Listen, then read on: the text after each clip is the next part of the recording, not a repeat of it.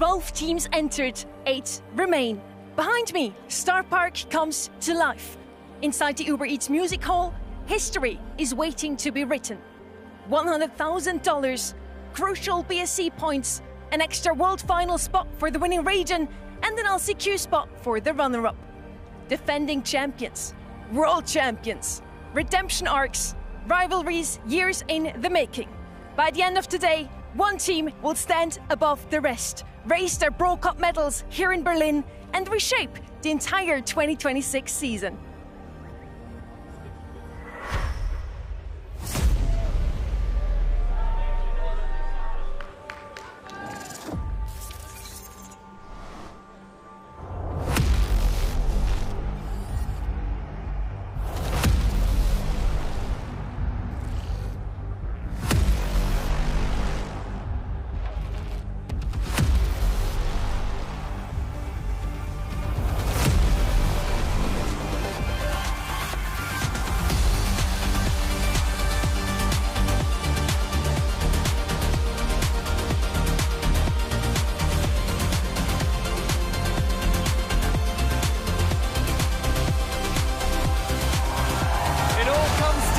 This, 8 teams, $100,000 on the line, and an additional slot for your region in the 2026 Brawl Stars World Finals. Like it or not, you're fighting for something more than yourselves. You are fighting for opportunity.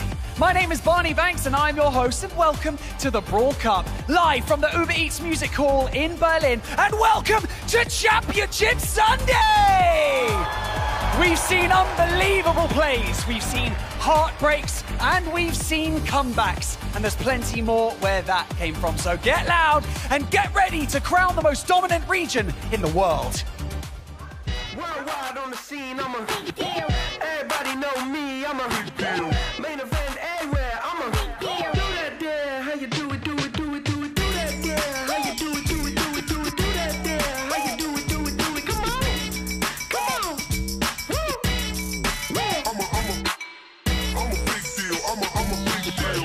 I'm a big deal, I'm a big deal. Standing on the stage, got the whole place rocking. I'm a big deal, I'm a big deal.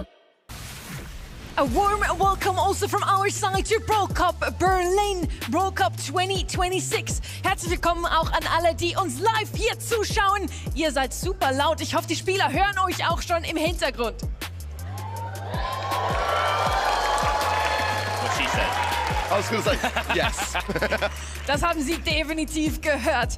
I'm Sunny, I'm here with wonderful Ark, beautiful Kenny. You two look dapper today. And we're down to 8 teams now, guys. 12 teams have come into this weekend. Not everyone made it through the group stage. After what we saw in groups, who do you think is looking the most dominant so far? Looking fantastic yourself, Sonny. For me today, I've got eyes on Humble, I've got eyes on CR. I want to see, like I said on day one, are CR still the team to beat in the world? And can Humble still retain that kind of Brawl Cup victory that they had last year and bring it through to this year? Most dominant goes to CR. I mean, they were 6-0 in the group stage. There's no doubt about it. But call it a gut check. I'm rolling with Humble today. That's my pre-pick for the tournament. I'm still going to stand by it, especially with Foot now being reduced a little bit. I'm still going to go with the EMEA. Is there an underdog still left in the bracket that you feel like could generally cause an upset today? For real, Revenant Esports. I think Revenant X-Spark had a fantastic showing, and I feel like with the players that are kind of like just slightly behind in terms of their LAN experience, like Walk, they had a fantastic showing regardless, and they are kind of really leaning on Sergeant to lead. But once Sergeant pops off, it's like you do notice the squad come to life more because of that confidence boost of which it brings. One of my favorite teams that we got to watch yesterday, just to witness how this new roster would mesh with a GOAT like that. Sergeant, one of my favorite players to watch in the world. Another one that I'm going to be eyeing that played yesterday. Foot Esports definitely faced some adversity this week. I mean, after all, they did face a roster change in the last second. Lana fitting great. And the fact that their worst loss, if you will, was a 3-2 down to the wire against a Tribe Gaming that was looking rather good. Let's not rule them out yet. Day 2 saw the favorites hold firm. Crazy Raccoon stayed unbeaten. Revenant X-Spark battered through. Tight, emotional series to complete the final 8 as well. Tribe Gaming and Foot Esports powered through a brutal rematch-fueled group of death. And unfortunately, we had to say goodbye to Toxic Lotus and Eternal. They fought hard, but were in the end overwhelmed. We have the most picked brawlers of day 1 and 2. We kind of see a pretty similar picture across the board here, except maybe Ruffs. He was banned out a lot more often on day 2, I believe. Yeah, just kind of a little bit of a drop-off there, but certainly Ruffs and Chester, two of those big main brawlers that kind of are escaping the banning phase, escaping the global banning stages. Serious there as well after really a 0% win rate on day 1, dropping off there on day 2 also. And maps can obviously make a huge difference when it comes to these stats. And in the ban stage as well, I mean, a lot of anti-tanks going through too, and obviously a little differentiation in what we see in the map pool, which is why you see brawlers like Lumi, Otis, maybe shake up a little bit, but it could just be team preference as well. Colette, one of the better brawlers in the game. I have no fault for that. One that I'll be keeping my eye out for today that popped up a lot more yesterday was Najia, something I didn't expect to see. I thought it was going to be a global ban for most of the weekend. Day 1 has showed us Naja globally banned every single time. Now yesterday, we did see her a couple of times. She doesn't have the highest of win rates. It's super exciting to see what meta will they bring out today. We have 8 teams remaining. These are the top 8 of the Brawl Cup 2026. Humble Bounty Hunters from Group A, CR, and Revenant X-Spark Group C. Group B is Zeta Division Only Realm, and then Group D with Tribe Gaming and Foot Esports. If you had to put your money on one team right now, Ark, who would it be? Oh, that's a horrible question, Sonny. How dare you place that upon me? For me, I think it's Crazy Raccoon, but it's a bit of a 50-50, but I still think there's a big amount of space for some upsets here. I think if only Realm can really kind of like just wipe the slate clean, as they've had a day to recollect themselves since day 1, although they did a fantastic showing in my opinion. I think for them, they had higher expectations of themselves. They could cause an upset to start the day even, and then Tribe Gaming versus Revenant X-Spark in that upper stage of the bracket. Zeta Division will take on Bounty Hunters, and then Crazy Raccoon versus Foot Esports. And what we're all playing for, I mean, look, it's a lot of money. I'm not going to dispute that. But this is a battle of the regions for a reason. World final slot for first place, second place LCQ, the way the bracket shaped up as well. East Asia's doubling down on the bottom side, so good odds they get at least an LCQ in personal opinion. Like you mentioned, Crazy Raccoon looking good. Rather impressed with Zeta Division as well. But Foot Esports and Humble, the EMEA, those two regions have been at the top of the leaderboards for a long time. They're on opposite sides. So this is certainly going to be an interesting one as we progress. And in the end, with these extra spots and with the extra BSC points, they have not only the medals in their hand in the end, but also the rest of the season. They will change it, really. We also have some lovely co-streamers on site. Here they are. Spanish, Portuguese, Japanese, and German. And we have some very well-known faces alongside them as well. Spirit there, ready and set. Some big sparkles in the background I can see there from Bicep as well. Great to see everyone pumped. Bruno there too. Yeah, man. Yeah. Love it. And just, again, so grateful for all of the talent that we have here in this event. Ton of aura being exuded from that side as well, I might add. Everybody's looking dapper, and I just can't help but see a Melty on the other side. Just always. Just always. Just a natural. Aura. Just a natural. They always outshine us. Isn't it annoying in the end? I'm really trying hard here. But for everybody watching over on event.brawlstars.com, don't fret, you get something as well. You get these wonderful rewards. We mix it up once more. So today you get a beautiful Brawl Cup icon. It's a banger. Day 1, we had a pin. Day 2, a spray. Did you receive anything so far? It's day 3. Hopefully I don't need a reason, because okay? why not? I don't need a reason. Because why not? Since it's finals day, we start out with everybody getting a reward. Everybody gets 100 points on the website every single time we touch this wonderful button. And yeah, we wanted to reward everyone who was tuning in early today just to see these two beautiful faces. Oh, just a little test for him. Just a little test. So flattering, Sonny. I love it. We want to go straight into our first match of the day. It's playoff day, and we're kicking things off with Humble versus Only Realm. This is a super interesting one. as we have two of the oldest players actually in Brawl esports on either of the sides. Symantec, the oldest EMA player right now, Bobby, oldest in NA, yet they have never even faced each other. Which is kind of wild, honestly, when you think about it, you know, with Symantec and Bobby going back so far. And Bobby's been quite publicly open about saying that he's been wanting this matchup. You know, I think that it wasn't necessarily the plan A for their group stages and their showings. They kind of had a good feeling that if they were likely to face Humble, then that would be a very tough match to go into the playoffs with. But I really cannot wait to see how this one fares and whether Only Realm can cause a big surprise here. Certainly a natural fit for Symantec as well. Very publicly, I think out of respect, garners a little bit of a rematch, or I guess a first-time match with Bobby here. Just two longtime legends from different regions. And Patchy, of course, has come so far so many times. We know Bobby and Sans have gone the distance. They've gotten second place at a World Finals. But Patchy's been so close so many times. And I think that's been the story of North America as a whole the last few years. I think Humble should be the favorites very reasonably. I'm not ruling Only Realm out. If they can get out of their own heads, I feel like they're going to be a serious contender here. Humble came into this tournament as one of the favorites. Day one wasn't too kind to them. They did drop a couple of sets, but in the end, still coming out 2-0 on top in their group. So definitely a very strong contender to take. These are the global bans. Not too surprised to see that Pierce ban over here. Very targeted ban. We know that Luki plays this brawler quite well. On the other side, though, I believe Bobby is also quite a good sniper player. So a little surprising, I guess. Leon was banned out there as well. These are the maps we're gonna see here. Do you feel like the global bans make sense now even more that we see these maps? I think when you got like Sneaky Fields, Layer Cake, those are maps where Mortis can really shine, and the openness as well of Bell's Rock, you know, Pierce is gonna have a fantastic place there. But I think you're right, Sonny, sometimes you have to kind of take a step back and say, as much as you'd like to get your hands on a brawler, it's sometimes worth globally banning something which is gonna be potentially more deadly in your enemy's hands. The poll is out as well, Kenny. Only 22% believe NA will take this one. Makes sense. I mean, Humble, after all, 2024 world champions, 2025 runner-ups, I get it. To me, this is more of a 65-35-ish. I feel like Humble should be favorites, but not by this much. I believe everybody's ready now, the viewers at home and also everyone who came out here to Berlin to watch these matches live. So Barney, let's bring the teams in.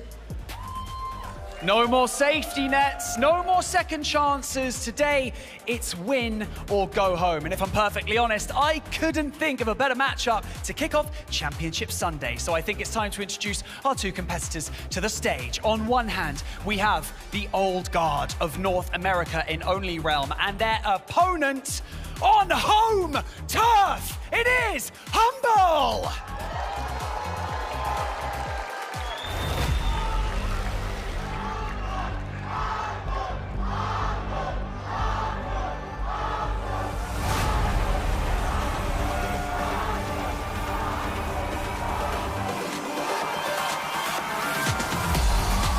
Dethroned at Worlds, but never broken.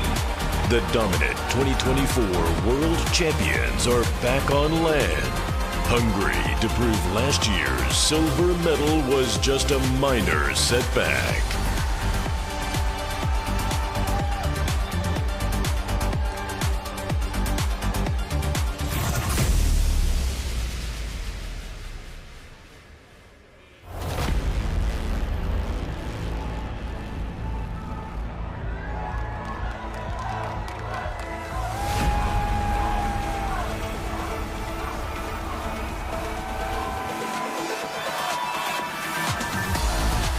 The fire is back. North America's founding fathers are back on top of their region, and they're ready to prove they still have what it takes to conquer the globe.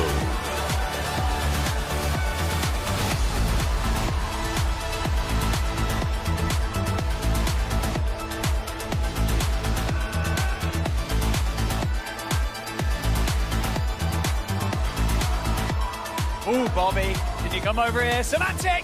Symantec, hello. Make your way over here, buddy. Here we go. You ready? Let's go, let's go, let's go. Can you face each other? Face each other. Here we go. It's a tale and a rivalry as old as time, as old as esports. It's NA versus EU. It's going to be a bloodbath out here, and I can't wait. So, Bobby, you ready? Been waiting 6 years to face this guy, so yeah, I'm more than ready. 6 years! Semantic, how you feeling, man? I think it's more like 8 years, and I'm definitely ready. Nice, they're both ready. You can go back to your seats, gentlemen. Fist bump. Ah, that's right, baby, that's right. Nothing but love right here on the main stage. But when that game starts, you can bet that hug's going straight out the window. We've got Humble looking on top form. They're so dangerous, we all know that. But the immovable object in the form of Only Realm. Only time will tell, and I cannot wait, and I bet you can't either. So let's get this match underway!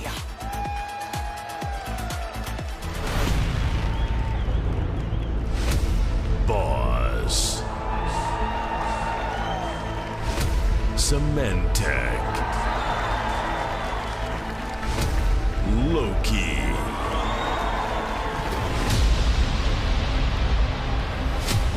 Patchy. Bobby. Sands.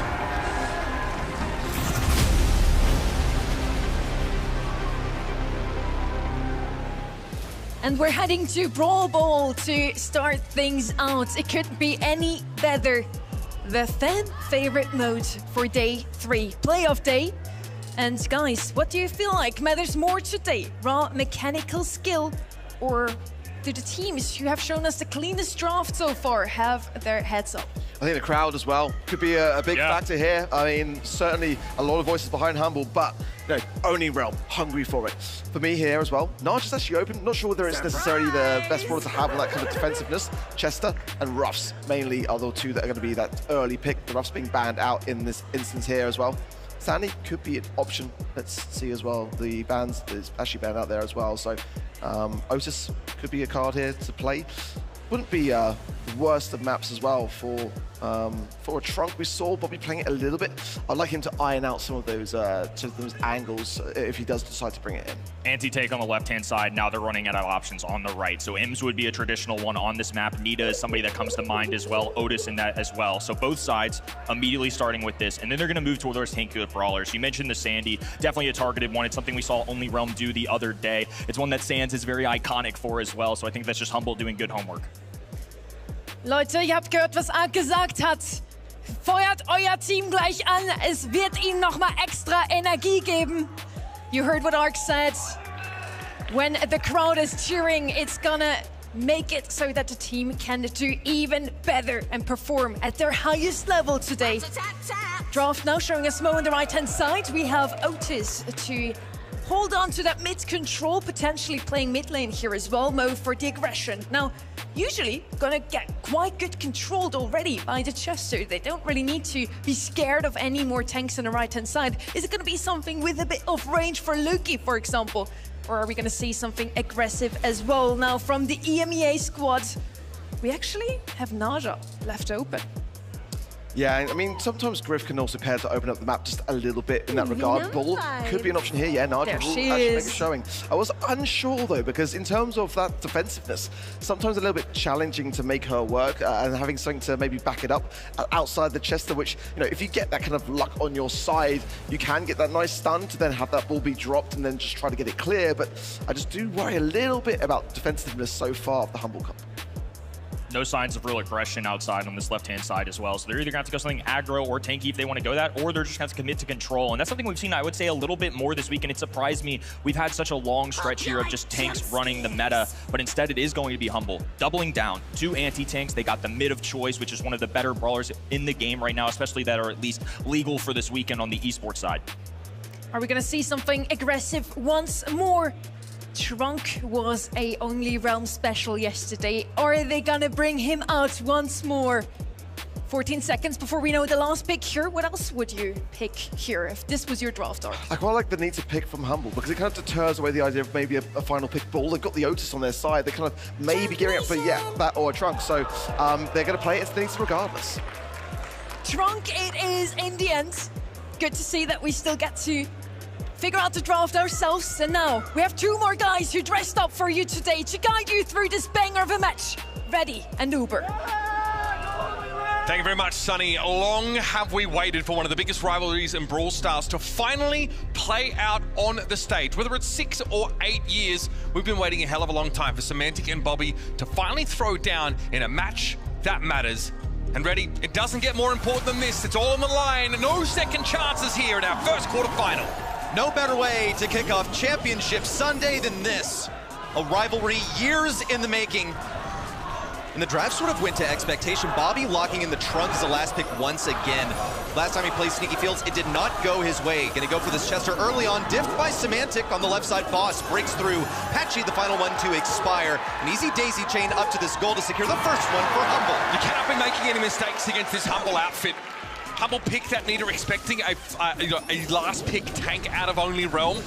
So this really plays out probably to their expectations as well. Bobby cannot run up on Symantec like he did early, but Symantec is chasing him across the map, always finding him. Gets the gas super onto Patchy, which is going to keep him out of the fight for a long time. And Sans is going to be overwhelmed. Double kill for Lukey, just going to hang on to mid for now. And Bobby looking to avoid the poison so they can group up as 3 strong for their next push in. All they really have is Bobby's initial assault inward. They're scouting for Symantec. They want to look for this anti-tank. Gonna go for it. Gets Lukey with a crit. Looks for another on the boss, but it's no good. Hypercharge expended by Symantec. Sans gonna make a desperate play to keep things back, but it's no good. Game 1 to Humble. You're gonna have to get up pretty early in the morning to come at our Kings of 2024. This Humble squad are sharp. And Symantec, watch him. He is diving after the trunk on every opportunity that he gets. He will not give Bobby any room to breathe here.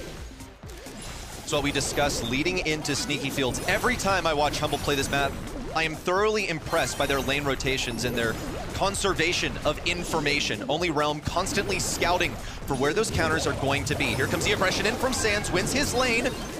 Not going to be taken down by Lukey just yet. Meanwhile, the interactions go well at mid. Bobby and Patchy winning the respective lanes. This mid belongs to Only Realm, but only for now. What will Humble have in store? A lack of information. Lukey looking for the initial poison. Bobby revealing his position on the left side. Rotation over towards the right. Gets it with the jawbreaker and taken down. Oh, that Naja Super is going to be a problem. She is so obnoxious, constantly putting poison ticks on Only Realm so they can't group up and fight. Bobby can't stop Symantec and he knows it. Walk in for Humble.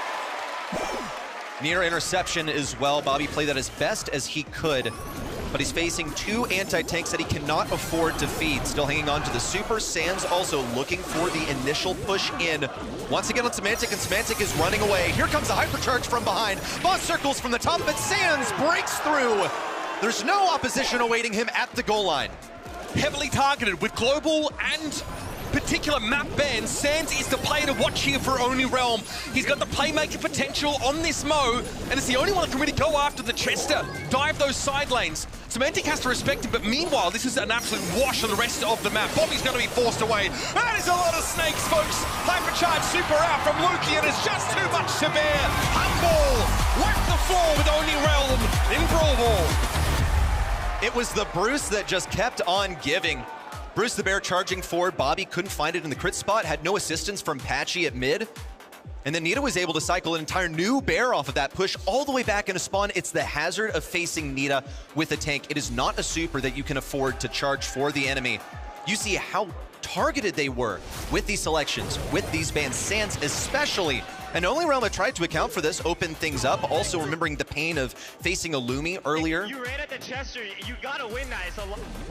And the frustration already beginning to set in after set 1. The common criticism of Only Realm as a team is how much they can give into emotion on the stage. Yep.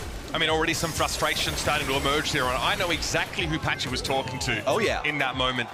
We saw Bobby try and go after Symantec on multiple occasions, but Chester is a consummate tank killer. It is a very difficult matchup for the trunk to win. And try as Bobby did, he was not able to make that connection. Lukey on the Naja, obviously she's not known for high amounts of burst damage, but she's a fantastic control brawler, constantly inflicting that poison with shots that are pretty hard to miss, and then a super and star power that spawns more of those snakes, more of those poison stacks. I think you've got to be banning that. It's one of Lukey's most played brawlers across any map, and you've got to respect it. He has no reservations about playing it. When you head over to Bounty, it is a must ban. It's not globally banned, so it's going to have to be one of those crucial 3 that shape up the draft. And Lukey has a 76% win rate in sets that he gets to play Naja. That's ridiculous. And she's his most played brawler in the lead up to this tournament. She's got to go. Too many brawlers that you feel like you have to ban if you're Only Realm. Too much trauma endured over the last several days. Brawlers that you just want to get out of the way. It's the Naja ban to start things off. A quick adaptation, unless it was already planned. I think this one was probably already planned from the get-go, but there was no way they anticipated the retake to be so effective with the Naja on Sneaky Fields, usually geared towards some of those high-paced, tanky brawlers. Lumi, instant appearance from Humble. I'm noticing a lot of the same characters showing up for Only Realm, a lot of the same enemies, a lot of the same trauma. There's a spicy pick that only Realm really play on this map. So keep an eye out and see if Carl actually gets drafted in this particular set. Obviously, really good if you want to play like an all-in strategy, or try and wait till the final seconds in a round.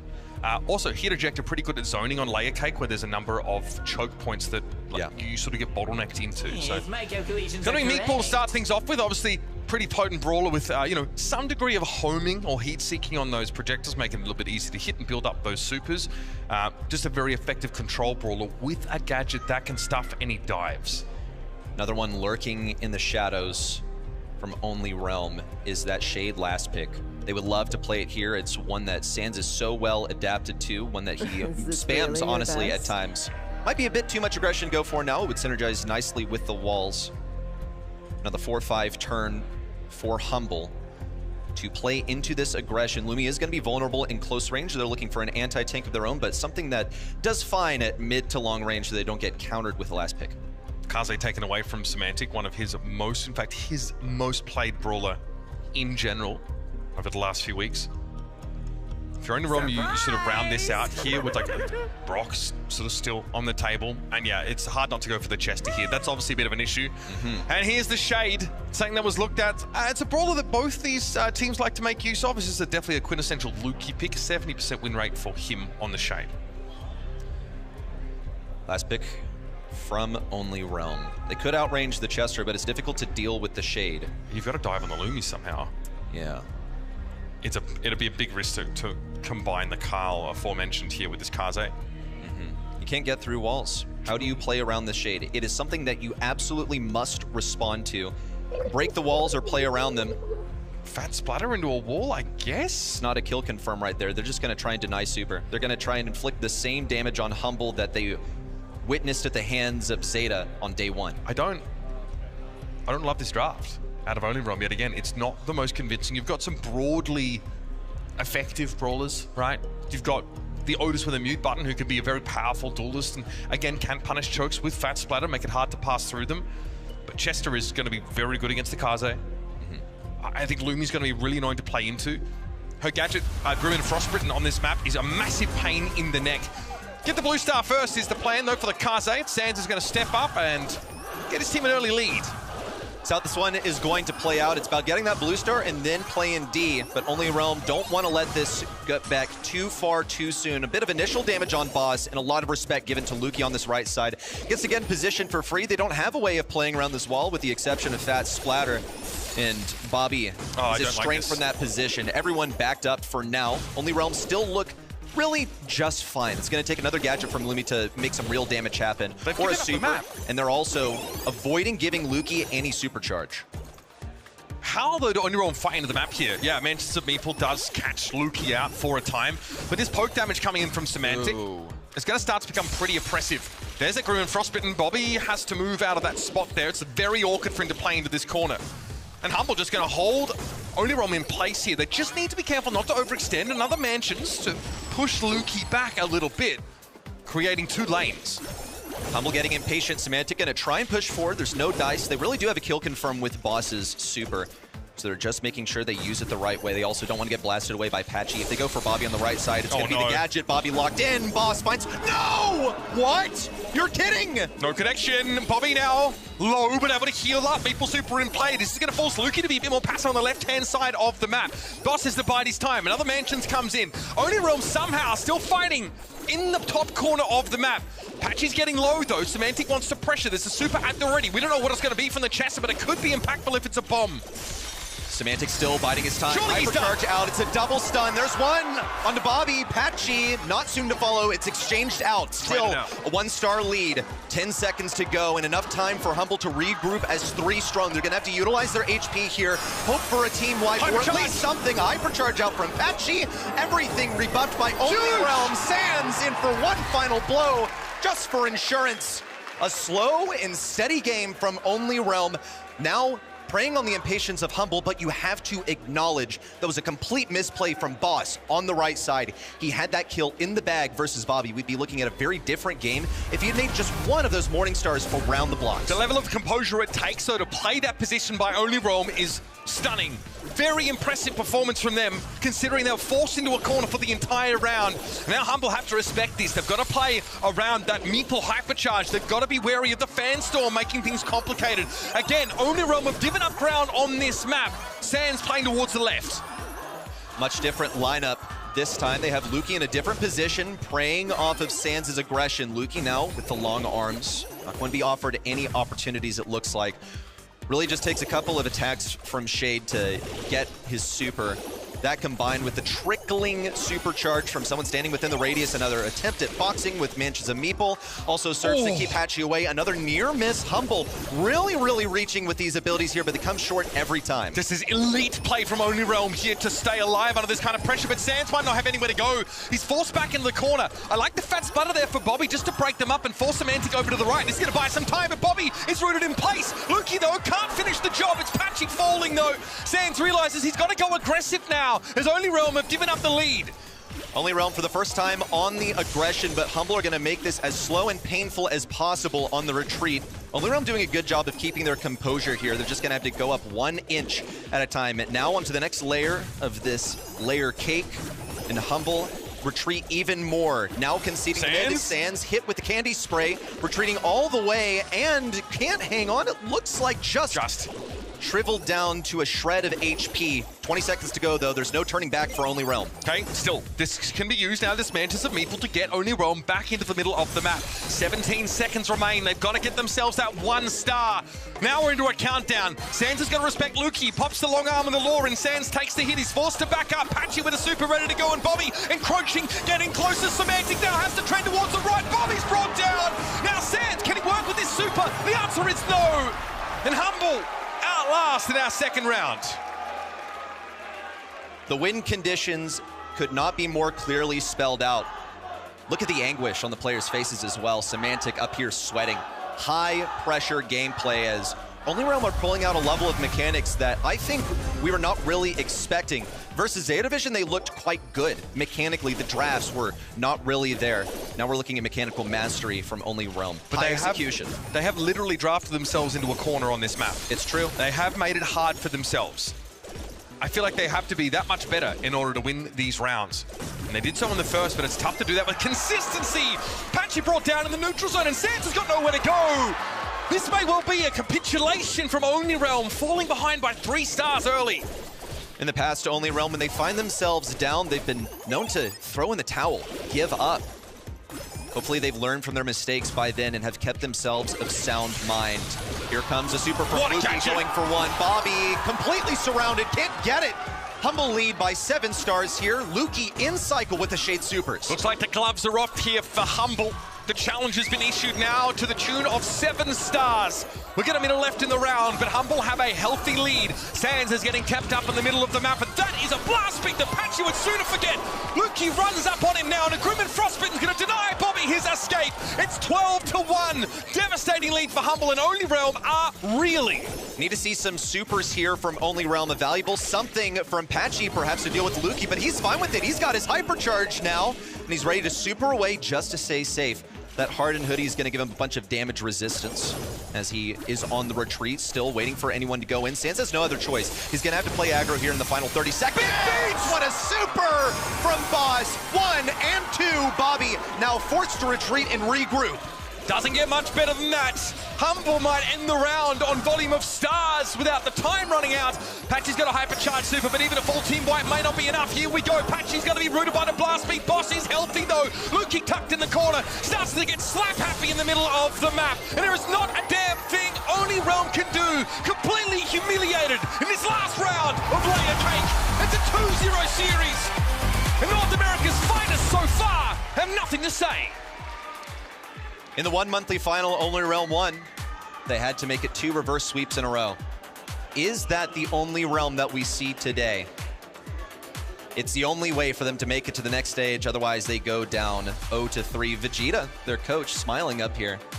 One of, you gotta be kidding me. I was gonna say, does he have a dinner reservation he's gonna make now, or is it just... Might be a Vic day. Yeah, that's crazy you did that, okay.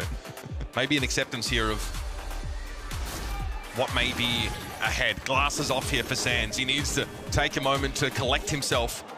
Really good first round, but it was, I'd say, off the back of some errors here from Humble. You mentioned Boss had a kill confirmed that he wasn't able to make. They were happy with that, but again, it really did feel like the draft put Only Realm in a position where they were constantly playing catch-up. Pretty much. You saw Otis locked in a corner for much of this. The only way that they were winning this is by defense, and it was not enough. And as soon as they found themselves in a losing position, it's as if everything fell apart, particularly when Lukey got his first super. Everything fell into cycle. Humble knew that this is exactly what would happen, and you have to acknowledge also that Only Realm were well aware that this was the risk of permitting Shade. I have a feeling, though, that they saw this as a last pick only brawler.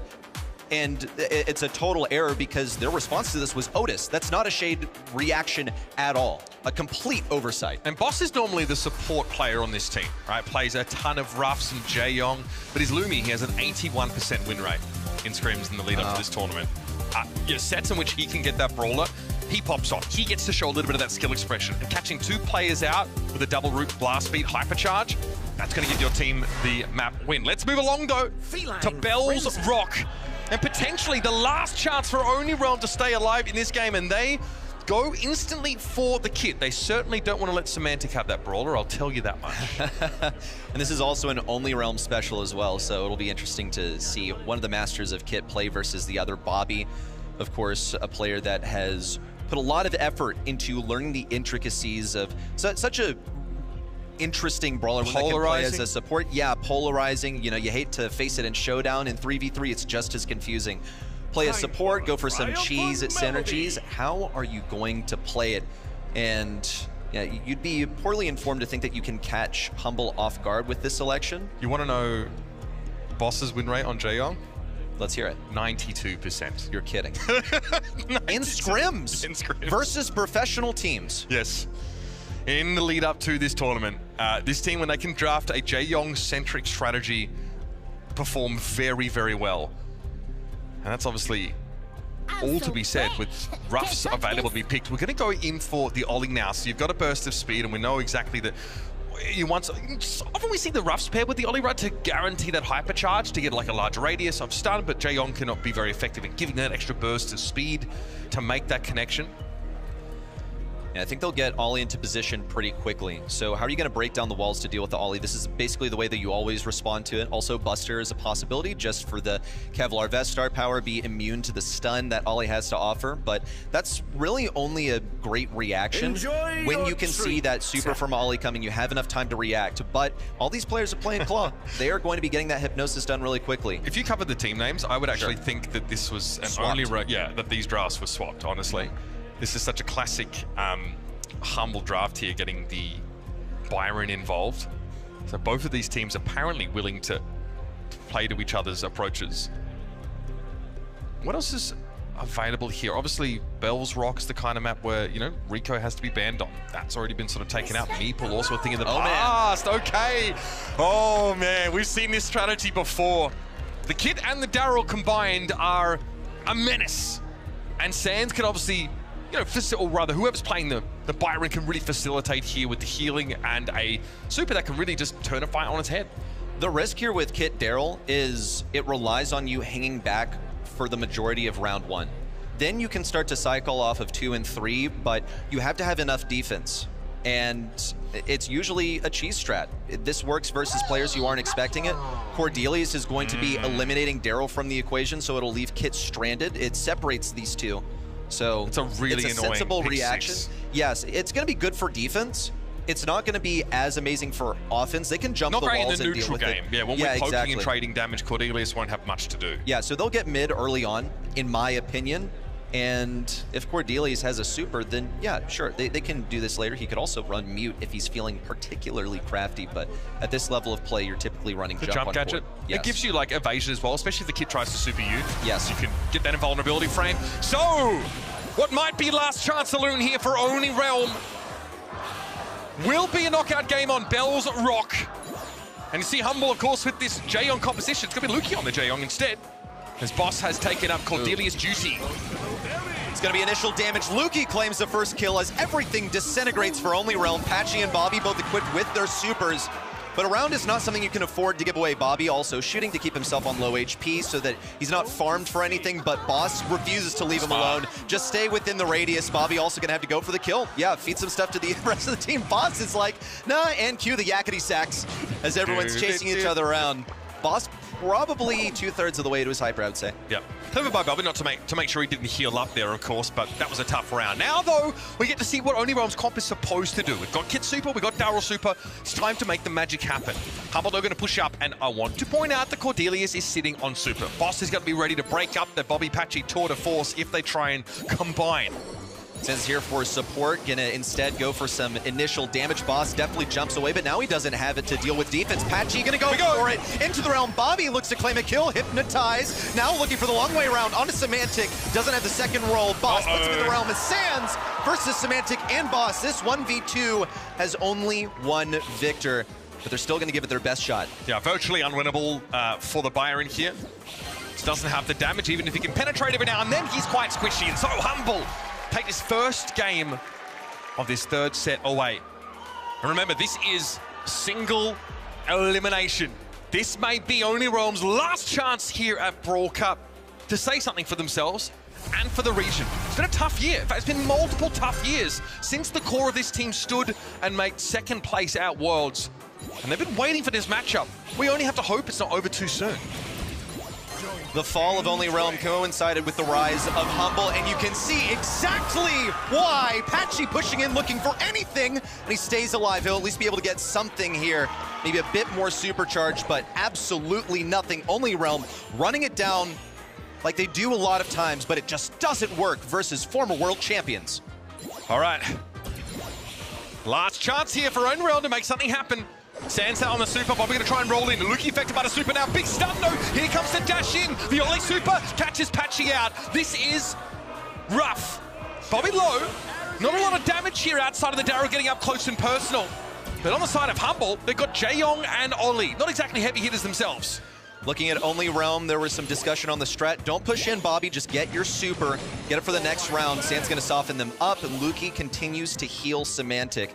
He's playing for some hypercharge here. It's going to be a valuable way of dealing with these two brawlers as things close into mid. Bobby also hoping to get his hypercharge, and Sans looking for a super to assist. Yeah, make sure denying Sans super, I think, is the big part of the game. Luki here rather goes for a weekend warrior pop.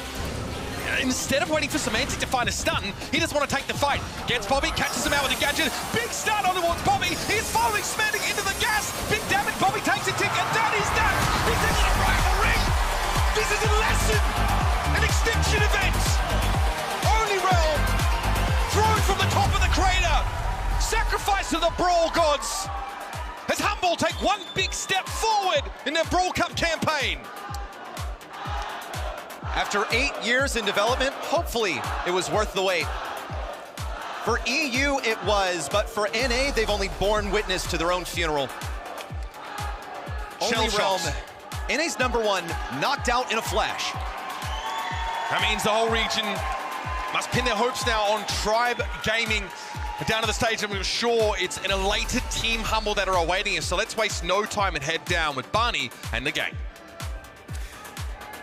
Wow.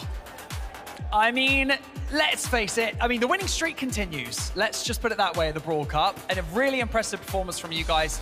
Day one, Only Realm, they took Zay to the distance. They cruised through BC Gaming to come to this day, face off against you guys. What were the thoughts going into this game? Obviously, you kind of fancied yourself as favorites, but was there anything you guys were worried about? We were not worried about anything because global bans really helped us, as we just predicted everything they wanted to do. So we played clean drafts, everything clean, and we just threw them. I've got an interesting piece of information for you guys. If Tribe win their next match, you have the opportunity to single-handedly remove the NA region from this competition. Does that feel good? It feels actually really good. Even more in Twitter, like there's always beef within EMEA and North America, and it would feel great to have Europe again on top. I have a history of Tribe Gaming to always lose to them in World Finals. Now I beat them in the last two, so I would like to keep my streak against them with a win. Okay, that's a fair point. Now, I did notice as well, though, leading into this match, you know, there was also a lot of mutual respect for each other as well, as people who have been competing in Brawl Stars for a long time. Does it feel like, you know, that mutual respect is still there? And obviously, they're great competitors, right? Yeah. We have a lot of respect to all the team. Like, we are really good friends. We just sad that they lost, but someone needs to go out. And I'm happy that we're still on. Well, the first team to make it into the semi-finals is, of course, Humble!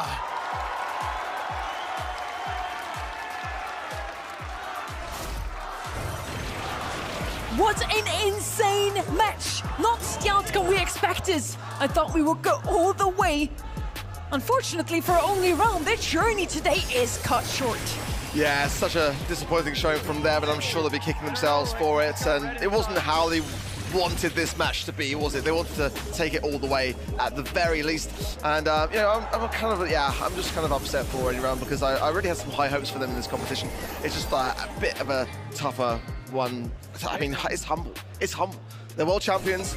They are the current reigning Brawl Cup champions, and they're coming out today showing that they've still got it. I think like the cracks were showing for this team coming into the tournament, Only Realm that is, Patchy sort of tweeting saying, I just haven't really felt comfortable drafting in this format at all. Someone who is a pretty leading voice on his team in terms of putting these comps together, I think Patchy took yesterday hard. I think today there was some real issues. The trunk into the chest was brutal in the first map. The comp that they played on Layer Cake just forced him into the corner. Like, you don't want to play Brawl Stars that way. It felt like Only Realm made these games 20% harder for themselves. Yeah, the trunk was a good example, and off to a bad start for Only Realm immediately. We even talked about it at the desk. They were, picking trunk yesterday already. It worked, kinda, and we both said maybe today it's not a good option. They went with it anyway. Sometimes comfort picks do pay off, not today for Only Realm.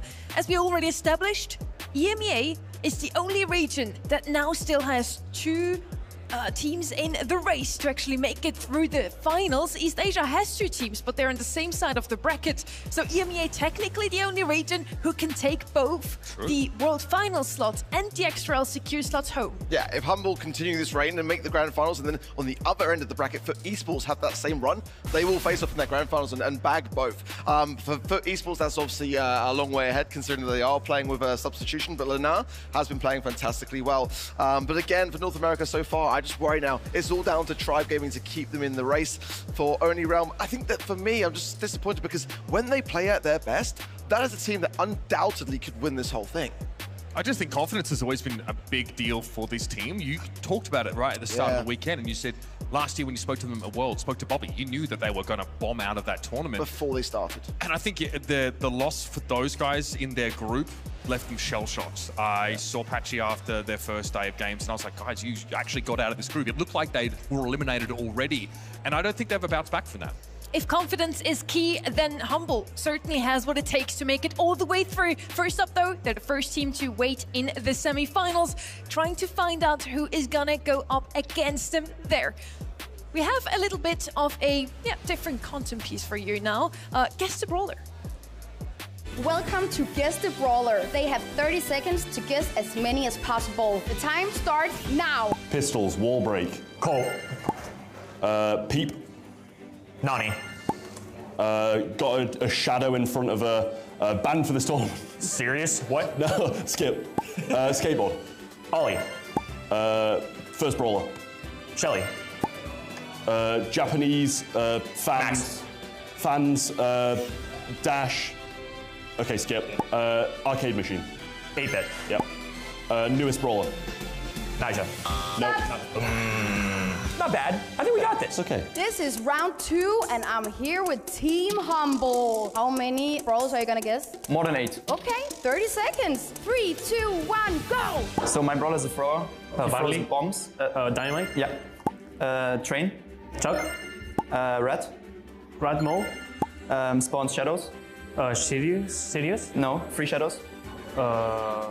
Super. Skip. Okay. Can control enemies with her super. Willow. Long range brawler, my favorite one. Pierce. No. Semantics. Piper. Mutes enemies with a super. Otis. Ink drops. Yeah. Skip. Stop! Shit, no. I mean, 6 is fine. 6 is fine. We're not happy with that, but we're fine with the record. Yeah. Welcome to round number 3. I'm here in the lobby. I'm here with 2 fans. You can win the gold Brawl Cup postcard. Wow. Woo! But you need to have at least 3 brawlers correct, okay? 3, 2, 1, go! Okay, so he's an old man. He's living in a hotel, and you think of ice. When you think of ice, yes. Okay, so he's also an old man. He's like a magician, and he poisons people. Byron. Yes. Okay. Oh, he's like rolling on the ground. Daryl. Yes. Okay, so she's got like, say hello to my little friend. Ah, Jesse. Yeah, okay. We got, he throws stuff. Dynamite. Like free stuff. Ah, Tick. Yes. Okay. Time is up! Oh my god! You were amazing!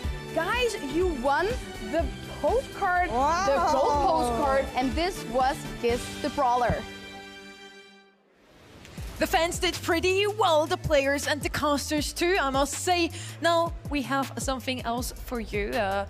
I hope you were all keeping up with our bingo card. I hope you did Uber today. Me? Oh. Yeah, we don't have bingo yet though, right? Apparently it's been decided that I'm wearing the brightest outfit, but I think I've got some contenders. I've had some contenders. Okay. Either way. We only crossed it out today because the last 2 days I think I still did a bit more. You're wearing each other's wardrobe sometimes and just not even realizing at this point. It's no like way. It's quite bright. Day one shadows look a little familiar. I'm not gonna lie, mate. No comment. Don't know what you're talking about. The oh my goodness came out of you already as well. It did. I felt like it was the good time for it. Tickled that out of you. It was that hot zone moment, wasn't it, with Revenant Spark? And I thought that was warranted. I had to come back to the desk saying that because I would have absolutely been saying it on the casting desk. So it made sense. And now you have waited for long enough. Let's head straight into our match number 2. Tribe Gaming versus Revenant X Spark. They both have been performing exceptionally well. Tribe finished with 2-3-2s over an incomplete but lethal Foot Esports. Regardless, they redeemed their prior Brawl Cup run against Toxic Lotus as well. They did top that group in the end, and we all called it the group of death. So that's quite a remarkable feat. Yeah, for me as well, Semantics saying a lot about how his, back and forth with Tribe Gaming historically over the years could come to light. I think he's forgetting that Revenant X-Pac are actually a serious threat in this competition. They kind of remind me of the Toxic Lotus of last year. And, again, with less LAN experience on their side, no doubt about it. I think they could definitely cause an upset here if they start to gain some momentum against Tribe, who are coming into this competition the weakest they've ever looked, actually. If you look at their monthly final statistics in that regard, not a single monthly final win. So I think for Tribe Gaming, yes, they are looking very, very strong on the world stage. Their drafts from Killer have been on point, and their confidence is key. That LAN experience is going to come full circle. Diego Gamer is the secret for me. And while the results haven't been like the best for Tribe, I also think the rest of their region has come up and it's looking more competitive. So I believe in these guys at LAN. Diego has been really fighting. This isn't his first time at LAN. This is his first time at LAN like as a starter on a roster. He's someone we've been waiting for a long time. I think he makes this the most consistent and reliable team in NA, even if they haven't had the peaks of some of the others. But look at OnlyRoll. They had those peaks and they flamed out on stage. I don't want to see you peak too early. I want to see you make it all the way to the finals. I really think this team has got what it takes. We have the global bands on stream now as well. Crow, Colette, Edgar, and Ruffs. And I must say here, we have Revenant X-Spark always being extremely reliable when it comes down to playing their comfort picks. Tribe Gaming, of course, now had a lot of time to prepare what exactly they want to play, and I feel like Crow and Colette might be a bit targeted there. Definitely Colette for sure. I feel like whenever I'm seeing Tribe, my mind always goes to tanks. But interestingly enough, we are seeing how they're using that against other teams, actually, and kind of keeping it more in the back pocket. Starting to really experiment and come out of their shell and trying to do things that their teams that they're facing least expect. 14% only for Revenant X-Spark. Is that warranted over? No, but this is bound to happen, I think, for a Road to Brawl Cup team who are still a little bit untested. And we talked a little bit about the group that they were in, right? I think that Eternal maybe weren't really ready for competition at this level, so expectations are still tempered for Revenant X-Spark. The players are waiting backstage already. I hope you are ready as well for match 2. Well, we are well and truly underway because it is time for our next quarter-final match. Now, these next two teams showcased perseverance and heart yesterday, taking their matches to the distance. So, first up to take onto the stage, we have the team who not only survived the devastating Group D, but dominated it in Tribe Gaming, and their opponents with the entire region of SESA on their shoulders, and the rookie sensations either side of Sergeant. Who is Revenant X-Spark? Let's do this.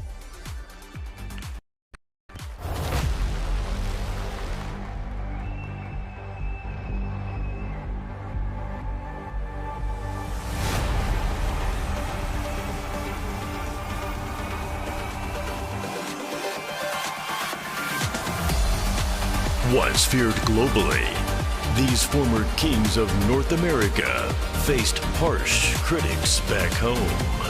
Now battle-hardened with fresh firepower, this household name is here to reclaim their global respect.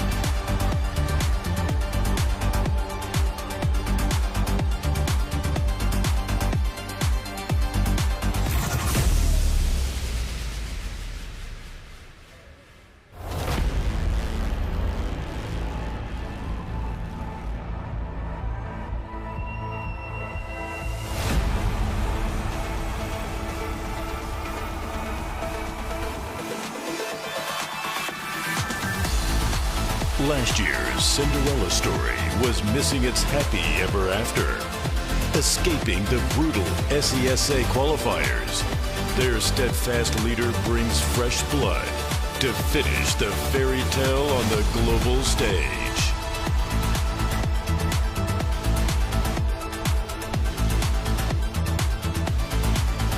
Sergeant, make your way over here. Luffy! Oh, he's focusing right now. Luffy? Come on over here. Don't try and hide from me. Come on. I'd like you to stand. I'd like you to face each other. Just face each other. Okay, ladies and gentlemen, NA, SESA, two regions trying to hold on to their spot in the Brawl Cup. Sergeant, you ready? I've never been more ready. I've never been more ready. He's never been more ready. Luffy, you ready? Yes, I'm ready. Touch gloves if you want. Let's do this. Right, you can go back to your spots. Here we go. This has all the markings of a great match. A game 5, if you will. But what do I know? I tell you who does know, the desk. So let's get this match underway.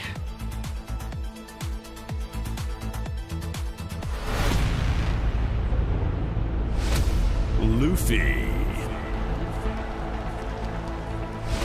RBM, Diego Gamer, Hiroshi, Sergeant, Super Walk,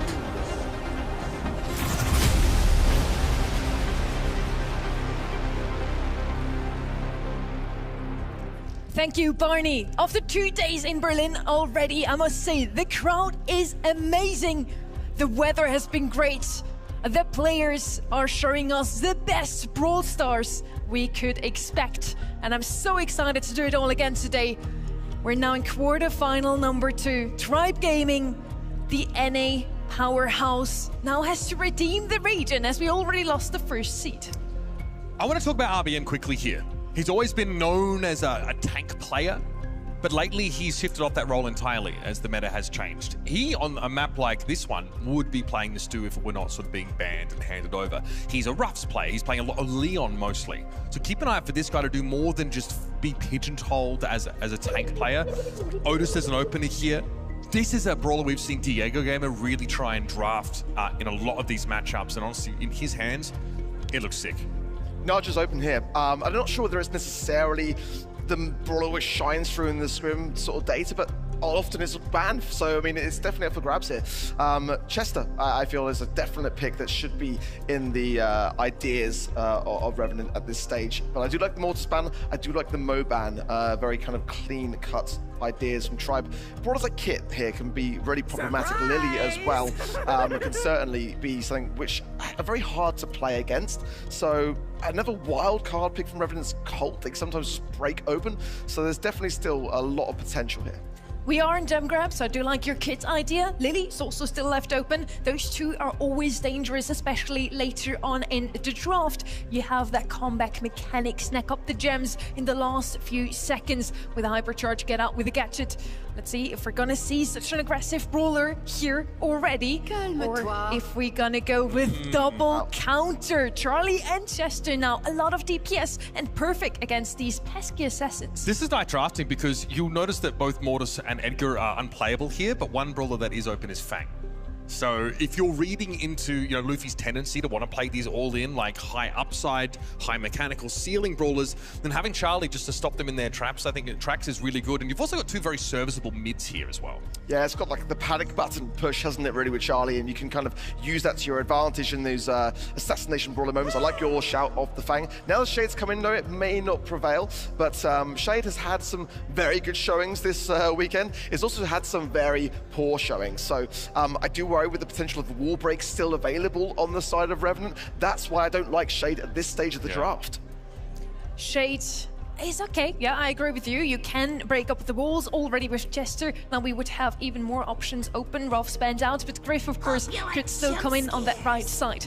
Nita now. They also need to double down here. Really want to make sure they don't get any assassins against them. And there's the Griff we mentioned.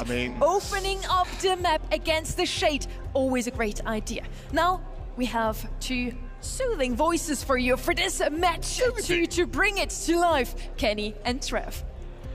Thank you very much, Sonny. It's good to be here on Championship Sunday. While these teams took two very different routes to reach this stage, they have one crucial commonality. They are down to their final life. The weight of Championship Sunday is heavy, and both of these teams being tested. A miracle run in Stockholm for the right-hand in. Meanwhile, North America are trying to shoulder an entire region. Tribe Gaming versus Revenant X-Mark.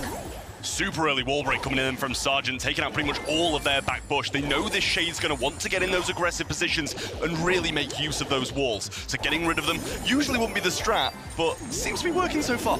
Sergeant on the back lines, working on that top side as Shade goes for the Haunted Hug, a little piggy bank to bounce him back. Super, the money dishing out to that top right-hand side. Luffy still juggling all of it, though, somehow remaining alive. Hiroshi just going to rush this down and ensure the kill. Yeah, well, the bear coming in nice and early. A bit of heals with the bear with me, go back RBM's way. Sergeant gonna get muted from range by Diego Gamer, and he's taking the 1v1 matchup, but Sergeant using those mechanics to juke, stay alive, but the Fang Splatter will seal the kill. The KD is just entirely favoring Tribe right now. I mean, there's not been a single moment where Super Walker, Hiroshi, anybody on this Revenant X-Mark squad have really expanded until now, finally starting to accumulate some gems, and you're starting to see the vision. Clearly, this Griff pick, as we all knew going into this draft, was here for primarily the piggy bank, and also as an option to maybe get some high DPS against something like a Shade. Chester able to get that shut down. Little candy popper going in as well. RBM manages to get the trade. Still gems favoring Tribe Gaming, but it's getting a lot closer in terms of positioning. Yeah, that super kind of knocked him into range. Another set of walls over the right-hand side gone, and Luffy knows all he can do now is walk in a straight line and try and get the job done. Good kill from Revenant X-Mark up top yet again, though, and they do have great control of this gem spawner at the moment. Luffy lunging in now. There's the Supra coming through. Hyper along with it with Diego Gamer. One the other way, getting a big hit in. Super Walk falling low. Diego Gamer narrowly surviving a hypercharge used by Superwalk to keep this lead. Hyper aggressive out of Superwalk, and look at this, the longer this goes down, Shade's superpower slowly dwindling away. The one thing the Ghost can do is get through walls, and now in the wide open, he's gonna have no range to work with. Yeah, next gem gonna be spawning on Revenant's side, and that would kickstart this countdown. This still lingering on the right hand side, the super of Hiroshi, but Luffy trying to get in, get that gem off their opponent's side. They're gonna need it, but he's got a super over the other side for the Charlie, can make them drop everything they have, just about picking it up. And a gadget used there as well, but the pinch will see the end of Luffy. Bad news on the bottom side as well. Hiroshi with the big play, but RBM trying to make up for it. Bruce the Bear left all alone. As Chester now walks it back, super walk alongside him as well, as Luffy has a super, has to dive forward at a moment's notice. 15 is plenty for the count as Sergeant plays bodyguard. Excellent comeback there from Revenant X-Spark. Well, it's something we've seen already, depriving the Shade, but it's not, not giving him supers this time. They're just taking all his power away by not giving him any walls. Really, really smart strategy here from Revenant X-Spark, and super unusual to see them just break probably the most important wall to them off the start in the usual game, but against this Shade, very smart from Tribe. Tribe need a quick game. They led very early on. The piggy banks, the more they accumulate, the harder it gets for Shade to persevere. You're seeing it now, Luffy able to hug this left-hand side wall. Hiroshi 1v1ing RBM. Nice job, as Sergeant already has that super. This is a much better start, I would say, from Revenant X-Spark. They had a couple members go down in game 1. And I mean, the start was the main issue in the previous one as well. Huge piggy bank there on the left-hand side from Sergeant, just filling it up with those coins and making them explode these 2 sets of walls on the left-hand side. Luffy, no matter which way he goes, he's not got a nice matchup, but a super missed in the mix there from Hiroshi, and he won't be pleased about that. Luffy taking advantage early. Has to be able to grab these kills and allow for his team to expand with space. Diego Gamer and RBM gonna have a tall task ahead of them. A cocoon going down immediately. Now the wall break as well as Luffy tries to penetrate through 2. Sergeant with a beautiful shutdown. RBM lurking on this left-hand side as a cutoff goes off in the mid. There's so much room to operate now, especially in the wide open. Stuff like Fat Splatter is not nearly as valuable. Well, hypercharge for Luffy and one for Sergeant on this right-hand side, so not an ideal match for Luffy at the moment, but he's gonna go in now. Hypercharge pops as well, and the piggyback knocks him away, but he cycles it out and gets 2. Can he get the 3rd? Doesn't even go for it. Fat Splatter might see the end of him anyway, but he narrowly survives, but it's 8-2, and Tribe in a wonderful spot to close it out. Purple button down the right-hand side lane. All the members of Revenant rushing down the middle as Diego Gamer on the left-hand side pops one of his own. Luffy, 3 gems on his noggin. They have to find a kill on one of the 2 in the bottom left-hand side, but Bruce the Bear is fierce. Luffy has just enough walls. It's going to be a close call up in the air, but doesn't make contact. Tribe Gaming tie up the set. Revenant not looking nearly as confident in that one. And it was a much better start for them as well, so it's weird to be seeing that, to be honest with you. They were thriving in the late game in the last one, but Tribe took a vast lead early on in terms of gems, so they're going to want to change this game plan back to what they were doing before, because that really didn't go well for them. Luffy making that pop-off play to grab those 3 gems, change the entire direction of that game. They got through with it, especially after all the piggy banks didn't get to go down as early. Luffy capitalized on the moment, was able to take advantage, grab a kill as Hiroshi does the same on that right-hand side. So once again, much better start for Revenant X-Spark compared to game number 1. Another piggy bank distributed top-hand side. Luffy still on this. Oh, and it's so close, but he goes down. Just such a hard job for him. Yeah, I mean, it's a good job Diego's holding his own through this mid, to be fair, because both of his lanes are folding again and again and again. And don't get me wrong, I think we expect the Shade to be doing that. All he needs is the one play like he did last time, but down he goes again and didn't get any supercharge back from it. Even in gym counts roughly. But slowly, these wall breaks are starting to shape up the map entirely differently. Diego Gamer holding on to a super of his own, so they have to either make a pop-up play with Luffy, I would say, or get Diego Gamer to get a big-time mute. There goes a gadget. Now a hypercharge going down as well. Ooh, that's a tough miss. Low HP for Super Walk as well. RBM pursuing the kill. Sergeant there to defend as Hiroshi scoops one in as well. For an extra safety precaution, we'll drop this super up the middle of the map as Sergeant cleans up top. Yeah, Diego wasted a super in there as well. That's a big thing for them. And all of this map in the middle is open now, and Luffy going to be just trying to make the same play as last time with a hypercharge when he manages to get one. Fat Splatter through the mid, but it is starting to get away from Tribe at the moment. Low on the left-hand side, so Luffy lunges on the right through the walls and trying to get in the rear of Superwalk, but he's just backing up into the arms of Sergeant. The Haunted Hoodie up top. Not enough. They've got plenty of DPS to go around, and now this is wide open area in the middle of the map. Now a 9th gym, just one away from Revenant X-Spark, and this hypercharge on the right-hand end will completely cut this off. It's just Diego Gamer who can walk. There's 10 for the side of Revenant X-Spark. Countdown starts now, and 6 over the other side, so won't be able to get it done from mid. 10 seconds now as they're starting to close in, but Luffy with no super forces an early hypercharge. Diego, who hits the hyper, but can they get the damage? Good tanks, Luffy staying in, but gets muted out and stunned. There's a chance from the mid, but Diego needs to fight and hold. Revenant X-Spark recognized this as well. Low HP for Diego Gamer, who does make contact with Hiroshi as well. The Fat Splatter dwindling him away. Super Walk being forced back as now Diego Gamer claims a 10th, all tied up, but complete positioning right now for Tribe. Somehow, amidst this, they're still holding on. Different game, and the count starts for Tribe Gaming. Hiroshi low, and he knows he needs to get towards his spawner, but he goes too close too soon, and Sergeant has to try and scoop all these gems up. Gets quite a lot of them, but it's out of hand now, as there's 12 for the side of Tribe, and Sergeant accepts defeat in set 1. just a mechanics diff, I would say, in game number 2 and 3. To be honest with you, I felt like that was a really good final selection there. Griff, of course, with the piggy bank. You could see the strategy paying off there. But Tribe Gaming just making these big-time plays, especially on that gym count. We had a moment in the one game, I believe game number 2, where Luffy ended up clutching up for his team, grabbing a few gyms as well. Really worked out for them. I mean, I don't think they had the easiest route to victory. I actually think in hindsight, Revenant had a really good strategy, played very well, but I mean, a big-time playmaker from the man on your screen. Absolutely. All it takes is one play, and those big kind of hypercharge mutes in there, which allowed the Shade to get up close and personal, reset that counter, just changes an entire game. And it was the 2 games that Tribe won. They had these big individual plays with hypercharges. Luffy in the second, and then it's Diego in the third, getting the hypercharge mute and getting them back into that mid. So really strong stuff here from both of the sides. It's going to be very hard to separate these 2 teams across 5. One of the question marks with Revenant coming into this weekend, of course, was the lack of experience compared to Sargent. Their last year team went to the Final Four at the World Finals, a Cinderella run in Stockholm. You can just see it, frustration. A younger roster, some new teammates as well. Obviously, they've got what it takes. They showed signs of life there. I would say a very commendable set. Now they're a little more settled in, but that's one they got away from them. That really should have been a 1-0 for the Red roster. Yeah, I think it's rare to see Sargent getting like that as well. Usually, you know, smiles are on their faces when they were dropping a couple of sets yesterday, still smiling, still being like, okay, we're in this. But I think that just goes to show that they are making big blunders, big mistakes in games that they should be winning, because you definitely shouldn't be losing against the Shade in a completely open map. You know, you've absolutely built that map exactly how you want it, and you're still dropping those gems. It's a tough loss for them to swallow. Tough loss for sure, and of all sets I would say this weekend to be frustrated with, especially when the moment is biggest, that's very warranted, I think.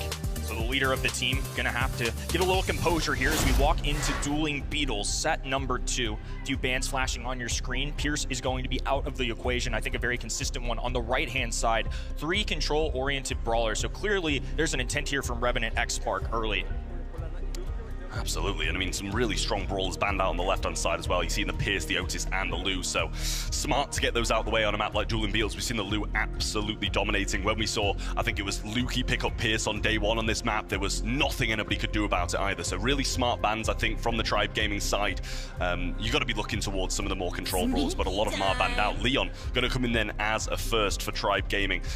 Smart, I like it. Lollipop drop, providing a lot of speed to your teammates at the same time as well. If you're not going to go anti-tank early, I think Leon is still a very safe bet. It gets you some signs of aggression, and on top of that, the utility, I think, is why it's going to show up early here. The Lollipop drop is super helpful, but on the right-hand end, they immediately go with Finks, so this is going to be their mid of choice, and obviously the Time Warp is great into the daggers of something like a Leon or just any single projectile brawler, and on top of that, now they have Mina who can kind of juke her way up the map, especially if this is tight quarters and there's no real wall break. I think that could really work out. Absolutely, got to be very cautious about that Finks super on the zone, especially in those dying seconds where the big plays are made. Mina, with the mobility, going to be able to evade a lot of stuff that Tribe Gaming are going to be throwing at them.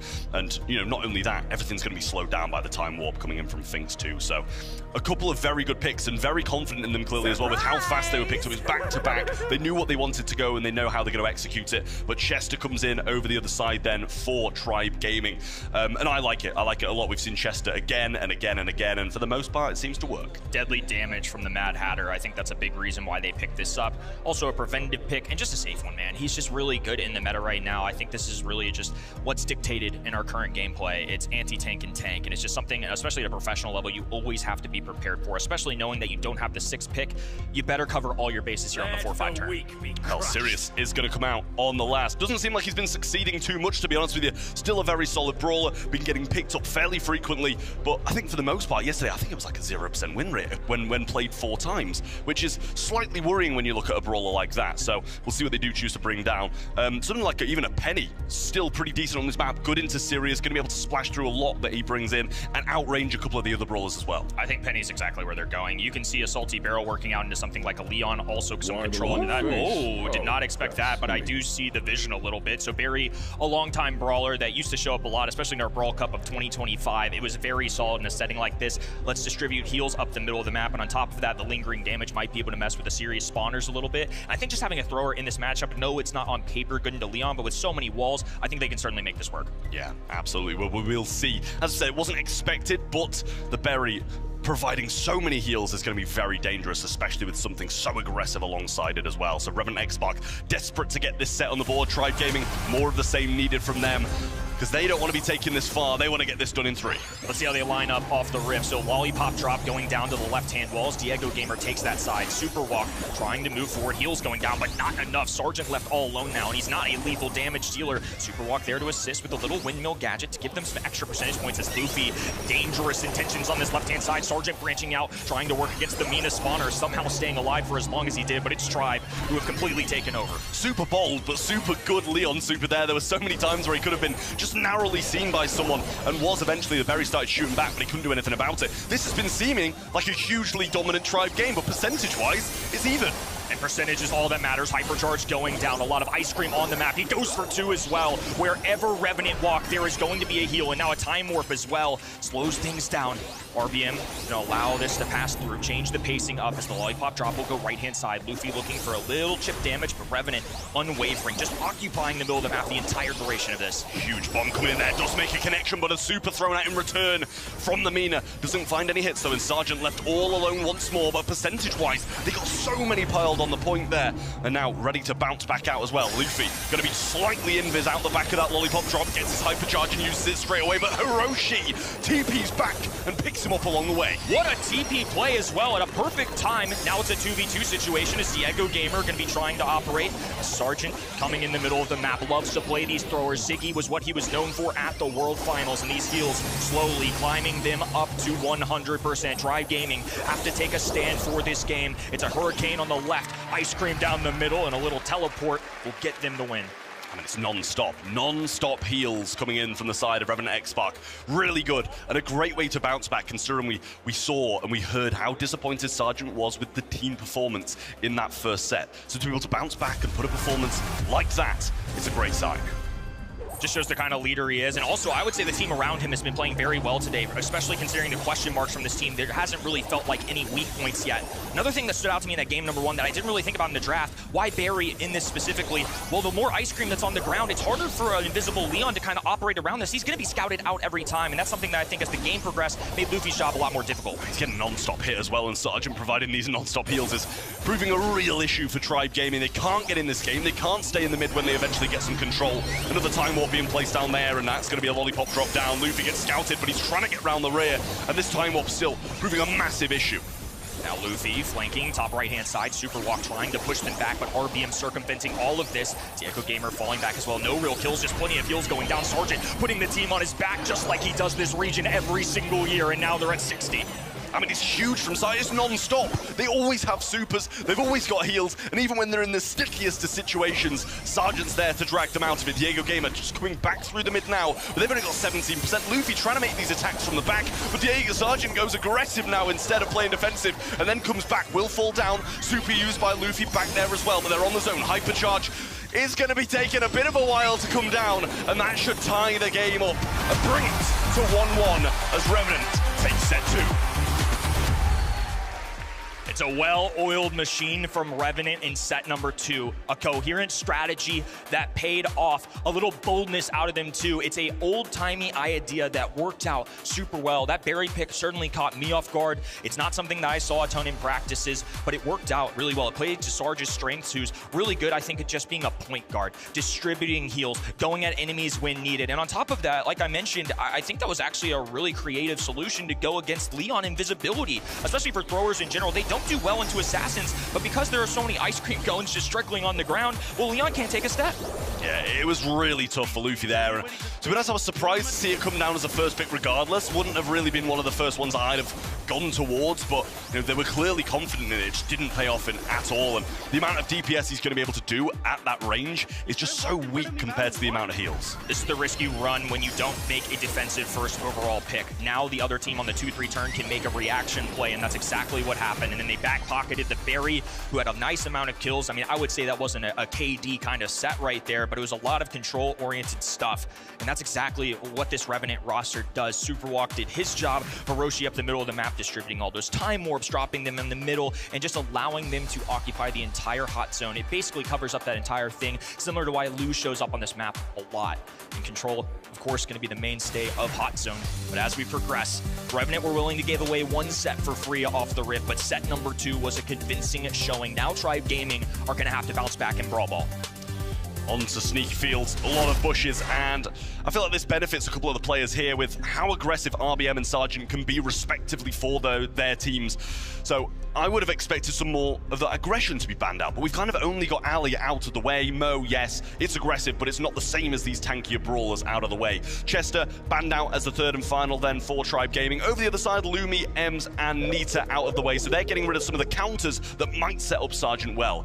But an Otis first pick sets Tribe up to stop him. I like this pick for first overall for a lot of reasons. We talk about it a million times. I won't harp on anti-tank anymore, but I do like the vision that Otis brings in particular, especially with Chester out of the way. Chester with his cap and bells, fans outshot. But of course, Otis, especially with the vision gear and all of this grass, a stun as well. It helps you get goal scoring capabilities. I just think that's a very good one, dependable. Whoa, but on the right-hand side, Sandy didn't shock me too much. I mean, maybe a little surprising this early, but it's the Shelly. Why Shelly on this 2-3 turn? That's so early. Yeah, I'm unsure. I'm very unsure, because they can just go nothing aggressive and just play for a bit more control. They've already got the Otis, so it's not like they've overcommitted too much already. Otis is a brawler that can just play kind of any matchup. You know, he's not going to be bad at close range, not going to be bad at mid-range. If the map's broken up, if it goes to overtime, he's always going to be capable of doing something.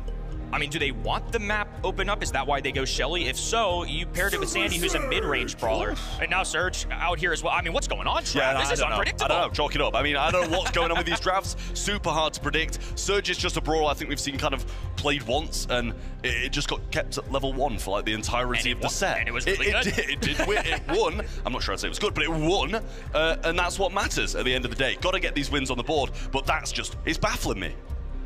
Staggering, just very unique. I would say 4 brawlers. Well, Otis, I would say towards the tops of tier list, not necessarily maybe S tier, busted, broken level, but the rest of these question marks. I mean, certainly not close to that. Sirius finally a little more meta semblance here on the left-hand side, but we're just full of surprises so far. Revenant X-Mark, it worked really well with the 6th pick of Griff for their final selection. Didn't win the set, but I still think nonetheless the strategy was there. The gameplay was still solid. Just a couple mistakes and big plays out of Tribe is what prevented them. Let's see if they come up with a genius one here. Yeah, I mean, Sirius is going to have so many spawners into the Shelly. If Shelly goes aggressive, going to be feeding the Surge. It just doesn't seem like she's going to have the best of times here.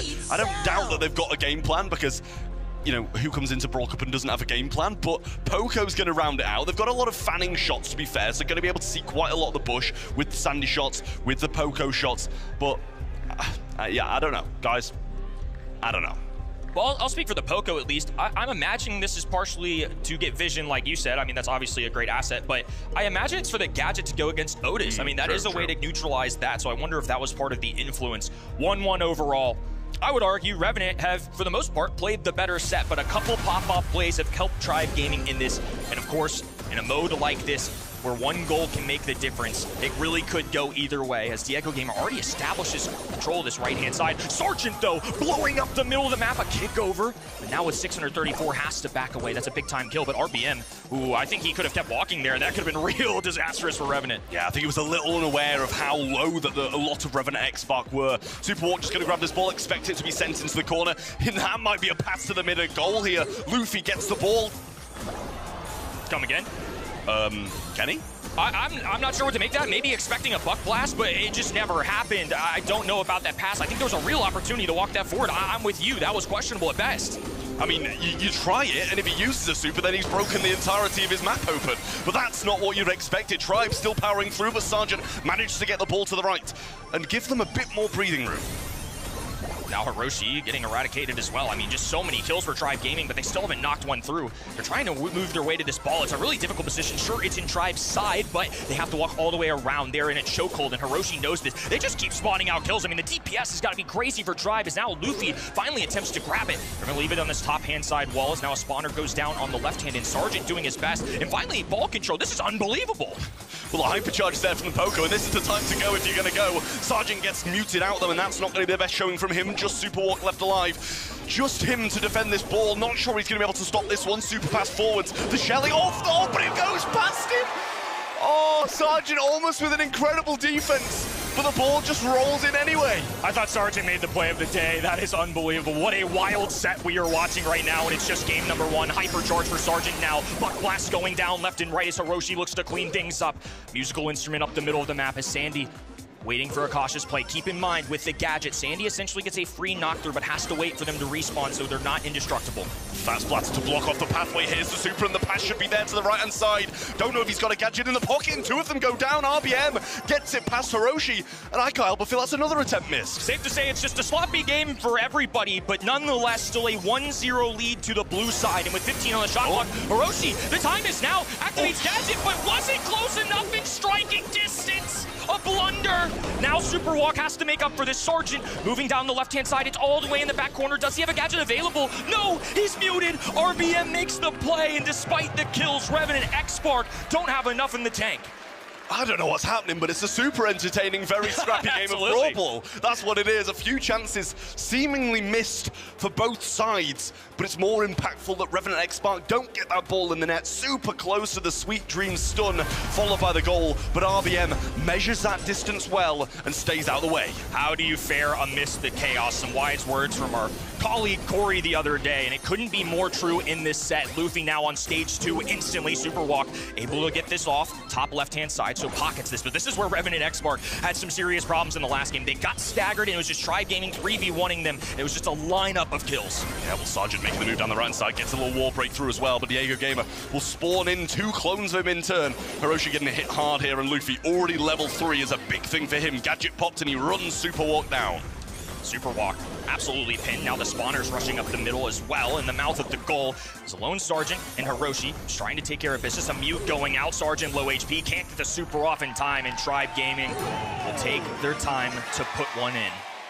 Yeah, they're going to be pleased with the position they're in at the moment. No Sandy super, no Poco super, just Sergeant on the left-hand side. Needing to do a lot of work with just the one super they have. Hiroshi gets hit hard, hypercharged there by Superwalk. Should be pretty close to super if he's doing that, not just for the raw stats. Sergeant goes for it.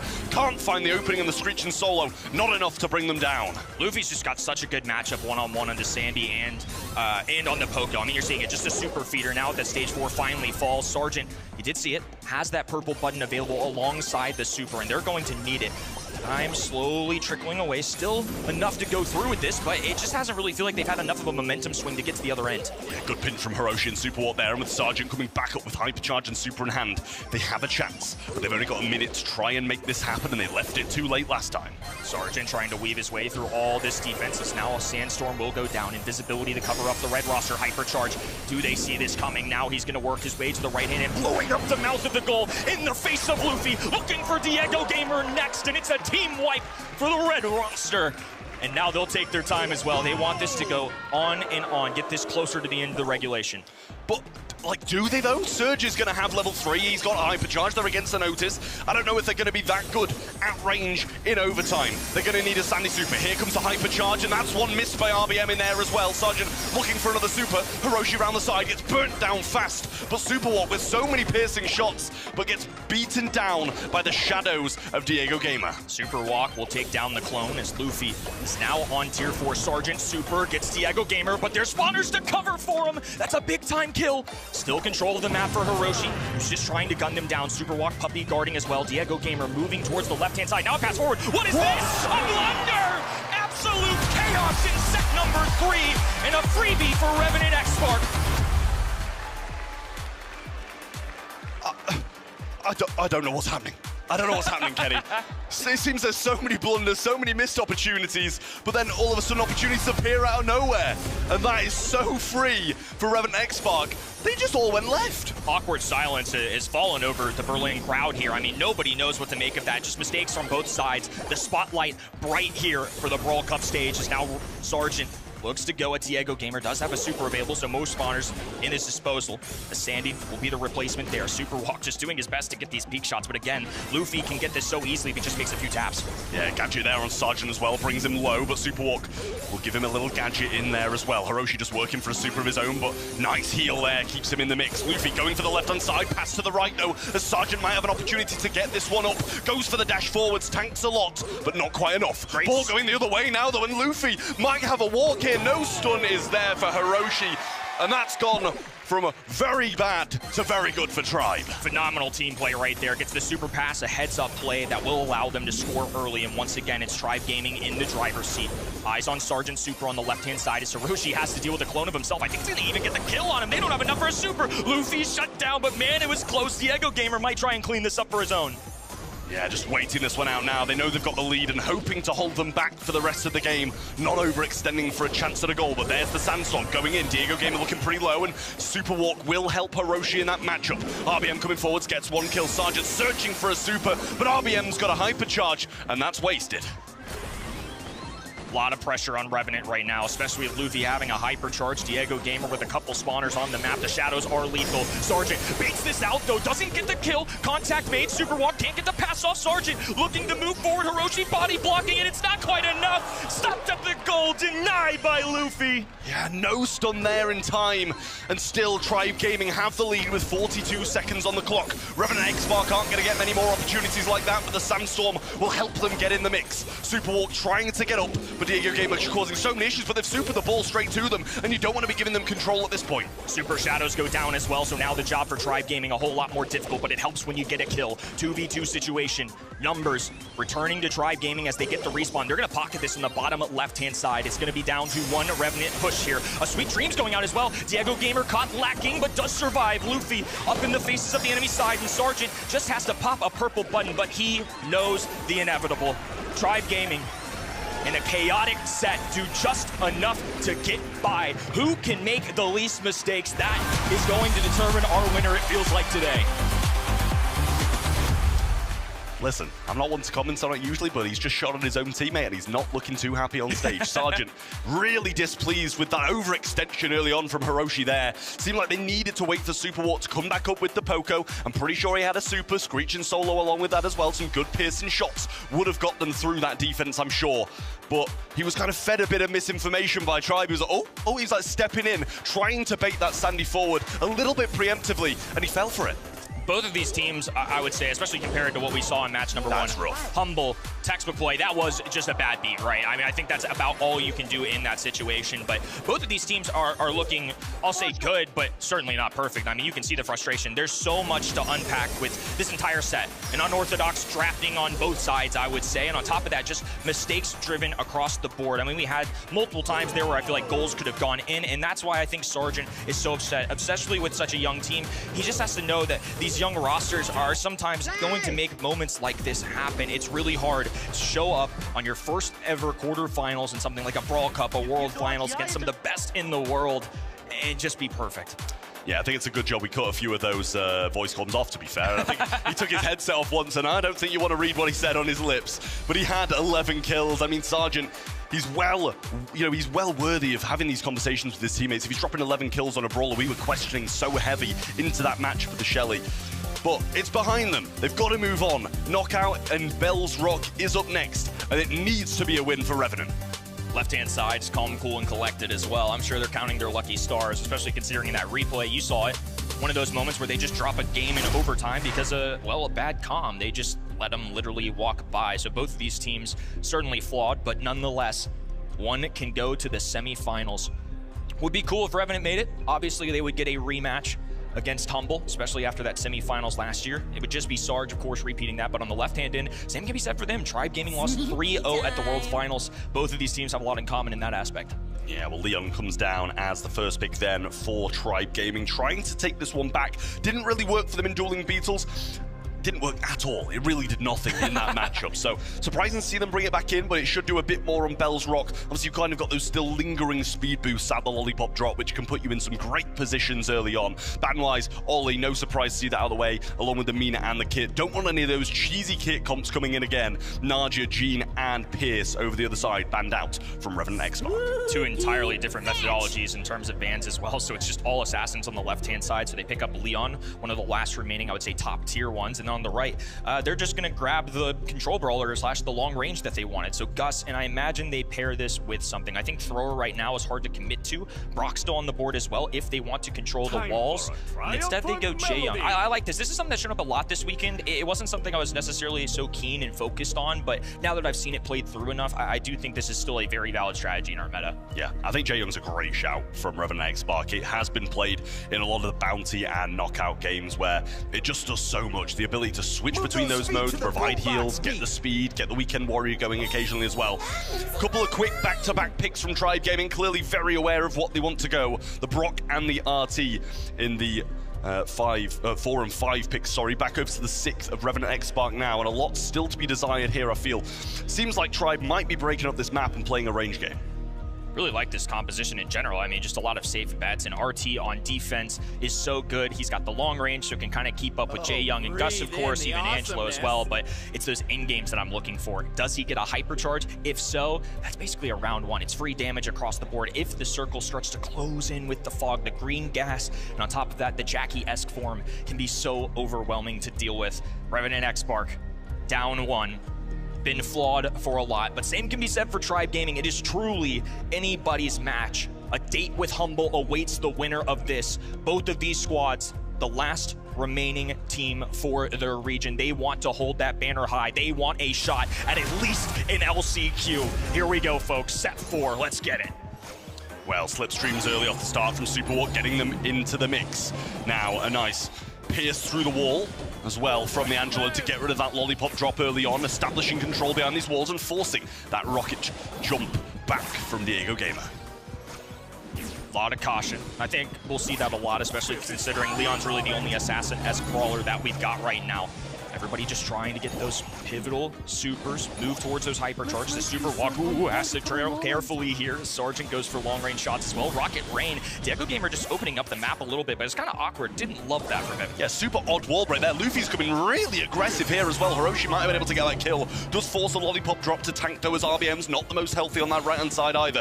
And it's back to the stalemate in mid. A few supers acquired here and there, but I like the look of that Gus one on the right. Maybe a little too cautious from the Gus, but nonetheless does keep himself alive. That is what's most important, especially in this where you only get one opportunity per round. Another lollipop drop. This one gonna be much more protected, but a great gadget choice. Gas starting to close in. Super walk available for the heals. A shield going down. There's the first kill. Red roster strikes first. Diego Gamer raining thunderbolts from the sky will keep the roster low HP. He's diving in right in front of their faces, and it's a team wipe. Tribe Gaming go down in flames. Didn't seem like a 3-0 game, I'll tell you that, but all members of Revenant X-Spark left standing at the end. Another gadget instantly being popped by Sergeant to stop these lollipop drops, putting them in a bad position.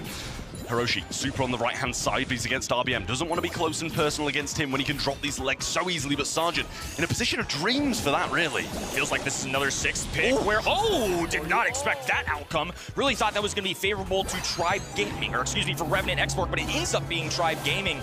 It's now Super Walk. Has the heals available, a little extra speed for Sergeant. He's going to have to really pick up the pace here for his team since they're down in numbers. Yeah, Super Walk just providing some speed, but gets 2 tapped by Diego.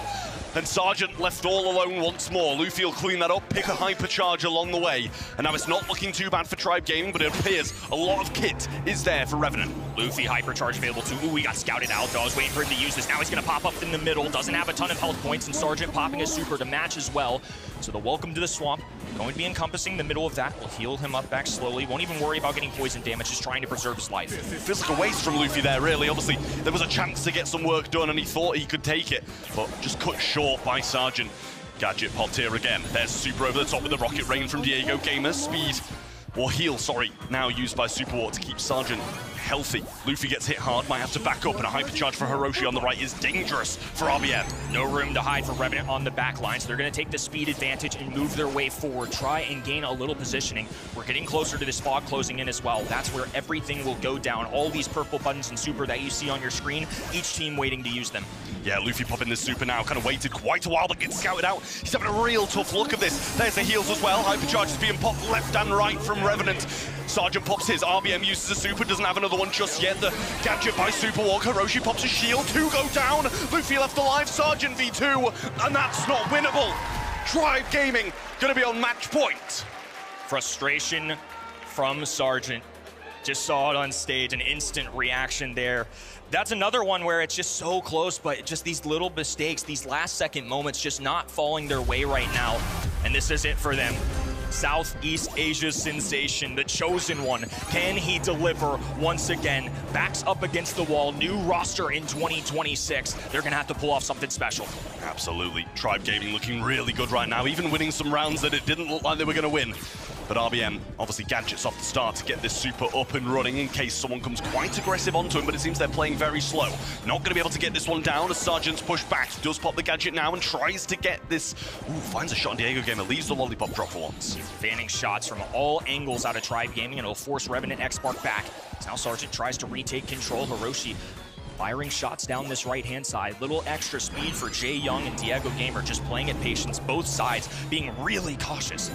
Yeah, well, a really nice lollipop drop to get them into this position here. Sergeant not going to take it that many hits just yet. Has a super, and Super walk alongside him as well to provide heals if he does get low. Slipstream's being used, and there are the heals, but he pops a super of his own as well, and RBM going to be... Oh, I think he just gadgeted backwards, Sergeant. Yeah, you can see an angry face. I'm sure it's on his real face too, but RBM, oh, knows better, knew the fog would close out. What a beautiful execution there. And they execute every single member of Revenant X-Spark in addition to brutal beat. And now they're really going to be feeling the pressure. Tribe on top of the world at the moment now. Revenant X-Spark backs against the walls, but there's the gadget from Sergeant to pierce through that wall. Luffy coming hyper-aggressive early on, but a heal used by Superwalk. Luffy low, so runs back into the arms of Diego Gamer for a bit of help. And all three members of Revenant in the back right. Thundering from the skies is Diego Gamer. No more room to hide. Superwalk low HP, trying to tiptoe his way all around this, but the shot goes through. 3v2 situation. It's been a long time coming, but Tribe Gaming have finally gotten NA back to a top 4.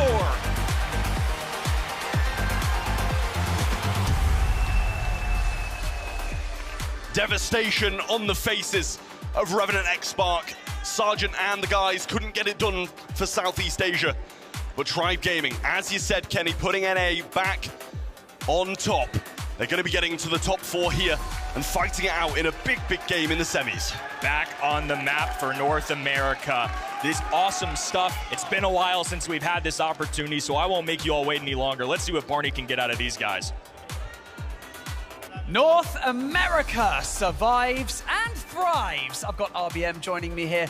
Tell you what, speaking of thriving, all of your matches, they've almost gone the distance. They've been so close. You've gone to game 4s, game 5s. Do you and your team, do you feel like you thrive under pressure? Parece que todos vuestros partidos llegan a un cuarto, un quinto mapa. ¿Crees que es porque vuestro equipo juega mejor bajo presión? No sé si decirlo así, pero yo creo que cuando es bajo presión, como que todos nos... estamos más focos, ¿no? Como que queremos acabar el partido y pues demostrar nuestro nivel y al final bajo presión uno siempre muestra su mejor nivel. Entonces como que... When we play under pressure, it feels like we are playing better. We want the game to finish. We would like to win earlier, but we just play it. You played incredibly well, of course, but, you know, I want to talk to you about the dynamic of your team. Like, so how well do you guys play as a team? How much do you trust them? What do you guys, what do you guys feel like brings the best out in you? ¿Cómo crees que es vuestra dinámica como equipo? ¿Quién aporta qué piezas dentro de la partida para poder ganar? Yo creo que lo que hace que nuestro equipo tenga esa dinámica es de que siempre jugamos comfort, de que jugamos los brawlers que cada uno se siente cómodo con ellos. Y aparte, cada uno cumple una pieza fundamental del equipo, entonces cada uno es muy importante. Yo veo como un reloj, que es un reloj y cada parte es muy necesaria. So everyone puts in their part. We try to play the best. The drafts the picks are important, and yeah, every player is very important for the team. Well, you've made it through to the semi-finals. Congratulations, ladies and gentlemen. Let's hear it one more time. It's Tribe Gaming!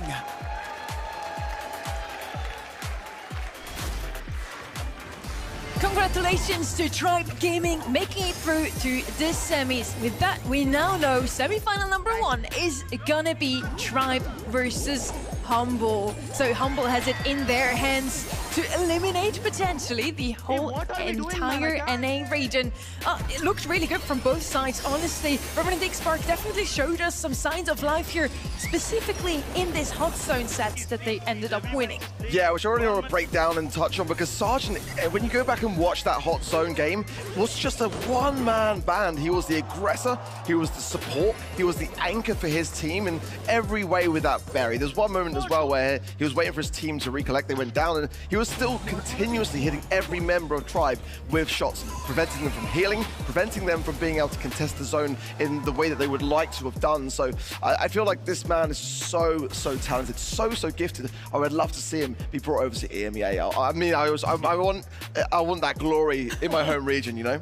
He's an insane player and has been for multiple years already. We now see once more RBM Luffy and Diego Gamer take that last set. Knockout was decided in a very quick fashion here. I must say, for the side of Tribe Gaming, for me, the MVP definitely Luffy. Especially on that surge on Brawl Ball, it was insane how he never let their opponents heal up or score. After all, Brawl Ball is all about that. Absolutely. I mean, I think all of the guys on Tribe played really well, and I think your point of Sergeant on Revenant, it's really unfortunate that, you know, there was a few overextensions here and there for his teammates in those big moments, and you can see how frustrated he was on stage as well. It's disappointing to see them not progress further. Tribe moves on, but Barney, I heard you have a little something for us. That's right, yes I do indeed. Ladies and gentlemen, before we continue with Championship Sunday, we have a very special announcement for all of you guys at home and of course right here in Berlin. So please join me in welcoming to the stage the General Manager of Brawl Stars. Put your hands together, make some noise for Frank!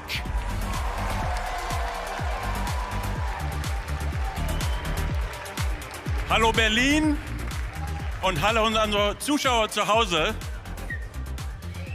It is time to announce the location of the Brawl Stars Esports World Finals 2026.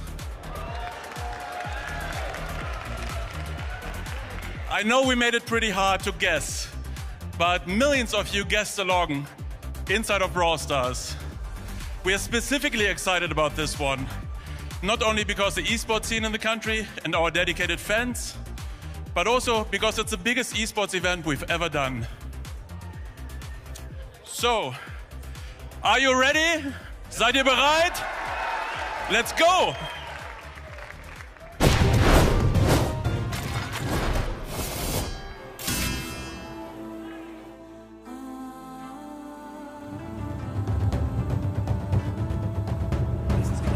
Phenomenal weekend of esports, and welcome to the Brawl Stars World Finals! Their rivalry one last time, not remotely enough from Humble. Crafty Raccoon crowns King of Brawl!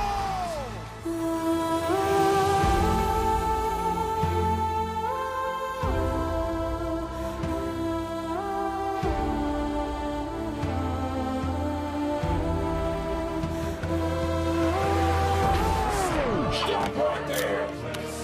You forgot this!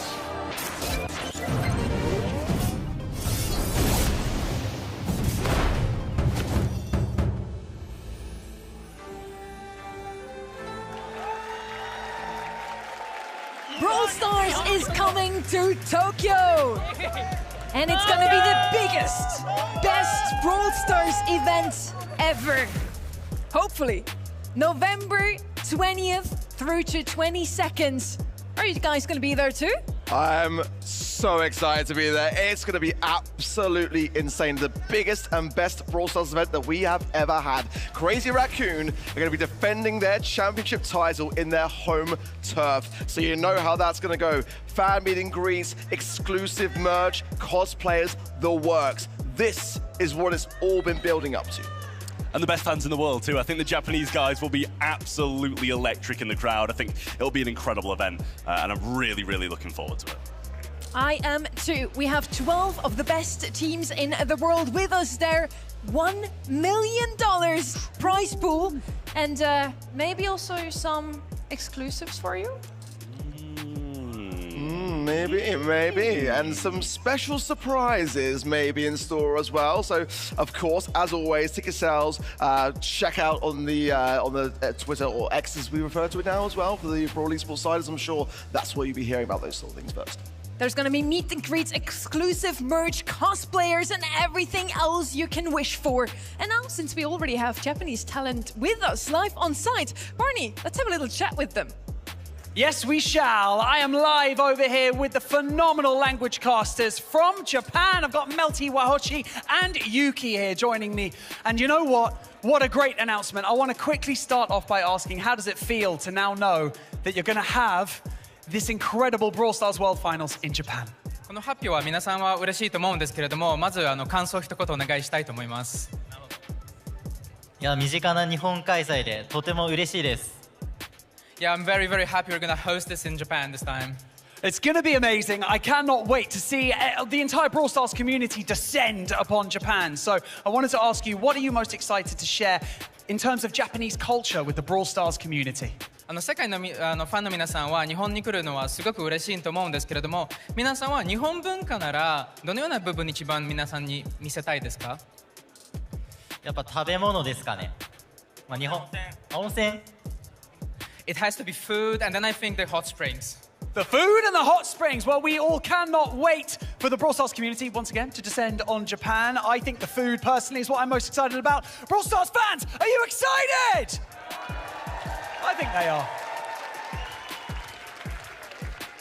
I am super excited for our third LAN events of the year. We first have to finish our first one, Brawl Cup, the second edition, here in Berlin. And we're heading over to our quarterfinal number 3. It's Zeta Division versus Bounty Hunters. This is going to be Bounty Hunters' biggest test to date. And that is no other way to put it. Zeta Division are looking incredibly scary. I know that you were saying, Trav, when we were chatting about today how things might fare out, that you've really got some high hopes for Zeta in this competition, and I can see why. Yeah, I was like, listen, if they get into the semi-finals, I think they're going all the way. If they get through that, it's like, I think, they looked really strong to me yesterday, and we always kind of think that Zeta's drafts are the kind of things holding them back, and I don't think they were too bad through their group stage. So, for me, I think these guys have absolutely got what it takes to, you know, it feels weird to say Zeta winning is an upset, but I feel at the moment that's the kind of stance people would be taking. Thinking about our bingo card as well, we still have that little field left open, an underdog to upset one of the favorites. And it wouldn't honestly be one of the first times where Zeta Division would get upset in a huge event. Last year at World Finals, they dropped out way earlier than we all expected. Losing to double match point to STMN, and then Papara Supermassive from the UK with a final blow. And the first time ever in the Brawl Esports history that we've seen Zeta Division be grouped. So coming into this competition, definitely a lot to rekindle, and rekindle they have so far, but to go out at this stage to a South American team would absolutely be on par with that kind of upset, I'll be honest. Yeah, I think they kind of feel like they've lost their fear factor a little bit at these big events. When, you know, you're dropping out early rounds of World Finals and not having the best showings in your home region. People aren't going to be as scared. Global bans, though, Edgar and Naja there for the Zeta Division side, and Mortis and Kit out of the way for Bounty Hunters. It's an interesting one. Naja banned out after we have seen her left open for quite some time in the global ban stage. And now Bounty Hunters are the last ones to carry the flag, to carry the torch for South America. They only have one more team left alive to gain that additional Worlds or LCQ slot for them. On the other side, with Zeta Division, they of course still have Crazy Raccoon, and we're gonna see them later on as well. East Asia still has 2 lives, SA down to 1 life. Let's see if Bounty Hunters can do the unthinkable and upset Zeta Division.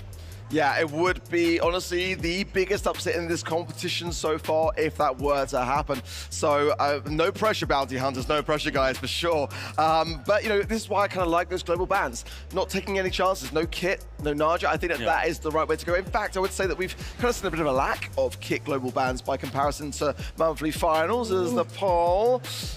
89% to Zeta, 11% to Bounty Hunters. Again, still getting these kind of heavy skews. How do you feel about it, Trev? I mean, I can't help but feel like this is one of the more realistic heavy polls we've seen, to be honest with you. I do feel like Zeta Division are in a great position to just go and take this one in a 3-0. And we haven't seen any big upsets, so I don't know if we're going to see that many more now. I hear the teams are ready, so let's come on in, guys. I want you to keep something in the back of your mind, that one incredible performance can change everything. We are no strangers to upsets here at the Brawl Cup. Mike Tyson famously once said, everyone has a plan until they get punched in the face. And both of these teams are winding up. And so, first to step onto the stage, the East Asian powerhouses, the mechanical demons. They are Zeta Division, and their opponents with all the potential to become the next South American sensations. They are Bounty Hunters. Let's bring them in!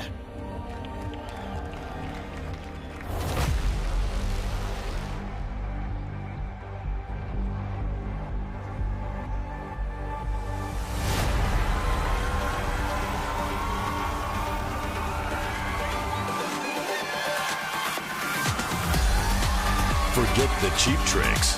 For their next act, East Asia's greatest showmen are unleashing a masterclass in mechanical dominance, drowning the competition in a devastating display of unmatched power.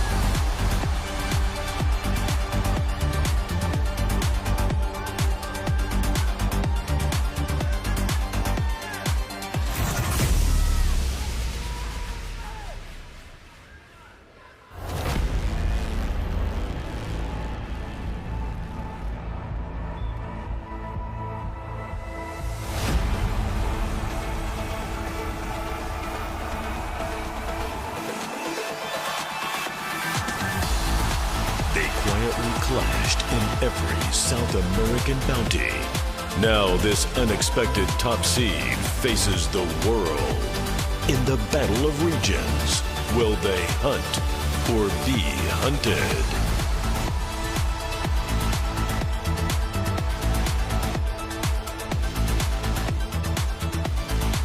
All right, here we go.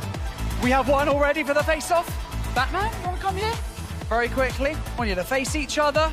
Okay, Zeta Division and Bounty Hunters about to face off right here on the main stage. It could be an uphill battle, but I cannot wait to see what happens. Are you ready? Let's Yes, he's ready. Let's go. The energy's good. You ready? We are ready, and we know we can beat 10 in draft too. I love this. I love the positivity. Do you want a fist bump? Touch gloves. Let's go. Thank you so much. Thank you so much.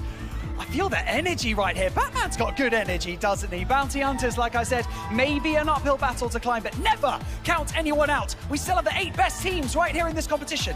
Let's do this.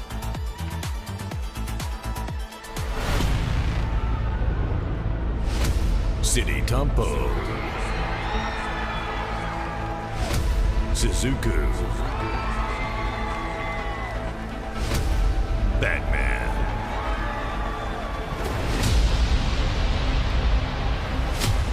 Wesley, Prosy, Portax,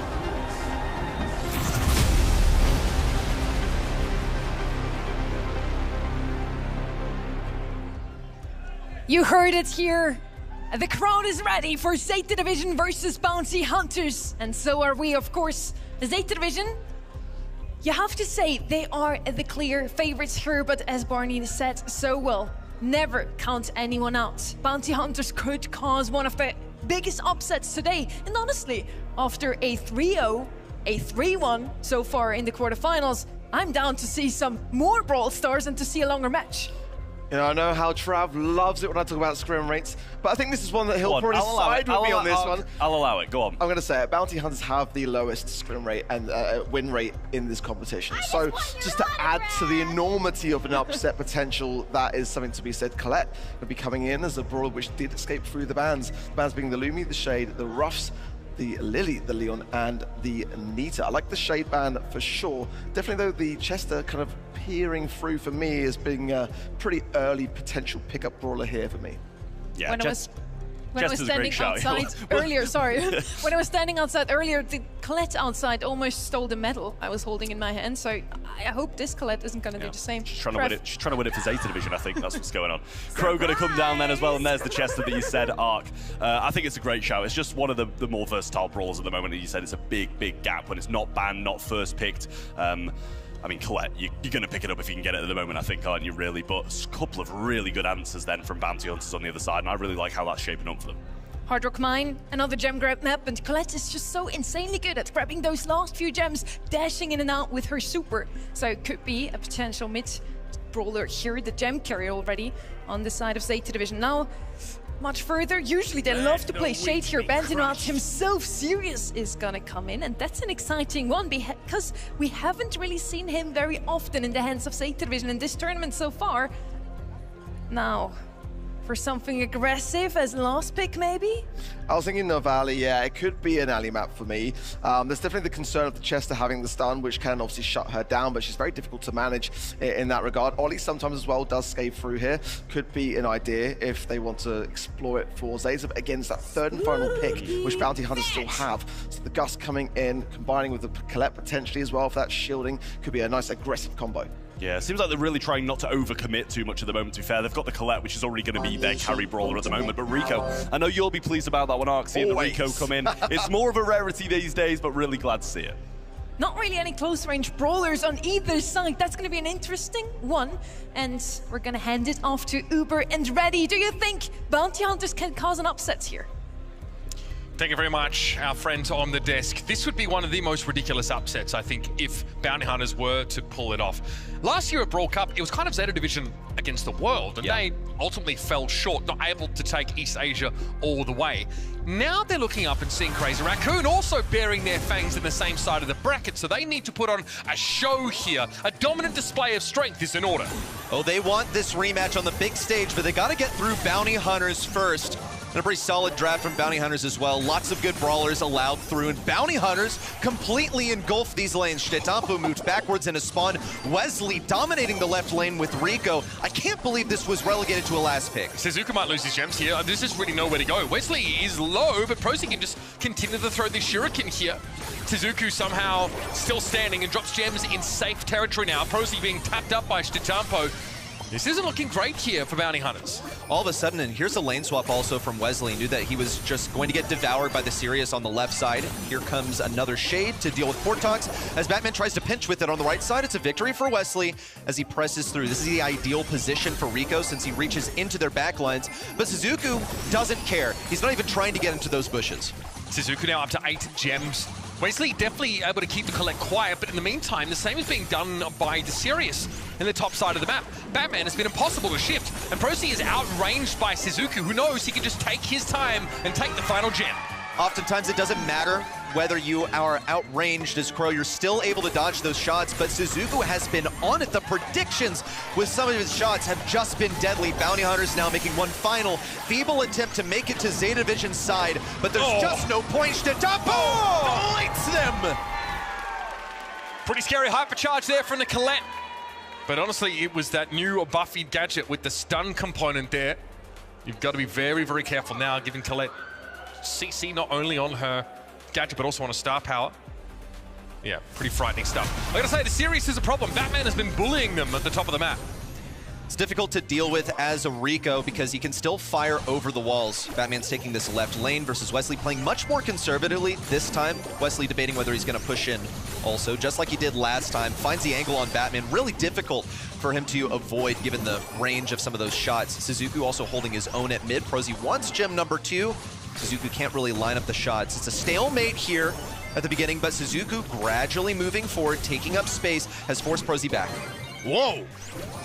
Suzuku, he wants to press out that Kuki Popper again, pulls up a little bit short, and Suzuku has to shield up with all the damage coming belatedly from Prosy. Still a 2-gem lead. Stetampo trying to play it careful here against Portox, comes in for the kill. You're just not getting through this lane. Stetampo is a phenomenal Colette. We've seen it in the World Finals before. Pre-Buffy era. You just got to connect these 2 dots here. On the left side, Batman now deleted.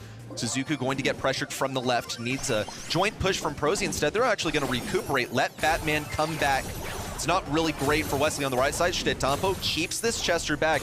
He just doesn't have a matchup, really. There's nothing that Chester is good here for. It didn't even enable a last aggressive pick for them either. Boltox has to hope for effective super or being able to build up his hypercharge, but he doesn't seem to be doing enough damage to ensure that here. Prozilo now holding 6 gems. The margin of error gets a little bit more slim. Careful. Yeah, multiple launcher comes out and takes Batman low. It does end up being traded at least. Prozy almost gets caught there by that time to collect. Now wants to dive in on Stetampo, who gets a shield from Suzuku. Great timing, but the collect still falls. Near miss there for Prozy. He almost got taken down for all of his gems. Now in this forward position, has to yield to Batman. Double hypercharges popped in unison. Suzuku moves forward. Stetampo wants another big play, but Prozy is too wise to get caught there. Nonetheless, Bounty Hunters have to move in. They cannot sit back and wait for these gems to spawn. Looking at the timer now, no, it's gonna be too tight. They can't go for it. Have to extinguish this in spawn. Prozy gonna go for it. Stetampo with the defense, and Suzuku too safe. Set one heads the way of Zeta. A little bit unlucky to step up there with the healing super on Chester. Had to be used and hope to re-roll something different. Ultimately, that was the brawler that looked the most out of place in this draft. Zeta Division understood the assignment. Do not pick a tank or someone that is going to be highly susceptible to Chester. And he was essentially shut out of the game. Having to lane against Stetampo's Colette in this era of the game, on Chester, forget about it. It's pretty miserable. You're outranged, tons and tons of DPS. It's high execution if you want to get damage in close range. But you also see Stetampo, look at this. I mean, it was the last second. It was a dead game. But if you're getting hit by 3 consecutive hypercharged Colette supers, someone has that accuracy, they're able to churn that level of super cycling, you've got to be scared. Not the start that this Bounty Hunters outfit we're looking for. The Rico pick though was pretty heads up, seeing no wall break there, seeing an opportunity to find a strong lane. Wesley was definitely a threat. The problem is that Zeta just swapped out of that lane or just used their Sirius safely. Batman was a bit of a nuisance as well, slowly getting damage, building up those shadows, pushing up the map when Wesley switched to the right side. Rico's a good brawler. It's just that now you've made that Chester pick almost pointless. You didn't enable anything for your last pick. Zeta have a way of blocking out all of your options with this draft. They'll play stuff that's pretty safe, really, really versatile, and play to their mechanical strengths. Everyone's tired of hearing it, but it's simply the truth. They lean on their raw skills to make these games happen. But it's getting close to the time to put the narrative of East Asia struggling with their drafts to bed. Yes. I think against Only Realms, Zeta drafted fantastically and actually had them comped in the last 2 sets of that series. Crazy Raccoon, we've sort of haven't really thrown them under that same umbrella for a little while now. These are great drafts from Zeta Division. And frankly, you know, Mameshi coming in the coaching role or like assisting Latox there as well with these drafts, I think has been a huge boon for this team. Out in the open, we see 2 sharpshooters picked up straight away. Angelo, of course, can traverse the water on the left side of the map and get in to the effective area much easier. We know that Pierce is an absolute menace and of course can hit you from behind those walls if you're forced out of the map. Pierce has better DPS than Angelo here. That's why he's first picked. He's the premier sharpshooter in all of Brawl Stars at the moment. Often deserving of a match ban. He'll be able to churn damage. Angelo is lacking on the burst. Yeah, the double sniper is pretty weird. It's pretty much an invitation to Bounty Hunters to say, okay, now go something aggro, and Zeta will attempt to counter with a final pick. Zeta are going to be able to see the entirety of this Bounty Hunters draft before their last pick comes through. But on this map, what are you playing to close the gap? Yeah, okay, we're going to pick up Brock here. Someone who can open up the map a little bit, allow Bounty Hunters back in. With Mina banned, I think you're pretty short on gap closing brawlers here, especially with Kit and Mortis already having been banned out, as well as Edgar. So we do not see any little aggro brawlers at all here for Bounty Hunters in the end. No, not really. They could just play directly into this Pearl and decide, okay, we'll make it a triple sniper battle. We'll go for Bell, go for a counter, something pretty solid that has good survival, prevents everyone from grouping up too much. It's also this Pearl deterrent against stuff that gets in close range. Piper as a final selection. They've gotten triple snipers over here. This is going to be a skill and control-based battle. They'll be outranging this Pearl. Also, Pearl, I assume, will be eaten alive by Piper. When you have accuracy, snappy sniping is always a great thing to have in your toolkit. Piper also just so effective against anything that's beneath base move speed. And I don't know how any of these Pearl Supers are going to become relevant. No. I'm sure you open up the map maybe for the rest of your sharpshooters, but this is going to be a tough one for Bounty Hunters. Zeta Division are not afraid to go full sharpshooter. Here we go, folks, jumping in out in the open. Shitampo already gets in the middle of the map. Gonna fire the first arrow of Cupid in the usual spot, but no one's biting. Bounty Hunters know better than to all group up on that middle choke. On the right side, initial damage for Wesley. A bit of it's gonna be reflected by Batman. Now Portox goes for the punish, just out of range of getting Batman down. We see the shield up, also another stronghold broken open. It's not so much about getting quickly into mid as it is diminishing the bushes that Suzuku needs to work with at mid. Wesley doing well here. I think you've got to be scared of the Pierce! Batman didn't have an opportunity to pop that return to sender gadget, and frankly just got outdone by the current best sharpshooter in the game.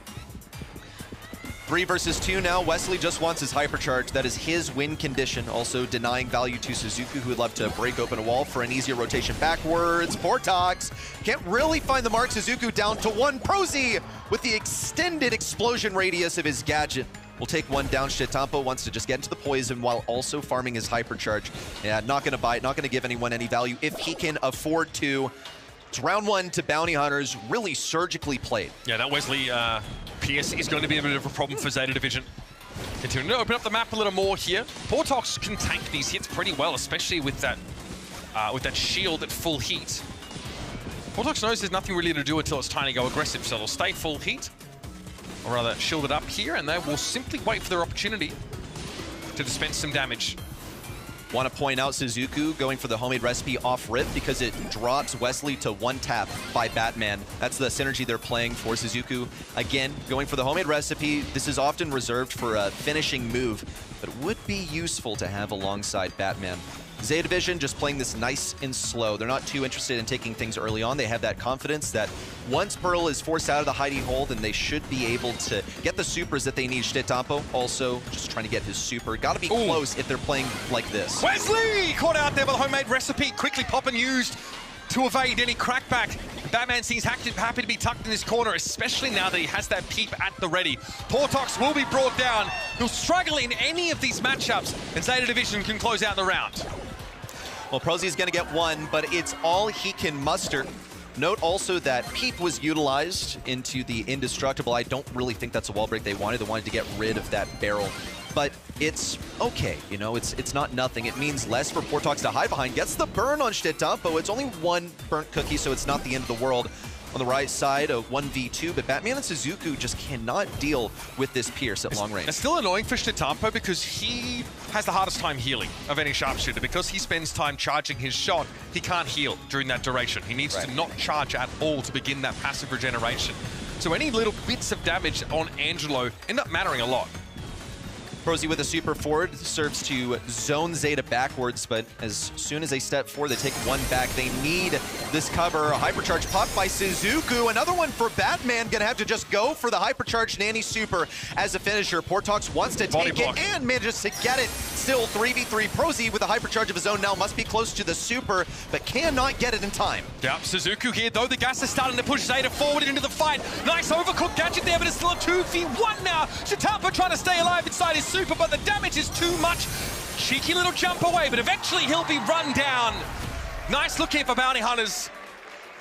I'm feeling the Pierce diff, I'm not going to lie. Yeah, he is that good. He is by far the best sharpshooter in all of Brawl Stars, and when you place him on this lane, even into 2 sharpshooters, he's still able to stay alive. He plays at max range effectively, all kinds of projectiles to be avoiding, and I also like the reload speed of Pierce. You see the initial homemade recipe from Suzuki. Once again, they want to drop Wesley to 1 tap so that he's forced to move back off rip, but it's not going to go anywhere. It's another low and slow game from both Zeta and Bounty Hunters. Wesley revealed briefly. Obviously now there's an entire new map of terrain to clear. The Bounty Hunters already getting to work in that regard. Prosy already making use of one of those rocket fuels. Does take a hit here, though, from Shitampo. Batman, return to center, pop there! And good catch on Wesley. The pinch to the right is sound, and Portox is in trouble. He might be at full heat, he might have a shield in play, but Suzuku is looming large at the top now. In close range, a gadget from Portox is a death sentence. He's just trying to work his way in there. He's opting to go for this 1v2, draw some fire away from Prosy, who wants to fight a 1v1 on the left side. He won't be left alone. Suzuka going for the pinch while also threatening Portox at the same time. The pincushion of Portox cannot stand to these 3 brawlers. It's 1 round to Zeta Division. They have good utility. Suzuku's able to jump away, and he'll play aggro off of that, since he can afford to get down to 1 tap within Wesley's range. The barrel is still there, ready? Yeah. Another peep, unable to clear that part of the terrain. And he got some incidental damage on Portox, but nothing you'd write home about. Wesley here, trying to find some poke damage on Suzuku and gets it. Another connection on Batman, so those flasks are starting to spawn up for him. But he's giving up a lot of ground at the top of the map here, allowing Batman to potentially pinch into the left. Here's Tatampo, Hypercharge at the rate of the grassy field, basically cleared off by that Hypercharge of Piper Super. And Tatampo wants to get a bit greedy here, able to dodge the shot in from Brock though, while Wesley still looks for a way into the map. Shitampo was able to push up there because he just has so much speed. In mid-range, Brock is just absolute trash. So if Shitampo can close the distance, that's where he knows he's going to win. Portox on just 1 tap has to retreat. Wesley, likewise on the right side. Shitampo gets 1 with a gadget. How often do you see that from Angelo? Zeta finish it off and get the game win 2-0. I think this is a great illustration of just how technical this matchup is. It's extremely execution dependent. It did feel like Bounty Hunters were really very willing to give up the map. One of the hidden MVPs of that round, I think, is the Hypercharge Piper Super that clears all the grass at the top. That allows Zeta Division to take even more map control. Prosy needs to try and do the same here and expose Zeta's plans to the world. Also a different lane matchup this time. Wesley on the left side. They want him to take on Shitampo. They've identified him as the primary issue, and they just trust Portox to dodge out the shots from the 2 sharpshooters fighting in tandem. Wesley now rotating back over towards mid. They're just looking for some sort of solution. They managed to get game 1, but looks like Zeta Division caught up with them. Now that's a big wall break. Barrel finally destroyed for Zeta. That's a big one out of the way. Batman had to use a return to sender on Pearl, which is definitely the least effective use of that gadget, but he was concerned about his health pool. That does, though, as you can see, force Portox right up to the top of the map. There's no way he's going to be jump padding in, not without a super. Wesley takes another glancing blow from Shitampo, but it allows the Angelo to move up, take that space. Good heads-up play for Prosy as well, breaking the rightmost obstacle so that Portox can move through this choke into mid. 300 HP left. Prosy fired upon by 2 enemy snipers. It's Wesley and Portox to try and recover this, but Portox can't hit the gadget. At least he gets 1 kill on the right side, can work towards his hypercharge. No, didn't even get a single salvo of cookies off. Nothing gamed. Suzuku's spacing is astonishingly good. He is seeing the gadget pop by the Pearl and just staying outside of her range, only just. Not easy to do. But this has been a nightmare for Portox. It's just a last pick, functionally, this Pearl. Bounty Hunters really hoped for it to be the trump card, but so far it's been their Achilles heel. A hypercharge for Suzuku. Would he do it? No, he'll never jump in, but Batman has tons of damage. Will eventually fall to Portox, but he's the last one standing against 3. 39 HP to hang online, and Portox, despite his best efforts, will fall. It's 2-0 Zeta. Sharpshooter class has concluded. Zeta Division super happy to go down the rabbit hole on this particular map. They saw what the draft served up to them. They said, hey, you want the Pierce? We're going to try and answer it with the 90. We have the Angelo already. And hey, why not just go all the way? Why not full commit and add the Piper to the mix? It wasn't easy. They did drop a couple of games there. You can see how dangerous Pierce is when he starts to get going. Brock can be a nuisance if he clears it. But again, it's the Piper clearing the bushes that is so annoying. For Bounty Hunters, they have to play right at the back of the map, and they don't have favorable sightlines after the fact. Yeah, big problem there in the ends of game 2 and then 3. Bounty Hunters with this Pierce, though, managed to 1v2. I mean, huge props to Wesley taking on some of the most skilled players on the entire globe in a 1v2 on the big stage. His first appearance in a long time in this regard. Bounty Hunters, I think, just found themselves outmatched in some of these interactions towards the end as Zeta began to unravel things and figure out, and that's how this goes. That's why we play a best of 3 with the same brawlers, because there is such thing as an arms race in the draft. You can play the same draft 3 different ways, but games 2 and 3 went the exact same way. There's no possible catch-up for Bounty Hunters. Yeah, you mentioned that Wesley eventually lane swapped to try and fight Shitampo, trying to put their best foot in the Angelo lane. Unfortunately, by that point, it meant that, you know, Portox on the Pearl was having to play against basically 2 sharpshooters, 1v2. I feel like you're basically a lemon in that kind of scenario. And so, we're off to lay a cake for the last opportunity for these Bounty Hunters to come back with something from their foray here at Brawl Cup. bounty maps, honestly, for Zeta Division, they've been one of their weaker game modes, honestly. You see them attempt to play Rico a lot on this map, but have very limited success. They have a 13% win rate on Rico, who's one of their most drafted brawlers on this map in the last couple of weeks. Yeah, well, what that tells me is experimentation. Yep. I don't think this is a red herring. They're not wasting practice time. They're just trying to figure out, yeah, is this possible? Can this work? Can we play around, you know, maybe it looks perfect for something that plays well around walls, but Shade is banned out. Taking a look at the bans, Shade has been eliminated. Kaze, easy way to get that blue star right off the beginning. Now, again, we've seen that this is incredibly execution reliant. You have to get the blue star and then play defensive for as long as you can. Gene, also wide open, a fantastic defensive brawler. Wonder if this will be picked up on the 2-3 turn. It's a high priority. You wouldn't want to give this to Zeta since it's amazing for defense with the healing and the threat of a pull. So the Meeple's open as well. That too.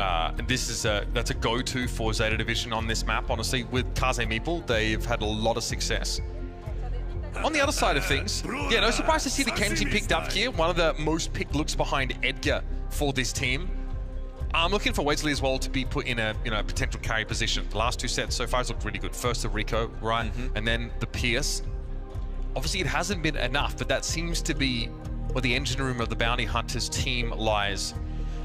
Now, weird pick here, but we've seen it before. The Cordelius has been played by Bounty Hunters on this map. They're going to opt for the Penny instead. And now you're thinking, if you're Zeta Division, do we have any ways to sort of effectively clear this out? Shade is banned by Zeta Division. That's one of the simplest methods.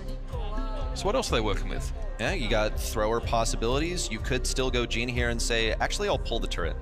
Depends on how defensively Penny plays around it. Always a possibility. You can go Squeak. It's definitely a favorite of these players, and it's a classic anti-turret response. Oh, this is super interesting. The Juju. You know what? This is such a South American coded pick. Yeah. These guys really drafted Juju more than any other region last year. And obviously that range increase that she gets when playing inside the bushes is kind of what you're going for. And without any bush break, bush burn, or wall break on the side of Bounty Hunters, Juju's going to have a lot of places to really be very impressive. She is the longest range sharpshooter when she's playing from the grass. Man, getting around this draft out with a Pierce, the fact that a Pierce is open for pick 5 is insane. Yeah, it's curious, but Pierce is vulnerable in close range, and he's not really first pick here, I think, personally, because I feel like he can get pressured so hard. It's difficult to find sight lines here on Layer Cake. The map is broken up in such a way that it allows stuff that's tanky, assassin-type things to move forward. That is why the Kenji is here gray, to pull people out of position, because they know that Zeta are going to turtle up, so they're going to try and get a pull, maybe hit some walking canes, break the walls that the thrower wants to hide behind, and maybe get a long pull, get someone far out of position, and then run all the way home. You want to also punish the Kaze for going blue star right off the bat. You also give a Kenji delivery system to your team now as well. You can make use of the dimensional door to get Kenji deep where he needs to be. Closing the gap, I think, on the Juju and the Pierce is going to be super important. So, Bounty Hunters, last chance out here on the stage in Berlin. Draft a comp that's really all about the Kenji. It's going to be the Zeta Division getting to open with one of their best picks. It's the Kaze for Shizuku. And of course, it would be Portox on the Kenji. He's been the catalyst for Wesley and Prosy to make it to this stage. He was a star player from his team SKC last year, and now he's brought similar glory to the #1 seed of South America. Things going as expected so far. Shizuku gets that blue star, immediately swaps forms to get some close range damage versus Portox, who thought he would actually be hiding behind the wall. Really subversive positioning in the bush. Yeah, absolutely. Prosy also is dodging every single shot that Shitampo is trying to throw down there. I'm quite impressed at the footwork. Zeta are feeling a little bit confined at the moment, I'd wager. Salty Barrel cleared out now. Shitampo does not want to overextend here as Wesley gonna step ahead. Oh, empties the clip. Shitampo still standing though. Here comes the turret. This is where things get a bit more uncomfortable. Shizuku's gonna come forward and eventually clear that. That's nicely done. The Fan Storm does the job for him, and Portox is a little exposed here. That was a perfect play from Shizuku. Gonna get another and can't even be taken down. So Batman will fall to Prosy. Shitampo pushes forward, senses a gap in the defense as Bounty Hunters have to fall back a rung on this Layer Cake. The Fan Storm down, a missed hook for Prosy. Now just trying to cover their tracks as they retreat, but they don't even have a lead. They're down 3 stars at the moment. Shizuku would be the one to kill. That's why he's going to take a more rear position here. As Zeta Division once more retreat back to spawn, but they're pretty comfortable here, I would say. Shitampo sitting on his super makes me think he probably has the acupuncture star power picked up for Grigory, just to be able to counter the approach of the Kenji, slow him down. It's not the most common, but against tanks, it's a decent option. Prosy, oh, dangerous Prosy. Too deep there by far. Wesley at the top of the map, eventually brought down by Shitampo. We knows he's handing over those 4 stars, but the work, for the most part, seems to have been done. Portok still standing. 4 stars separate them. Suzuku, all he has to do is stay alive. And Zeta Division putting on a clinic here in our last set. Yeah, last set. Feels that way, man. Feels that way. By the looks of things, it will be the stalwart defense that they boasted, the way that they so carelessly threw their lives away towards the end of that game. They knew that the math worked out. You just couldn't kill them. They were able to afford sitting up so high. Shitampo can go into their spawn as a thrower, by the way. No walls to cover his tracks. No retreat intended whatsoever. This is the closest bounty hunters are going to get in all possibility. 1-star deficit. They just want to get the blue star back. Portok's going to do his best. The slow on the right side with the use of gadget, or rather not with the gadget. The water body. A brave array onto the water. Shitampo using all 3 elements as Juju here on defense. Is Bro Avatar? That's crazy. So. Yeah, Shitampo really making great use of Juju's passive here. Being able to hit a slow means that those next couple of throws are almost guaranteed to hit. So making use of those water bodies is kind of sick here. Frozzy getting tapped up by Batman. Gotta respect it. Here's Grigory. It has the shield, so not acupuncture being picked off, but that makes Grigory much harder to clear, especially for Gray. Yeah, just a really defensive selection of star power. That is what Zeta Division's composition screams. Here it comes, Hypercharge, and Sashimi slices to the sky as Portok goes all the way behind, but he has no support. He's been completely cut off. The turret is down. That should be helpful. Wesley wants to wrap around the bottom versus Suzuku, who has no choice but to head all the way to Bounty Hunter's side. Ends up being taken down, but he really had no other choice. Just got into a bad position. Portok is going to lose that shield from the star power, so it needs to be a little careful. This burst damage. 5-star lead here. That means 2 eliminations required for Bounty Hunters. And Grigory is back on the field. This is going to make it a little bit harder for Portok to walk up on them with that level of impunity. And that turret, unfortunately, will be short-lived as soon as Shitampo draws a beat on his position.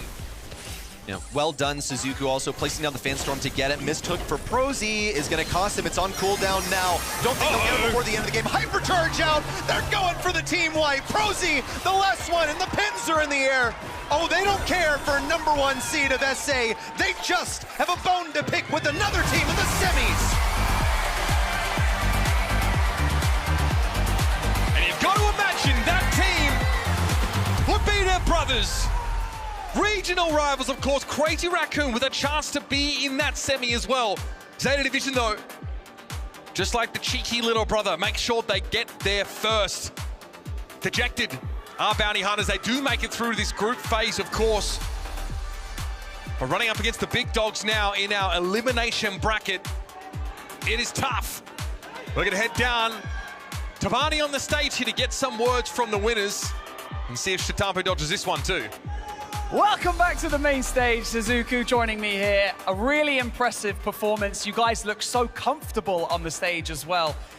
Was that Zeta Division at their full potential, or do you feel like you have another level? And that was nice glasses. 素敵な大勝利だったと思うんですけれども、ステージ上で対戦するのはめっちゃみんな楽だそうですが、黒はフルパワーでしたか、それともまだレベル上げられると思いますか？いや、どの敵にも全部出し切ってるので、全力で戦ってます。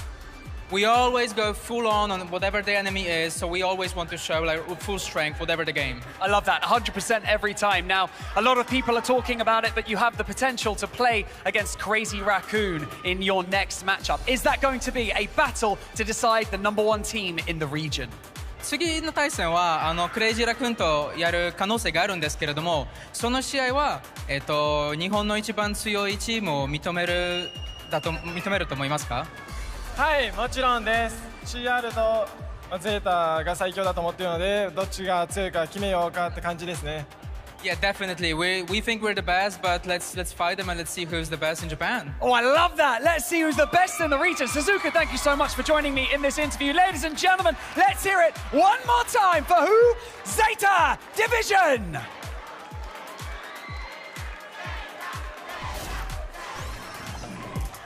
Congratulations to Zeta Division. They're the third team that make their way through to the semis. Ready? You had the huge honor to cast these games. What was missing on the side of Bounty Hunters? Why didn't it work out for them today? They didn't manage to write their own story here. In the draft, it felt like they got put into a corner and then they completely bailed on their strat. The Hard Rock Mine stuck out to me where they pick up Chester. Did they just feel like they kind of had to so that they didn't get rushed down? I feel like you have last pick. Rico's pretty solid, but it leaves the Chester totally stranded in his matchup. Yeah, it just felt very much like outmatched, outskilled, and for Bounty Hunters, some lessons to take away from Brawl Cup, hopefully implement in their monthly finals, showing for Zeta Division as well. Having the crowd behind your side is really quite something at the Brawl Cup, and now that we know where the World Final is going to be, I think it makes the world of difference. The crowd here in Berlin going absolutely crazy, also for Zeta Division. Beautiful to see. And now, as I said, third team to stand in the semis. They just need to find out who they're going to play against. We see it here once more. Shizuku Tatampo doing super well in this last set. Who was the carry for you guys? I think for me, more often than not, it is Tatampo. But, I think Batman especially has been making a fantastic statement. And, coming into the year, that was my reservation, was like, how is this roster going to fare, really, with these switch-ups? And I think he's been settling really, really nicely. Yeah, I liked actually watching Shizuku in that final set. I think he did a phenomenal job on the Kaze, and also pretty much always had Fanstorm ready to respond to a penny turret. Just knew the depth of these interactions really, really well on all of the maps. So I was thoroughly impressed by what these guys had to offer. There's a reason that they are respected as basically 3 playmakers on a single squad. And definitely no early end to their journey today. Zeta Division at World Finals, we thought they're one of the favorites going into the tournament, and in the end, it just wasn't meant to be. Today, they're looking fierce, and they might even take it all. I kind of have them down as to potentially making it through to the Grand Finals. Maybe we'll have a East Asia versus East Asia matchup in semi-final number 2, though. It could very well be the case. I mean, I've got to say, though, FUT Esports has been really impressing me, especially considering how they are playing with Lenan instead of Guesty, and we have obviously spoken a lot about that over the course of this weekend. I feel like under all the circumstances that FUT have got faced against them, they've got a very good shot in the next match. But you're right. I mean, it could be Zeta versus Crazy Raccoon in that semi-finals. I also want to know what our viewers think, the ones at home, but also the ones who made their way to Berlin. Welcome to day 3 of the Brawl Cup. Are you guys ready? Yeah! Guys, let me see the signs. We are from Ukraine and Kazakhstan. We are here for the SMG. We are for our boys for FUT. FUT win! Look at this. They lost. They trained. They became one team. Yeah! I love this. I love this. FUT win!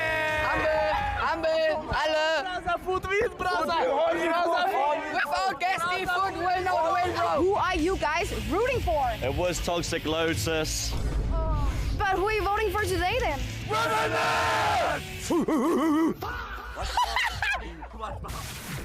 Who were they rooting for there in the end? It was loud just noises, I think. Yes, that must have been the team.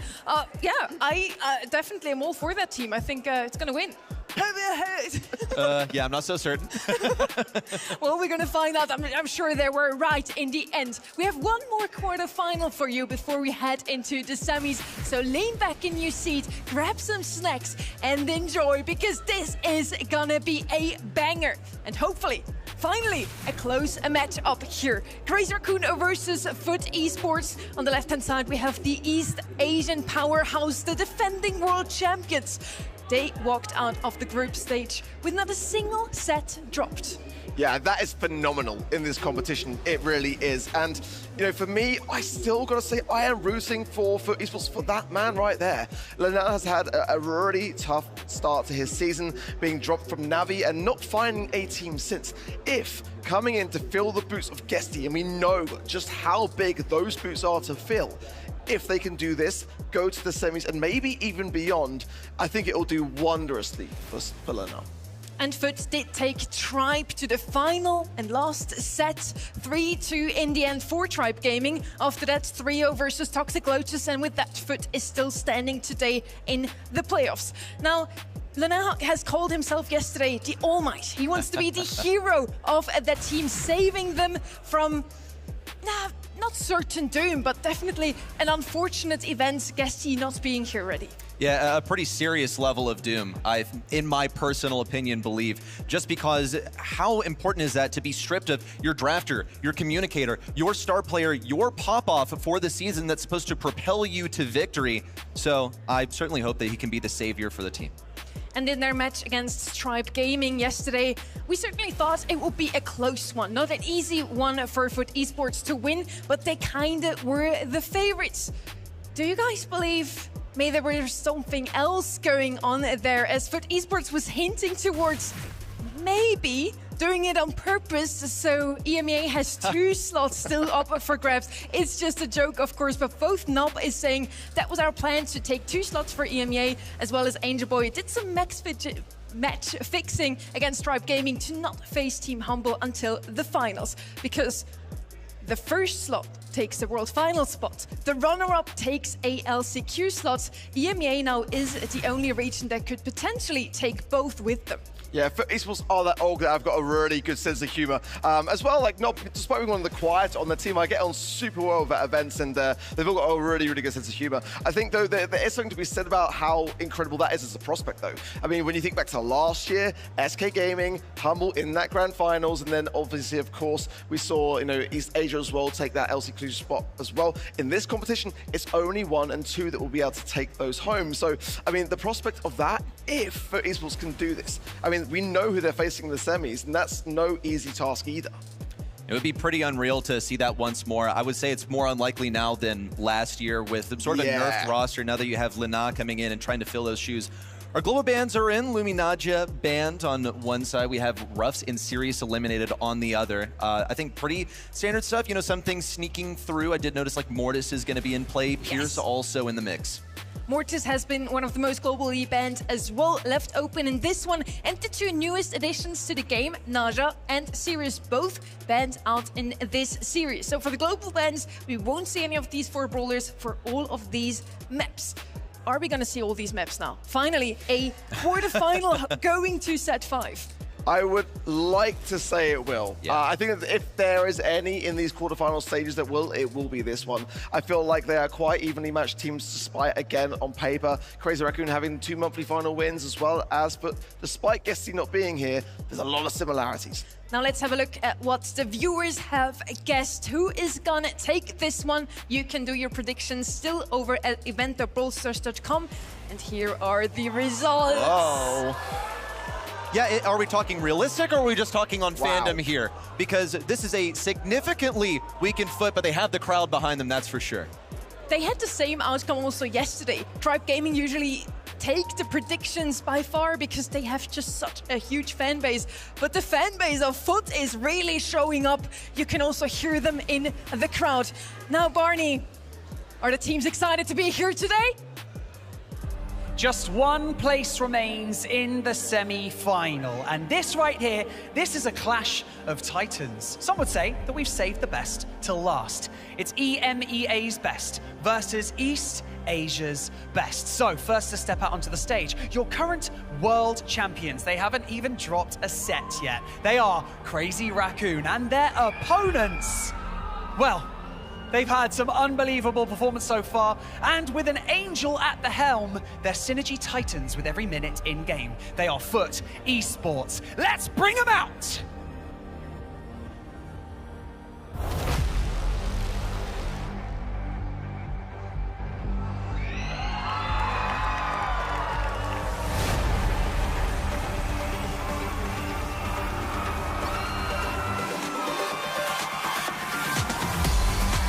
They sit at the absolute top of the Brawl world. But these kittens are still hungry. East Asia's Master Thieves are back. And they've set their eyes on another LAN trophy.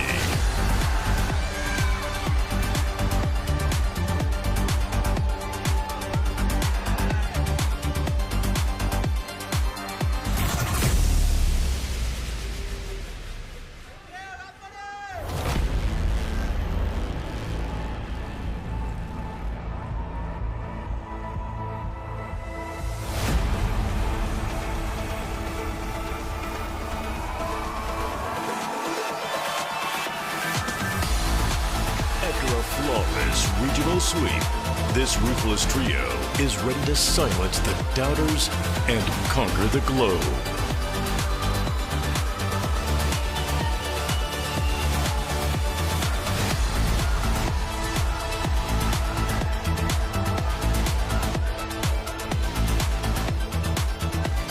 Good boy. Come over here. Milk Rio, come over here. You stand here. Angel Boy, you stand here. Now, if this was actually a boxing match, I would go as far to say that this looks a little bit unfair. However, thank goodness this is Brawl Stars. And so, Angel Boy, you ready? How you feeling? I'm very excited. It will be a very good match. Honestly, I couldn't wish for a better match to start our playoff run. I love that. I love that. The respect is there. I love it. Milk Rio, are you ready? Yes! Yeah, baby! That's what I like to hear. You can fist. There you go. You can bump fists if you like. There you go. Touch gloves. We are ready. There's not much to say about this match other than it is going to pop off on the main stage. So with that being said, let's head in and let's do this.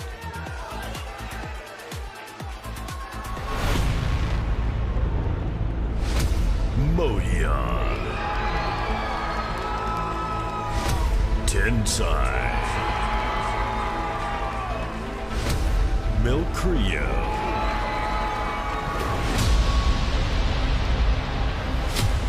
Lanon, Angel Boy, Knob.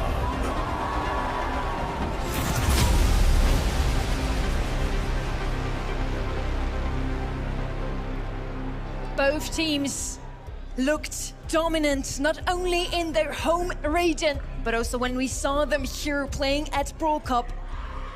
Lana standing here as the stand-in for Guesty. Can he fill those footsteps? Still, this question lingers in the room. I think so far we can answer that one with yes. They at least made it through the group stage quite dominantly, despite a close finish versus Tribe. Yeah, and it really was a close finish at that. It could have gone the other way, but like I said, that we saw coming into the match, that it kind of worked out pretty well for EMEA as a region this way around. Certainly as well, I know a lot of pressure now on CR because we know where the World Finals are going to be. They want to make sure that they represent themselves in that best possible way to defend their title. Lots of good energy, of course, as always, from Milk Rio. And fair to mention as well, going back to the LCQ of last year, when CR were backs against the wall against Casa Brawl, and the home crowd very much cheering against them, they were able to find the ice in their veins to turn it back around into their fortune. So I don't think that despite how loud this crowd may get for FUT Esports, that it's going to be enough to deter them. They march to the beat of their own drum out here. Crazy Raccoon, they also believe in themselves so much. You can tell by their brawler selections, they play what they are good at. It's not about comfort, they just know the level of execution that they can bring with their drafts. And keep in mind here, Tensai standing amongst that Crazy Raccoon roster, already 3 World Championship titles, now trying to add a mid-season event to it. Chester, our first pick here, no surprises. We have seen this guy come out so often already, regardless of the map emote. Also an open business, of course. It's all about area control, and Chester with huge DPS output, definitely a good choice, especially since on the side of FUT we have a couple of very gifted tank and assassin players. They're also good to open the map here. Griff and Pierce opening up those walls definitely is going to come in handy, and Pierce, one of those favorite EMEA picks overall. It's a really interesting start. I was looking out for that Griff and that chest, and now the map could be so much more open. It deflates away these kind of aggressive picks from Crazy Raccoon, things like Kenji, which can really force their way up the map. So it's quite a good way to start things off on the side of FUT Esports by making it that long-range affair, which may not necessarily be their comfort zone. Yeah, it's going to give Chester some pretty bad matchups here, and may cause Crazy Raccoon to about face in the direction here. Could open things up for an aggressive last pick. For FUT, they have the sustain that they need to stay on this point. Now, Crazy Raccoon will mirror that with Stu. Stu can dodge out these shots from Griff. I believe in him in that regard. I think also he has a fair range matchup, so he should be able to dash around. Here's the big method, though. The business resilience of Griff will keep him on that point, constantly healing, and Glowy is going to be the one healing him up. Charlie as a counter to Pierce thanks to her spiderlings. The gadgets is so good against it. And then Glowy, such a typical foot pick on a comp like this one. Great comps across the board. Kenny and Trev for you on the mic. What a treat we've got for quarter-final 4. But on the other hand, it's been a whirlwind of a week for Foot Esports. But nonetheless, 3 new challengers are approaching Brawl Stars' throne room. Will the Land Demons clip the Angels' wings, or will Foot Esports climb the pits of Brawl Stars' hell? Crazy Raccoon versus Foot Esports. It's quarterfinal number 4. Already big plays being made, Nob falling low early on, and Moya trying to keep hold of this mid, even percentages so far, but the right-hand side already broken up by an early piggy bank from Lenane. Obviously, Angel Boy not going to have the best of times until this map becomes a bit more open, but in the meantime, it's all CR. Strong showing off the start here as Angel Boy left all alone, marooned on this left-hand side. Lana dropping another piggy bank here, trying to cut off that potential speed zone spawner. The Snob good in the open space, but of course Moya can just dash away. I'm sure that's part of the influence for this pick. Absolutely, percentage starting to get away from Foot now. There's a super coming in from Angel Boy, and he picks up Milkreo early on. Here's a hypercharge in return from Tensai, but doesn't really get too much back from it. A couple of burns here and there, but Glowy will keep himself alive and keep Lenane in there as well. A piggyback thrown hyper aggressive from Lenane, and that's not going to do too much. And Crazy Raccoon will low, but now they're back on top. Nob has been forced to be a healer, and that's fine. Glowy is, of course, a support brawler, but you'd like to get him a little bit of damage. They need to get themselves set up so Angel Boy can start tackling the other team. But Milkreo, a star of 2025's World Finals, makes great contact with that super. Nob now trying to make a hero's effort. Hypercharge going down and will stray Moya away, but now he's got a super of his own, and Nob, a goner, not going to be able to deal with 3 at once. 3v2 and a hypercharge early coming out of Moya here. Angel Boy going to go down, and some good shots from Tensai follow up onto Lenane. Nob trying to make something happen, but too little too late from Foot Esports. And a very convincing Crazy Raccoon game 1. Scary start. Both of these squads, to be honest with you, we may be in Berlin, we may be in EMEA, but this fan base travels well for the left-hand side. An awkward silence, occupying the right-hand end. Crushing sequence there. Foot Esports just never got off the ground running. This time a piggy bank on the right-hand side from Lana. He's had a tough one. Has to come in with this brand new roster, some talented members, but of course the expectation's so high, it would be so devastating just to make a quarterfinal. So it seems like they need to break this map up a little bit earlier for Angel Boy on this left-hand side, who then should be able to go and dominate Milkreo at range, at least when he doesn't have those spiderlings coming in. Here's a little bit of the left-hand side being broken up now, and much better from Foot Esports as Moya hasn't been able to get the same footing in this matchup against Nob. Excellent stuff from Foot. What a turnaround from them, is now Angel Boy tapping the left-hand side. Will be able to outrange Milkreo, but just has to watch out for these spiderlings. Tensai on the right-hand side as well, dropping a little bit of ice as Moya occupies the mid. This is great stuff, back and forth, but it's complete possession of the hot zone for Foot. Little tap coming in there onto Nob as well, keeping him low, and Lenane just trying to make something happen. Here's the speed zone, and they start to collapse in on Foot Esports. First signs of life in game 2 from CR, but they've done well to get this positioning back. In the meantime, one of them does fall. Milkreo set back to spawn, but all 3 members of Foot are in theirs. Potential for a big bounce back here. Now Milkreo respawning as Nob makes an attachment onto Moya. Little extra life there as Lana has to work against Tensai, a bounce back. Now they're going to be able to work from mid-range rather than long. Milkreo, though, just taking his time. Really hasn't been forced out of this. Just so much distraction going on. The other 2 members of CR have given themselves a lead. Yeah, they're going to surround Nob here as he comes out of that cocoon. Down he goes. And Crazy Raccoon looking like they're about to start running away with it. Angel Boy not having a good time in these matchups. There's the hypercharge coming down. Perfectly timed, but Nob going to catch it away. Another one cycled out and down. Angel Boy goes. 15% is all they need for set 1. And Foot are nowhere to be seen. Desperation purple buttons being popped, but Moya has one of his own. Milkreo matching as well, and the defending world champions get another set on the board. They have yet to lose one this weekend. Perfection from CR so far, and Foot Esports, a composition that failed them massively. Pierce never able to get going against the Charlie and Spiderlings, and the other matchups didn't work in Foot's favor either. Really strong stuff, and a wonderful showing early on from CR. Definitely a rude awakening for Foot Esports. I want to give a lot of credit to this team. They are showing confidence, and you have to. Amidst all the chaos, amidst the terrible news of the week, when losing a member, when going with a replacement, they've had a positive attitude through it all. I think it's something that's been one of the pluses, one of the strengths of Angel Boy, and I think for me, a large reason of his mental success. Despite the adversity, he always shows up on game day, fully prepared. You could see it in the interview. He's not cocky, he's confident. There's an important differentiation, and you need that if you want a chance against one of the immortal Brawl Stars teams. Game 2 was definitely better from Foot, so they're heading in the right direction, but just a little late to get started. Stat-wise, 5-7-2 as Moya dominating Nob across the board, and Donuts, Fullerane and Nob there as well. 0 kills each. Angel Boy managed to get 3, which actually surprises me at that as well, especially with Milkrayo, who only had 2. Seemed like that was a matchup that he was winning, or at least dominating for the most part, with the assistance of those Spiderlings coming in with the gadget. 3 kills is tough, though. I mean, that game number 1 was dominant, but game number 2, they still weren't able to overcome. It's Crazy Raccoon looking in the exact same form as they were just about 6 months ago when Tensai was crowned for a 3rd time. It's been a long overdue coronation for Angel Boy, though. This guy has battled for years, tried to carry so many different rosters, and the quarterfinals is as far as he's ever gone. Brawl Cup, of course, different from World Finals, but I would argue this is still an equal number of competition. Absolutely. Well, we are going on to Pinhole Punt. Unfortunately, not doubling down on the open business. I'm sure Foot will be pretty pleased with that, to be honest, after their performance on the map. Incoming first, then, is the Chester ban-wise. You're looking at the Mo, the Leon, and the Otis from the side of Foot Esports. Over the flip, the Colette, the Leon, and the Crow. So a little double ban on Leon, definitely wanting to get that out of the way. And Chester, this time, in Foot's hands. If you can't beat him, join him. So we're going to pick up Chester on that right-hand side. Can't fault them.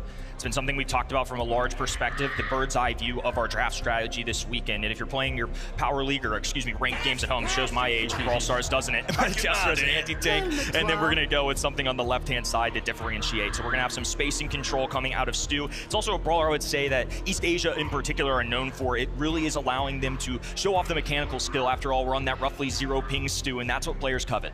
I mean, do you think they like Stu and Charlie, or what? That's 2 times in a row they've picked these brawlers up now. I mean, why change it if it's not failing? Really good picks coming in here as well. I like the Charlie. It's one of the more solid ones against these aggressive brawlers, and you saw it played out there as well against the Pierce. To some really solid success in set 1 for Esports. With the next 2 picks coming in, they're going to go with the Jae Young. Speed, heals, damage, whatever you need, he's got it. Jae Young's got a piercing shot as well, so I think that's going to help him, 1, be a support brawler, but 2, it's going to get through the Spiderlings that Charlie brings to the table. I do like this from the left-hand end, though. I mean, in particular, Crazy Raccoon have now gone to this a couple times, and I think it's just well-rounded, and especially at a 2-3 turn kind of area in the draft. It prepares you for a lot of things. This sets them up for the 6th pick. Now they can just react to the Mina in their face. Yeah, well, it's quite hard to react in general to Angel Boy's Mina. We saw it played out yesterday, and it was very strong, getting in the back lines of their opponents. Last pick then for CR was the Meeple, expecting that to probably be Rage Quit, I feel, just against the Mina, stopping it in its tracks, but Meeple's Mansion's always an option too. Both gadgets are great, but I feel like we just keep talking about it in the green room of how good this gadget can be. If somebody's sprinting at you, you can immediately get a stop. And I have a feeling that Angel Boy is going to be playing that Mina. We saw him pop off with this brawler yesterday, and the Rage Quit is a perfect way to put him to a screeching halt. Swift set in our opener. But especially for these 2 insanely large franchises in the quarterfinal, I can't imagine Foot Esports will simply go down quietly. Yeah, coming out swinging here, getting control of the bush nice and early on. Lene makes the right to left adjustment and leaves Moya all alone on that side. Heel's coming through now, but he's actually going quite aggressive with them. Now the shots are there and the ball gets passed over to the right-hand side. Might be playing this one back as Angel Boy going for the kill, and the Rage Quit can't stop him. There it is for Foot. Good bounce back. CR fully knew what they were getting into, so they do go with the Rage Quit, which I think is a good decision. You could see the benefit of it, especially when you're low HP. It does get that stun a little longer, but man, Angel Boy allowing him to have this brawler. There's a Hurricane on the left-hand side, a pass forward. What an assist! EMEA waking up! That's one way to answer going 1 set down. 2 quick consecutive goals for Foot Esports. Incredible Brawl Ball gameplay, and they're going to want to go and replicate that again and get this set back. A large array of Foot Esports fans sitting in our front row at Berlin, and they're finally getting a little bit rowdy. Shows for sure how much these people care, how Brawl Nation cares. It's a battle of the regions, it's important. Now right-hand side, marching forward. Moya goes down, Angel Boy up in the face. Oh, and they just slide one through. Nasty work out of Foot. 14 seconds is all it takes for Foot Esports in game number 2. Slipstream still being provided, and Angel Boy round the backside. This might be a pass and shoot, but he gets cocooned. Angel Boy a little low to make the move, and they'll live to fight another day. Milkrio may have saved the game there, but plenty of work left to be done. Speed zone in the back lines as Angel Boy retreats. Now going to group up with his roster. They want to play around this Jay Young speed. And now alongside his teammate, Moya slipping in and out, but this ball remains firm on that left-hand corner.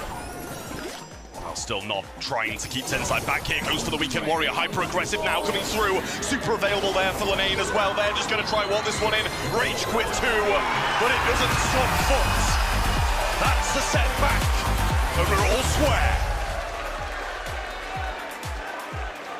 The crowd right back in it. And I still can't tell who has home turf here. A very beloved left-hand side there. I mean, Milkrio is a showman at his heart. The smile large, but make no mistake, this team are demons on the LAN stage. They have fun with it, but it's maniacal, it's devious, and Foot Esports with an immediate answer. Look at the smirk coming out of Nob and Angel Boy. You love to see it. Confident, not cocky. The young lads let their game do the talking. Absolutely. Let's not forget, that's sets going either way in pretty much even amounts of dominance. So not that far ahead just yet, pretty much still even in my eyes, but what a set that is from Foot Esports. Really, really solid work. You see Nob kind of getting overwhelmed, he just leaves it, he goes for the heals. Rage quit comes through. But as good as that gadget is, and we've said it a few times, it's not stopping what Foot had coming. Let's remind the audience as well, the draft order here. Meeple was the 6th pick. They allowed Foot Esports to get through the global bans, to get through 6 bans as each roster, and still Angel Boy landed with Mina. When will the people learn? This guy's a problem, especially on Brawl Ball with this brawler. Well, I'll tell you what, whoever they're facing in the semi-finals and finals, if they get that far, will be looking on now and making sure these brawlers don't make it through, because that's about as dominant as it gets in Brawl Ball. 2 quick consecutive games go their way. We move on to Gem Grab in Hard Rock Mine, and one of these teams will be taking the lead once more. A flash of entertainment, 1-1, and dominant sets from each of these squads. I really don't know how to feel. I think coming into this week, unsurprising that these 2 teams play, but a shocker that they are forced in the quarterfinals, especially considering the hurdle that Foot Esports have had to go through. And now a little shenanigans coming out. Our furry feline has shown up as pick number 1. Kenny, you know what I think about this pick. Your old-timey Brawl Stars pro ways. This doesn't resonate with you, I can just tell. It hurts. My boy. It does hurt, and especially in a game as influential as this as well. Yes, it's going to be really solid. Hypercharge, very good. Can flip games on the head, jump on the back of teammates if they need help, provide those heals. So there's good reasoning for it being brought in. But you know me, I like a good old-fashioned, scrappy Brawl Stars game. And I think scrappy is exactly what we're going to get. So they do telegraph this kit, though. So yes, left-hand side, if you get dove on by a kit, sure, Chester might be stunned out. But if it's not the Chester being stunned out, he just walks forward, a couple caps and bells, and it's going to be a lethal amount of damage. I don't know the exact calculation of how many shots it would take, depending on the number of bells you do have, but I would say 2 to 3 taps pretty easily onto that kit. Yeah, it's a great, great answer, and the Hypercharges can just as quickly change the game in their favor as well. Still, don't know if you're really kind of playing that through the mid, down the lane. You can kind of do either depending on what your opponents do. The Leon then is the 2nd pick for Crazy Raccoon. Lollipop drops invisibility and big opportunities to flip games on the head. Another well-rounded 2-3 turn. Consistency, I would say, out of Crazy Raccoon.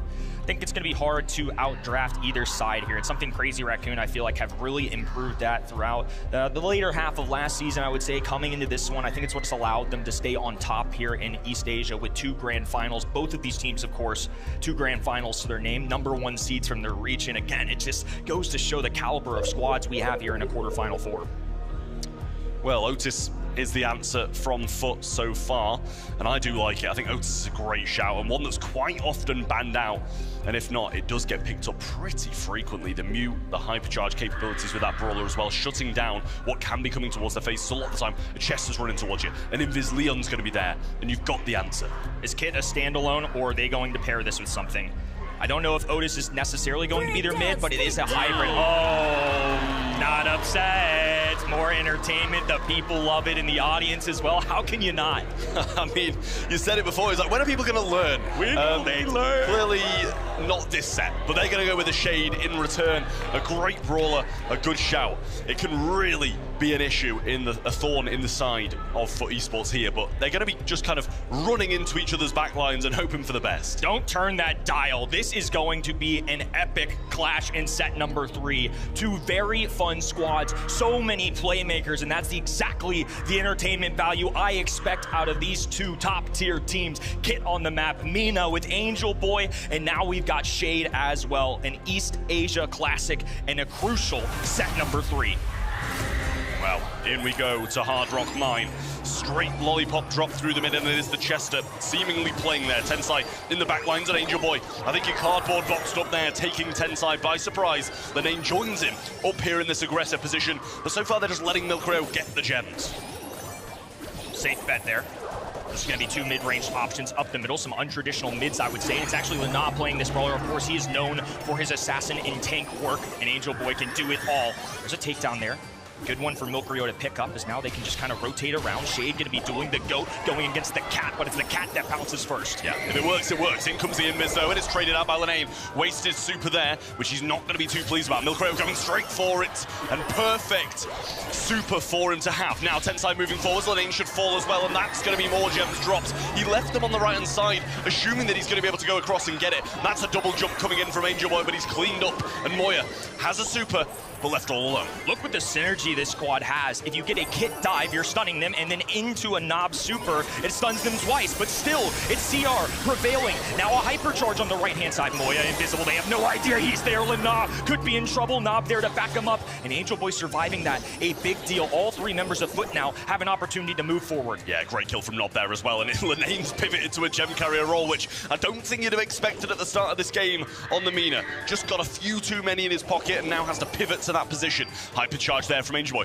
Little bait and switch. I think they think he's going to go forwards, but he did poke out the push there, and the Leon finds him. But that hypercharge is looking dangerous. FUT Esports are going to play around that purple button. Keep an eye on Angel Boy on the top right-hand side. He can dive in at a moment's notice. He's going to make sure Lana picks up this gym first. Milkrio know they have to take a stance now. Dive on the right-hand side. All the chaos being let loose as Angel Boy scoops another one. Oh, he's going for more! He's feeling lethal, but up top, action going down. FUT Esports calm amongst the storms, looking to play defense. They have to keep an eye on that left-hand side. As long as they cut off Chester, they should be looking good, but Moya's invisible. Not quite within striking distance now as they get the easy tap of Hurricane up, and would you believe it, FUT Esports have taken the lead. I mean, that's a massive turnaround for Esports there. It seems so glum, so bad for them. They were like 6 gems behind and didn't look too good. But the Mina gem carrier just working so well. Kind of a little bit less risky to have the brawlers on a brawler who's got that mobility and can get away from these brawlers diving at him. But we've got to appreciate this Kit play from Angel Boy. Just eggshells.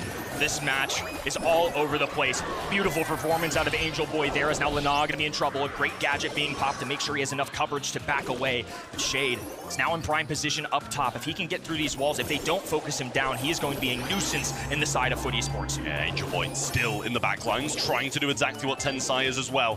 Has a super though, so can kind of cancel out what Tensai wants to do. There you go, synergy there again, good communication. But in the back line now, Moya with a great kill and cycles out that super. Will surely be pinched down, and is. But in the meantime, surely there's a few gems for Milkrio. Worthwhile double down from Lana and Angel Boy just to ensure that they grab that kill as Tensai clings to this indestructible, goes for the long-range hug, but can't quite get there. Lana, Nob looking for a pinch. Tensai, no super, will go down as Milkrio is forced away, and Angel Boy now can go tit for tat. The little Cat's going to be in the corner. I didn't even see Angel Boy putting in work, but you know he's probably going to be winning the lane the majority of the time. Jumps on the back of Lane now and just retreating a bit more. It's 5-5, and Mina actually the full-time gem carrier now. They started with it. And Angel Boy, cardboard box down the mid. Milkrow looking low there. So super gets him down, but over the other side, Lane's got a bit of pressure from Moya. They're pinned back towards Crazy Raccoon's side, and they're wanting to retreat. FUT have been the playmakers in this set, and now CR have to pop up. A stun goes through. Nob's walking it down the map. They're going straight to the CR spawn. Fearless, relentless, and now EMEA are holding on to take the lead. Loss of a roster member, forget it. Angel Boy is here to play. Who needs to retreat when you can just run straight into your opponent's spawn? Perfectly timed by FUT Esports, and they are 2 brilliant games to get on the board. Angel Boy on that kit, as deadly as ever, and Lenane pivoting to that mid-roll on the Mina is the brawler we would have expected Angel Boy to be playing, but Lenane championing it to an incredible level. Unbelievable stuff. I mean, I'm just shocked. We talked about it a lot. They had us for a pre-game interview off camera, and I think you both and I had a similar sentiment. I think the desk had a similar sentiment. Man, FUT Esports are great, but how can you expect a team with a brand new player to show up and win against CR? A roster member with 3 world champions, the defending world champions, ones that are hungry and on a quest to get inside that mid-season title. And instead, they're the ones popping off. I mean, this has been stunning to say the least. What a showing from EMEA's #1. Lenane comes in with a big point to prove for the FUT Esports side. Left his team earlier in the year, and now on the edge of beating Crazy Raccoon at Brawl Cup and going to the semi-finals. Just one more set is all they need. Stats-wise, didn't really get a clean look at it, but I can tell you for a fact Angel Boy got 10, and that man is on one today. 10 kills. I mean, just unreal. We talk about it all the time, or at least I'll speak for myself, but he's one of my favorite players to watch in Brawl history, just to see the evolution of Angel Boy over the years, from early memories, playing in the 2023 World Finals with Navi, trying to get them all the way. And they fell just short. Group stage, LCQ, this guy has been through it all.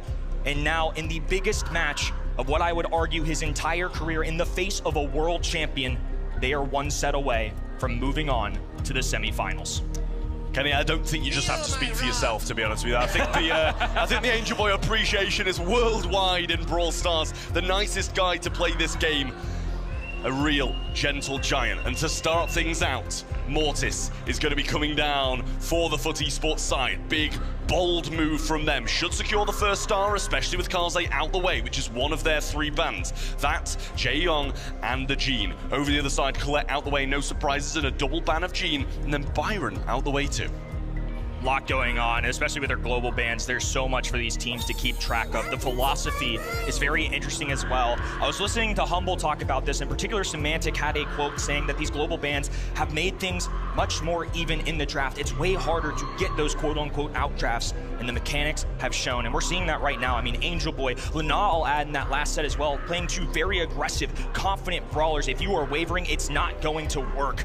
And this time, they double down again. They're going to grab that aggressive brawler right off the rip, but they're going against RT. I think as far as answers into this goes, RT has the range, can get a marker down if needed, and of course can drop the static, and they add more health points. This is gonna be a struggle bus for Mortis. A wonderful response, it really is, from Crazy Raccoon. It's gonna make it much easier for these RT hypercharges to be acquired as well. When you're playing at range, we quite often see through knockout, through bounty, that RT doesn't manage to get close to the hypercharge. But when playing into aggression, it seems that bit easier. Ollie to add to it as well, a really good brawl, as you said. They've got a lot of health points here on this side, which makes it increasingly difficult for Mortis as the more get picked up. But it also gives him more ability to chain those supers across and spin the game around. Now they're going to add a Pierce to it as well. One of the most dangerous brawlers in the game at the moment, a real sharpshooter, should be able to do a good job against RT, and for the most of the game, against Ollie too. Pierce somehow survived the global bans and the regular bans, and to get the value at the 4th and 5th pick, wow.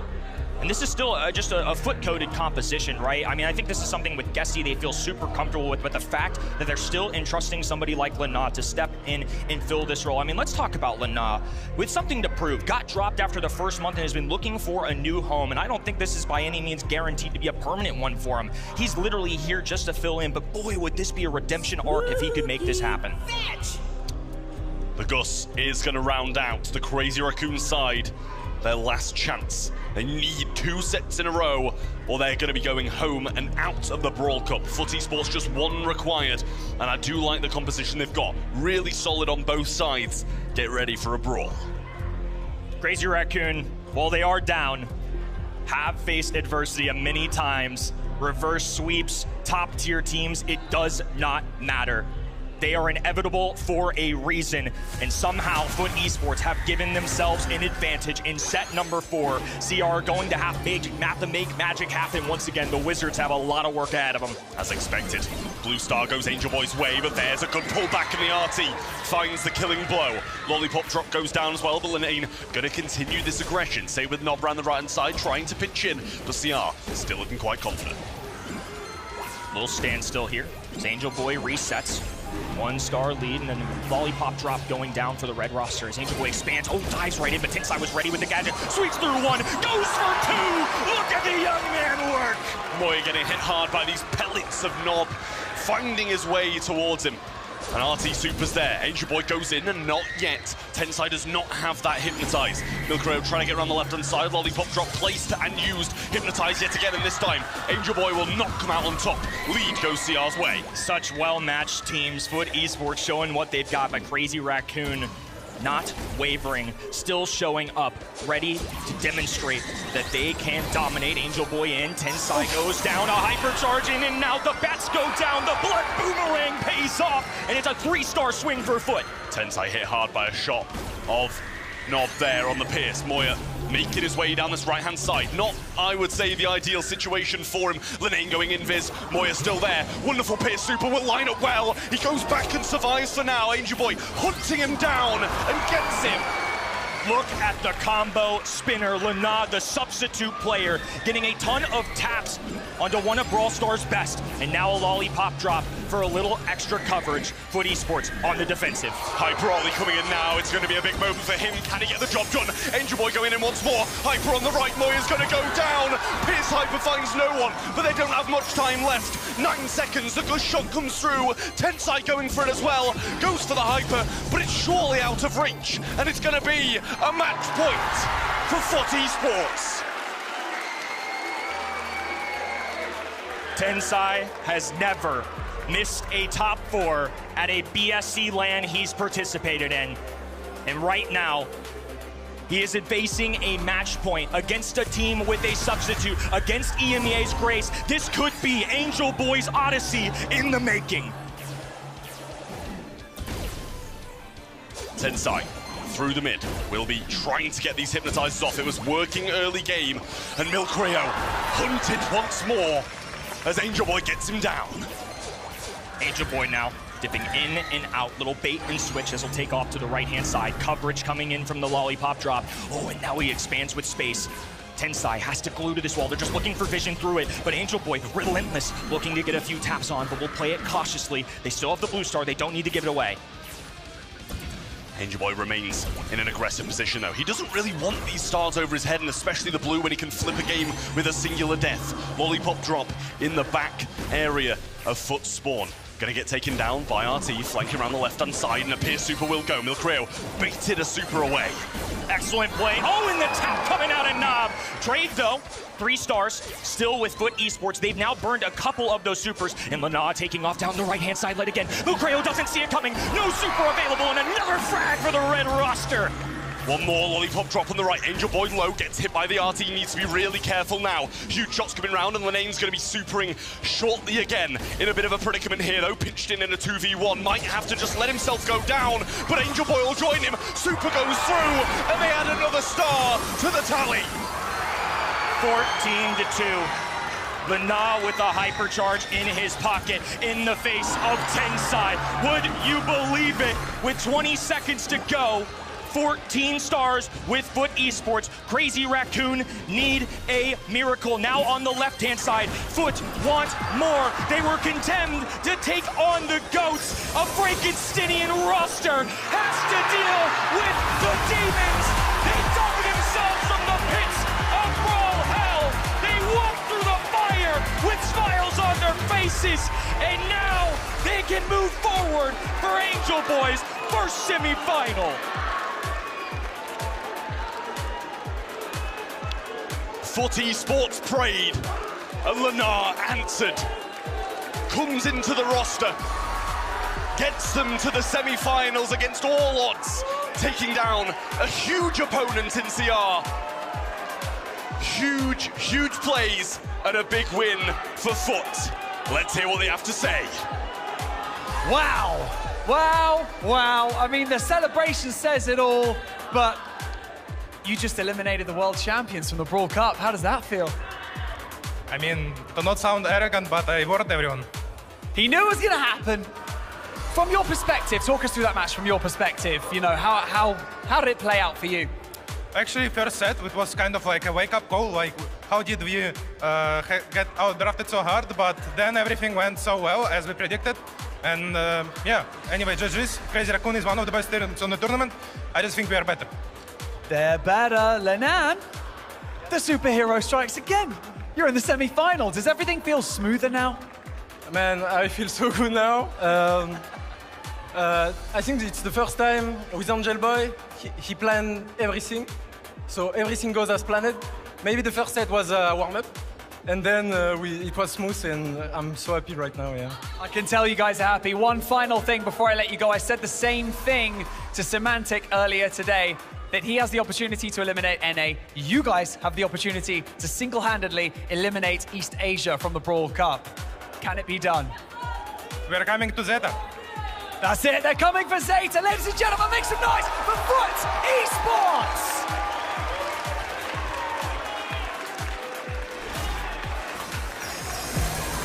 What an insane match as our last one for the quarterfinal. Not gonna lie, I'm a little sad we still didn't get to see a close match today. Another 3-1. I will take it any day though, because that was unbelievable. That man right there as well in that kit was absolutely disgusting. What a match, what a series, honestly. And Lana really does fill the boots. And this is what I was saying coming in. We had so many reservations on this squad as to how it was going to fare with a substitute. Historically, in Brawl Esports, having a substitution is nothing but having one arm tied behind your back.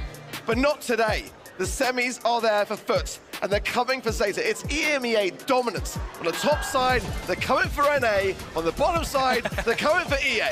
This is why we watch. It wasn't a 3-2 like you mentioned, Sonny, but easily the most entertaining match I've seen all year long. I mean, just across the board. Nob was tapping on the long range. Angel Boy, Lana with pop-off plays. Demonstration that this squad still has what it takes. I said in the pregame interview when I was off camera, if this squad beats Crazy Raccoon, why not them? After yesterday on Layer Cake, Angel Boy was playing Mortis. He told me, I don't think I'm going to stay the main Mortis on the roster, honestly. I'm not going to play Mortis tomorrow. There you go, and he's carrying with it. Well played, Angel Boy.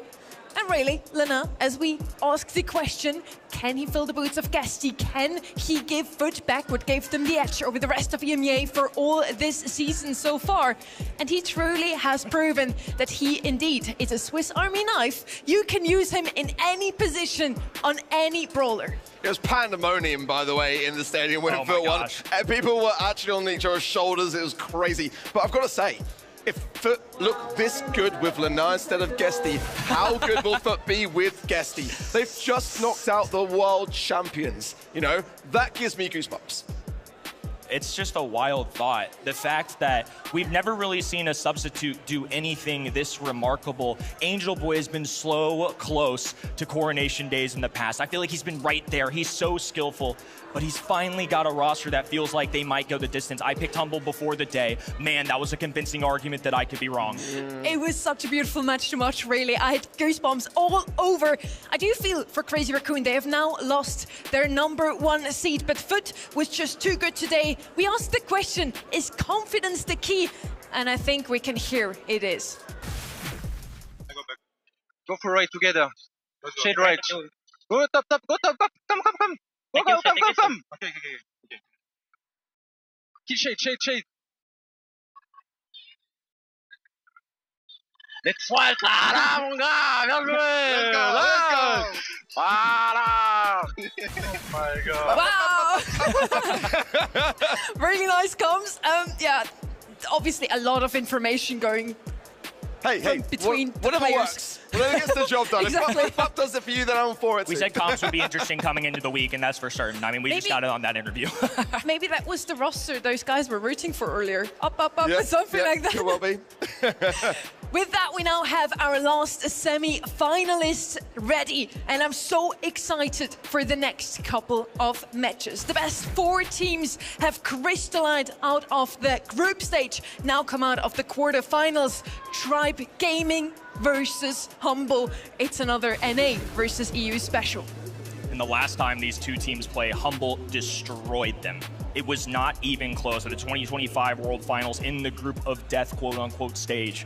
It was not looking good for Tribe Gaming, but this is an opportunity to bounce back. This is a different Tribe Gaming team. I would say in that tournament as a whole, they didn't look too bad, but Humble certainly had the better of them in drafts. And I remember that well because I predicted Tribe, and I really had a feeling coming in that they may have been able to do it, but it was just not even close, like you say, Kenny, and we see a couple of the picks we had as well on the side of Humble earlier today, capitalizing down on the fact that Naja was left open, and I think that that's something which they will not be letting happen against Tribe in the semi-finals as well. Good showings as well of Gloomy, Shade, I think as well. Lukey really demonstrating exactly how to play that brawler, as we have seen a couple of flops at this event with that one particular brawler. No, I'm not going to mention names, but we all know. Humble in their quarterfinal only dropped a single game. On the other side, we have Tribe Gaming doing almost the same, only dropping a single set. After the group stage, where it looked like they need each match to go all the way, they're now coming back stronger. The performance today, honestly, looked even better than what they showed us in the group stage. It's not going to be an easy one for Humble. Reassuring for North America, to say the least. But only Realm and Tribe Gaming very even in the regular season, and I just watched Humble eviscerate only Realm. I'm scared for Tribe Gaming. That's the honest truth. There's something about the mental side of this. You have to overcome a lot. You can be as good as you want about the game, but if you are not overwhelmingly confident in yourself, you are not going to be able to take down these greats. Now, one thing I see as well quite immediately so is that Tribe are seeing some similarity brawlers kind of going through the maps. The Sirius, the Otis, the Leon being repeated. Humble don't do that, and that's the thing that makes them more unpredictable, in my opinion, when it comes to their draft. And Tribe have got to be very cautious around this, to not sit back on those comfort picks too much, because it shines through the data. And Kanan is unreal when it comes to being that that rock for Humble and getting those drafts right, despite what Semantic said in that interview on that day one.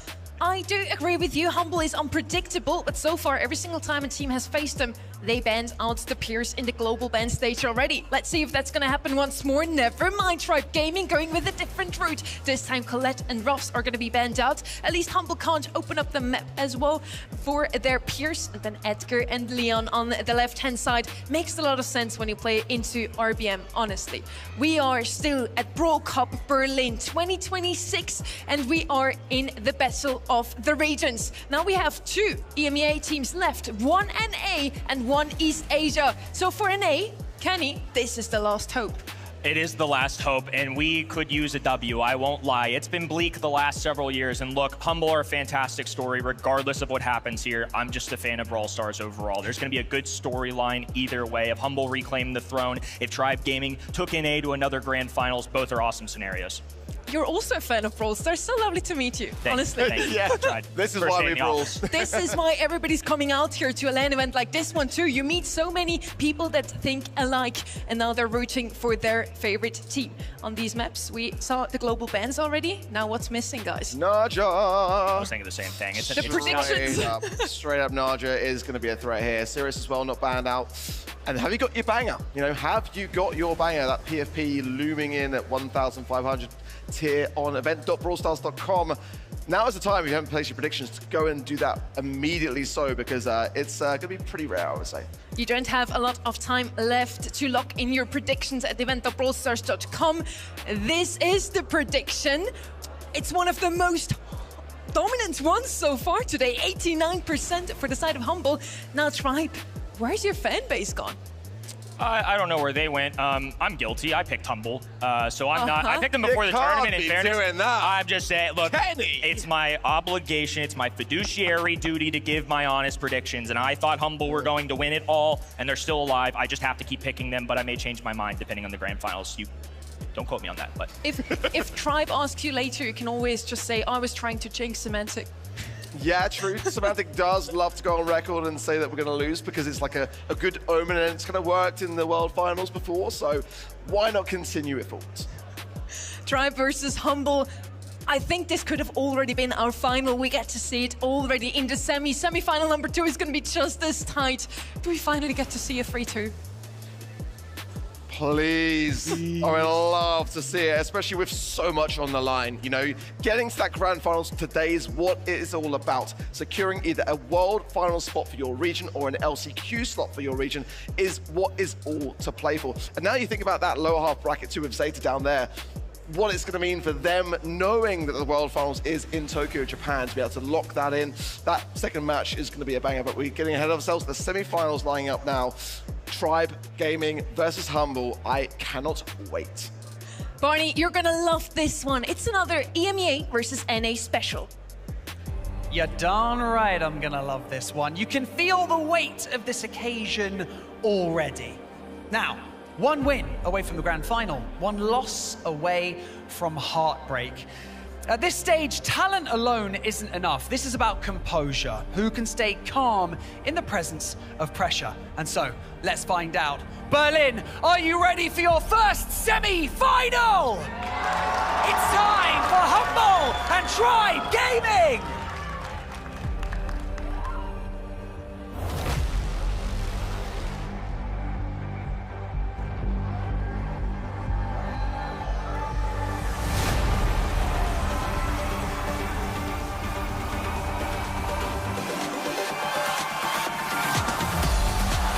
Dethroned at Worlds, but never broken.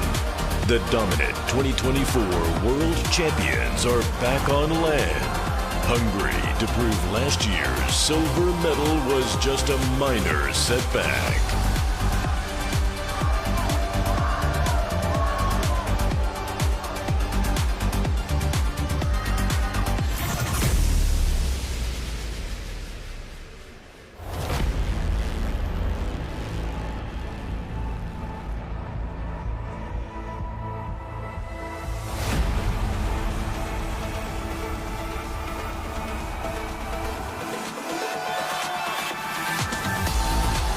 Once feared globally, these former kings of North America faced harsh critics back home.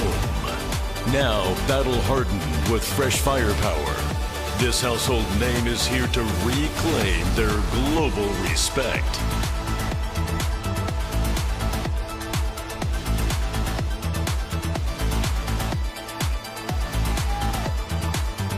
Here we go. Okay, the temperature in this room just dialed up a little bit. Semi-finals on the line. Semantic, any final words before you step into this match against Tribe Gaming? I hope I can keep my history of beating Tribe and don't fall back to my old times of losing to them. There's hope, Semantic. Diego Gamer, do you feel ready? I'm ready. He's ready, ladies and gentlemen. You can both spud. Thank you very much. Touch gloves. This is a boxing match, remember? No, I'm just kidding. This is Brawl Stars. Right. This right here is where great teams are tested, okay? Not just mechanically, but emotionally. Like I already said, who can stay calm when the pressure's on the line, when the crowd's screaming your name? It's time for Humble versus Tribe Gaming.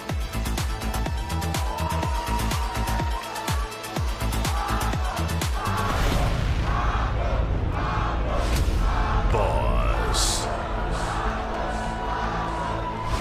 Semantic. Lukey.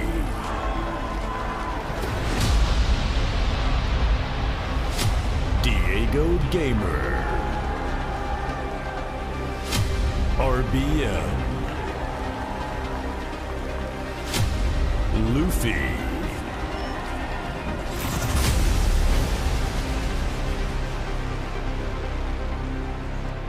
The crowd has been super loud today. Let's hear it one more time. Wer ist hier für Tribe Gaming? Und Humble-Fans, ich weiß, ihr seid sehr zahlreich heute. Lasst euch mal hören!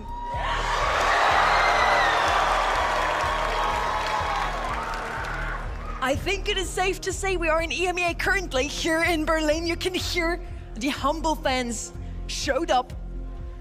Now, the question is, will Tribe Gaming get revenge? You mentioned it, Kenny. Last time those two teams have faced up against each other, Humble came out on top. They're starting the draft with a Gene. We are in hideouts on Bounty. Gene makes a lot of sense. Usually pair it with an RT maybe, so your long range shots do a bit more damage. First up though, Humble.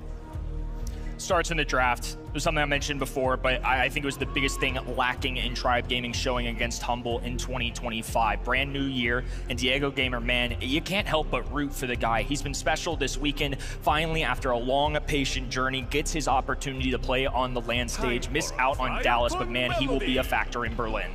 Kaze and Kit, for me, are two brawlers which could absolutely cause a bit of a pivoting point in this kind of draft and the way that things are playing out so far, the aggressiveness of it, and of course with Kit, the unpredictability of which that kind of brawler brings. I think both teams are going to be very cautious in how they tread in that regard too.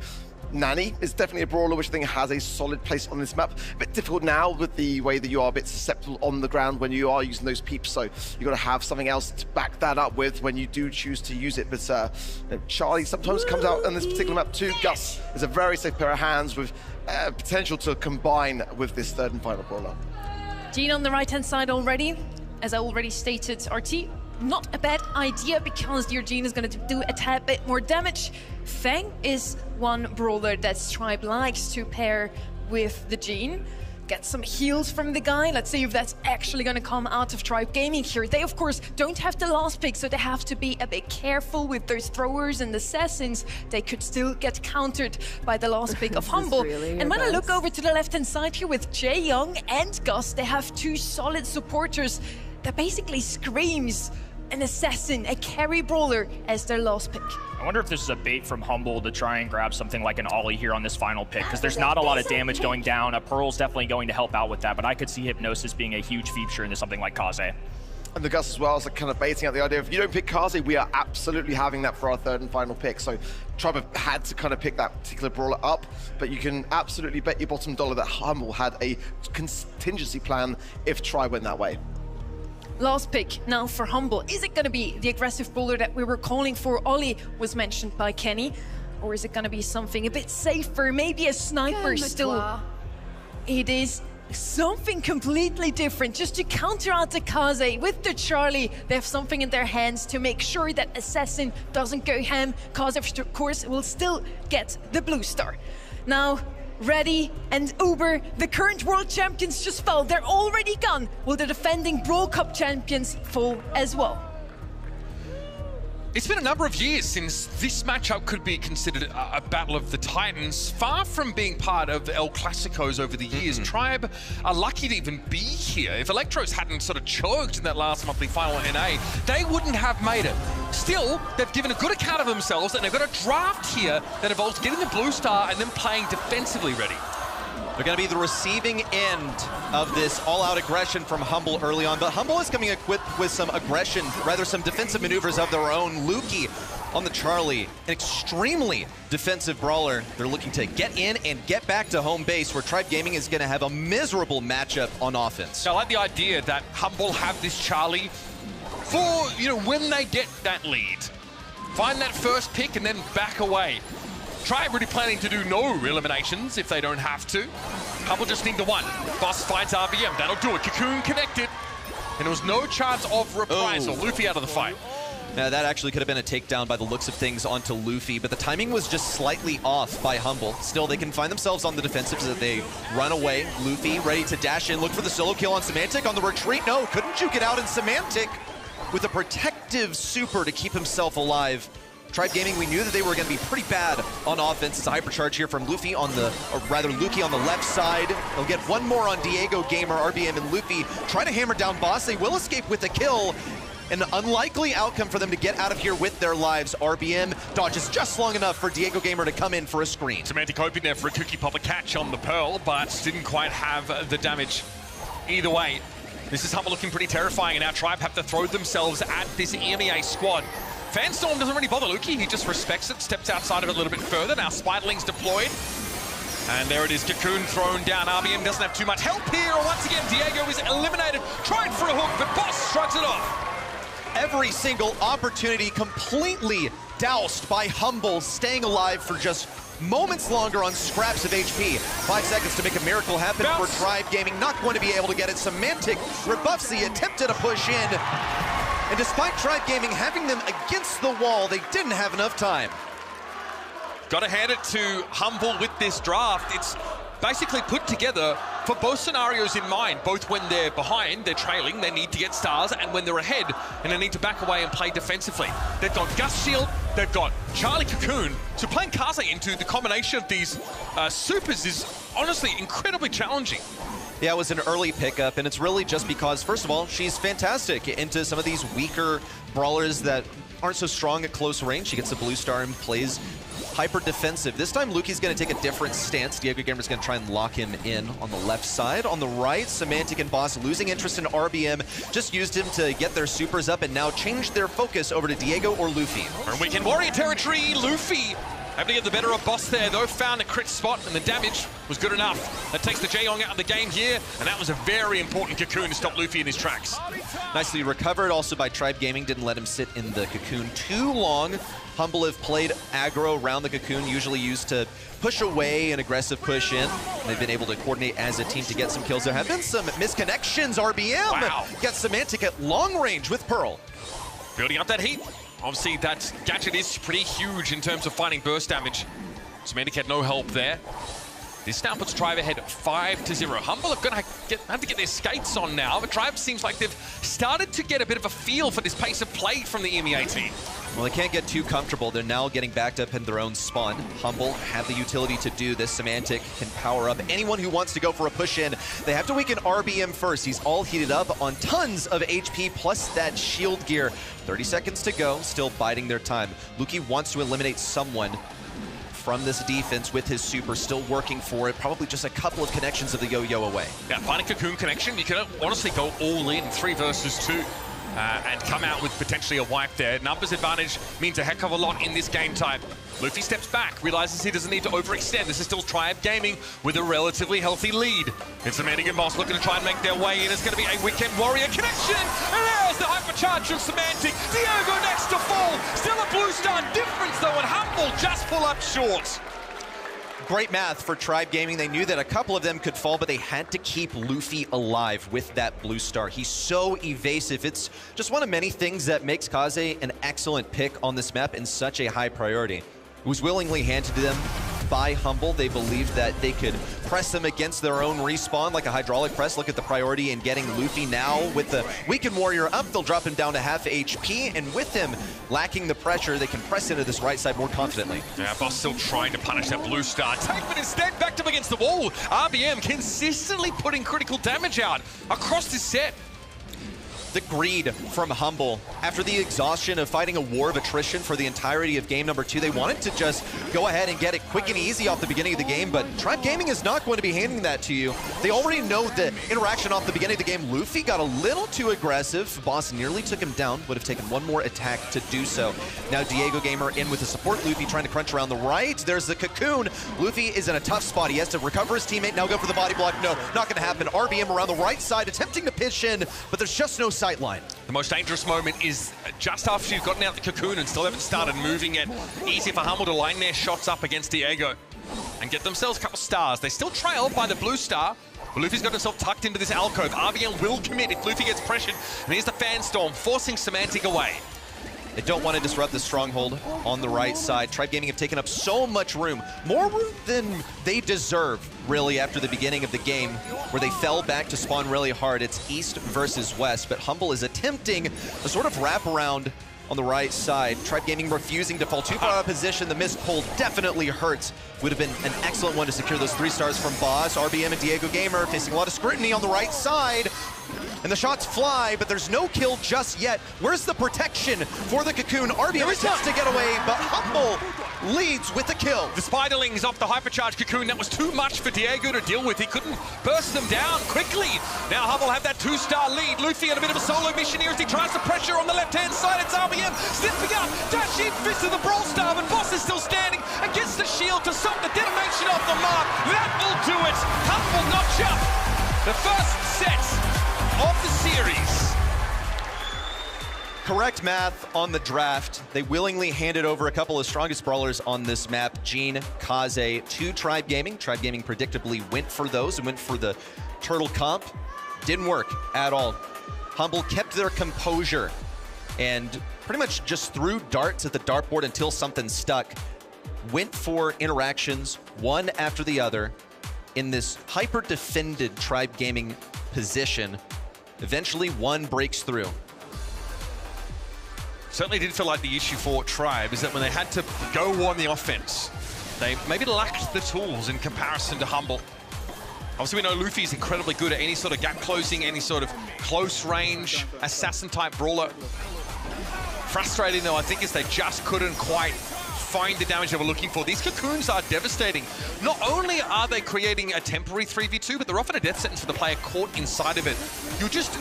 You emerge too predictably, and it's too easy to line up some shots preemptively just to take you down as you come out. Really smart heads-up pick here from Humble on this Charlie, because I think it actually had a pretty good responsibility there on the left side versus Diego Gamer. The Vengeful Spirits are never going to accomplish anything into him. It's just tit for tat, you know, gadget for gadget. The Spiderlings come out, here come the Vengeful Spirits to deal with them, and you force Gene back gradually. He doesn't have the DPS. He doesn't have a way of properly pushing you away, and Charlie's going to win that interaction in close range. He just walks forward and auto-aim, so he's forced to concede and couldn't get a pull really at all. I saw one pull, and it was totally wayward. Didn't hit his mark at all. That's what we mean by the execution difference, folks. Having Gene is important, but you need to hit those magic hands. Let's move along, though. Head over to Pinhole Punt for our second map of this series. And I'm looking very closely here at the bans, because Lumi and Stu, importantly, have already been taken away. Both teams happy to reach for the Stu. Chester also banned by Tribe, and on the side of Humble, it is Mortis, Ali, and Meeple off the table. I think there's a lot of priority here on disrupting Luffy's play. You saw Humble really harshly target banned Sands in that first quarterfinal match of the day. I think they're doing the same thing for Luffy as the team's playmaker, also as the ringleader for the squad. And just looking at their gameplay, very often it feels like he's doing his own thing. Naja open again. She is so frustrating, so challenging, and can apply that poison with such consistency that you never really feel like you have a chance to stop and get fully healed up. Really annoying for tanks, even if Naja's damage isn't that high. She's constantly keeping them revealed inside the bushes with those damage ticks. And then her super, you know, spawning those snakes, forcing you to answer those. Is the same annoyance that Tribe faced with the Spiderlings of Charlie in that previous set. She is so powerful. Let the weak be Once again, drawing parallels to Humble's previous match today versus Only Realm. They managed to get the Naja on sneaky fields, and you would think, no, it doesn't make a whole lot of sense as a bush map. We want to get high mobility brawlers in those bushes, stuff that's tanky, that can take advantage of the lack of sight lines. And Naja in close range isn't really that great. She does have a gadget that can blast you away, you know, keep her alive a little bit longer, dive into the vase. But they've been able to play around this pretty well. Wonder if this one's going to be handed over to Luki again. Have to acknowledge a Sirius, of course, a great defensive brawler, can be run down. Fink's a great brawler to put in mid, and just has to get a super, basically, to make this momentum kick up for Tribe. But there's not a lot of damage for Tribe yet. Not a lot of that consistent output, especially if Luffy doesn't want to expose himself to direct sight lines and uses the thrower aspect of Sirius's damage. So you have to sort of fold something else in here to define this composition for Tribe. On the side of Humble, there's still a large number of options.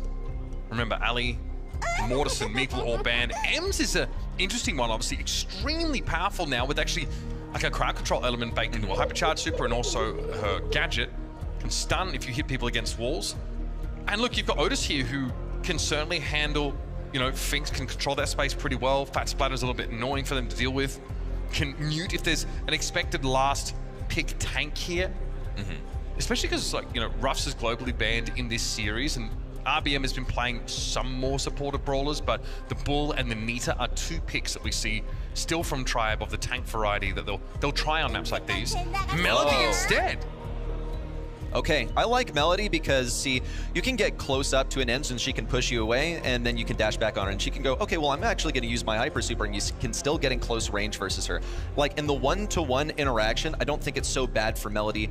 This is the math, but Ems is going to be pretty good into this Finks at mid. Once she gets in those bushes, she's going to be a total thorn in their side to remove. Here's the next thing, is I don't see a single good goal scorer for Humble. This composition oozes confidence. They believe that they can get a team wipe and then a goal off of that.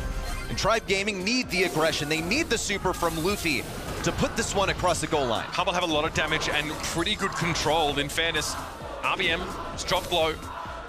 Semantic and just keep sending these shots in, and yeah, RBM's going to be forced out of the game. That's the thing. So the key control brawler on the Tribe side out of the picture now. Luki, they're going to run it down. Diego able to pick him up. These shadows are still going to be a bit of a problem, as Diego has an open run here. Oh, had the lineup too, but didn't have the confidence to go for the super shot. It looked like Tribe Gaming, unfortunate. Looks like a goal-scoring opportunity for them. Now Humble have the opportunity to push out. Luffy's going to create the aggression. In and out versus Boss. Tried to bait a gadget. Looks like he didn't get the chance at all. Now wide open on the right side. RBM with the teleport back to contest Luki and shrug him off for just a moment longer, preventing the goal. You can see how challenging it is for Boss to fight against the Melody. Melody gets ahead of that cone of gas so easily. There's a Caustic Charisma at the ready though. Boss might want to push up and make use of this now as Diego Gamer tries to kite away. Shadow easily removed now. RBM also being tickled a little bit by this M Super. You know, gas does span pretty wide inside that Finks field. Hard to play into it. Yeah.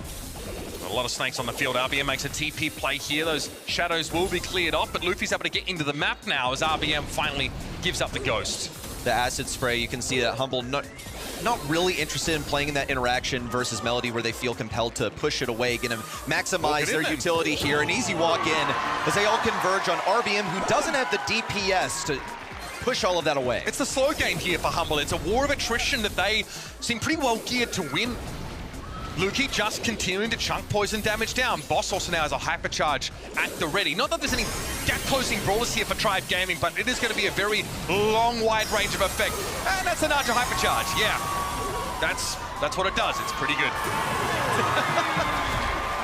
Not just that, it's gotten them the entire game victory. It is a countdown to 6 hypercharged snakes coming down on the field, and there is nothing to deal with that. Maybe a Melody could get some little notes off of that and push it back, but you're still dealing with poison. Those things are going to dash on you. They're going to attack you in close range. It is horrifically bad for Tribe Gaming. They don't have cleave damage really outside of the Melody notes. Pretty bad. Okay. Still, we'll see Diego pressure this right-hand side. There was a goal-scoring opportunity earlier for Tribe, and they just sort of lost their nerve. Might be one here too. Diego Gamer gonna try and get through, and he walks it up. His last tick of health. Really, really close. Had to stuff Humble with that ball so that they weren't able to attack him. He was able to survive just long enough to walk it across the goal line. Redemption for last game, by the way, where he nearly got a goal. Left side cleared out, RBM on low HP. Diego Gamer tries to rotate over. It will be successful now. Subversion, Boss falls. Luffy trying to be the hero. Muted by Semantic, and as he comes out, cannot use it. Really, really high-tech game knowledge right there to know that you can mute someone, and the ticking damage is still going to affect them as they come out of the respawn shield. Luffy here, though, free to try and work the right wing. Diego wants the pressure. It's RBM muted up instantly. Semantic at the hypercharge. Attached to that, so it was a stun and not just a mute. Now, with Diego being as low as he is, that super's going to do him in. And Humble don't have the fastest playing composition on this map. They simply will retake this mid-control and attempted a sneaky backdoor there. Luffy needs one more shot for the super, gonna dash around, but can't get rid of Luki or Boss. Diego Gamer trying to keep Boss right now. No, not quite gonna take him down, gets poisoned. Luki now falls with a hypercharge. Who even cares if Luffy's there? RBM gonna meet the same fate as last game, despite the DPS. Humble will get to walk this one across the goal line. Just under a minute on the clock.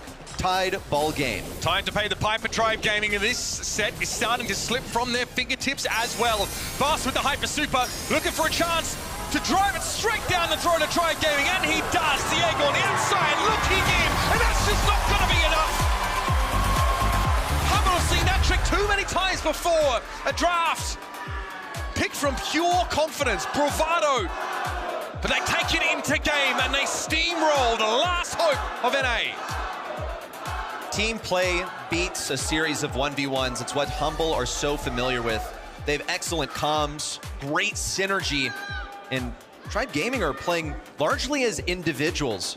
But can you blame them? They haven't been together as a team as long as Humble. They have Diego Gamer coming in this year. And while he's been a phenomenal player historically, has not really meshed with the team as well as they had hoped. Despite all of their work, it's just not clicking. Tribe Gaming, in my opinion, though, are better than this. Couple of flubs there, I think, throughout Brawl Ball that saw them give away opportunities to take the lead. Confidence, of course, is always going to be in question when you're up against a previous world champion and a team who is still chomping at the bit to show what they're capable of. Not to mention, Humble's natural predator in Crazy Raccoon has already been eliminated. So I'm quite sure that gets in your head a little bit here, but you cannot afford to make a mistake against this team. They are too well drilled. Tribe making major mistakes so far, it looks like, in the draft, just really splitting their priorities apart way too much. They're imagining what this Sphinx is going to be doing at mid, only to get pushed back by an Ems, to have too much damage dealt to them. Sphinx also doesn't have any stuns to work with. The entire team didn't have any stuns to work with. The defense was not there. Humble now are one singular set away from our Brawl Cup final. Looking to run it back and be consecutive champions and earn EMEA yet another slot at Worlds. Things are going to simmer down here in Knockout. The action's only going to kick up towards the end of the round.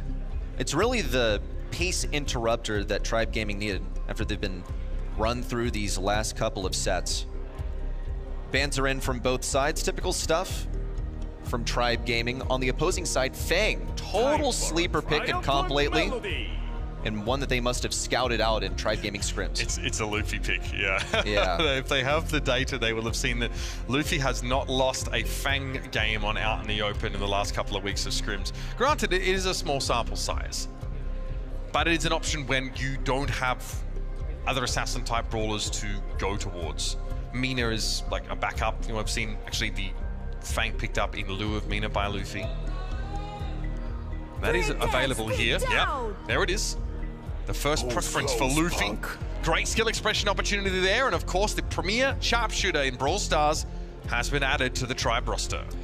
Just a safe selection here, but you kind of got to go for it.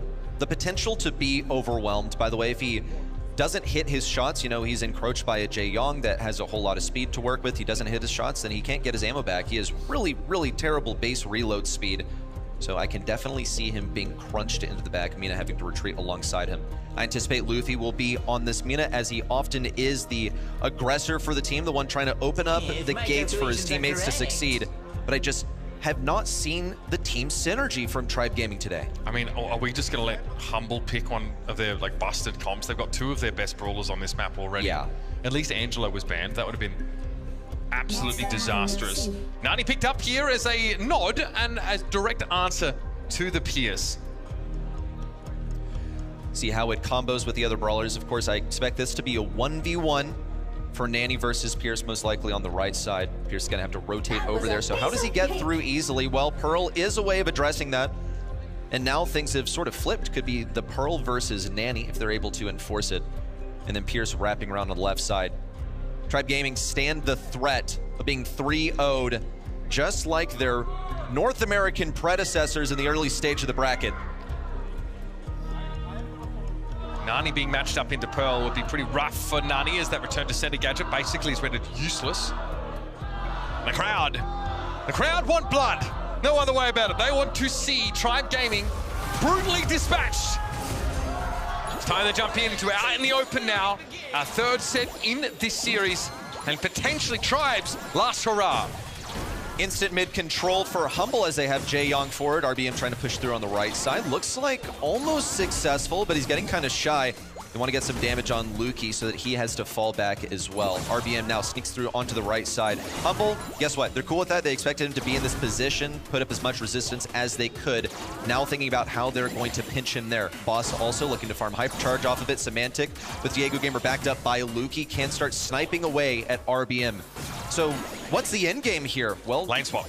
Yeah, Tribe Gaming also are going to profit massively off of things closing in towards the end. Humble, not so much. Lukey does not want to fight the Pearl at all.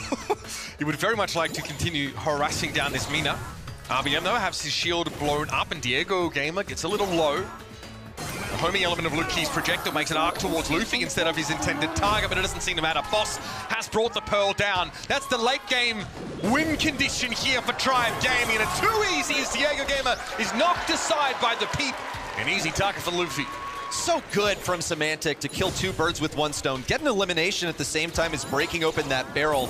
Now it's going to be pretty bad for RBM to move on the right side. Luffy's going to dash ahead and try and clear the way as well. Luffy looking for a solo kill. No follow-up. Yeah, won't be able to follow it up. He didn't have ammunition for it, but puts RBM in position. Hypercharge out. Luki can retreat if he needs to, and same goes for Semantic. Tribe Gaming know that it's not worth it to keep fighting.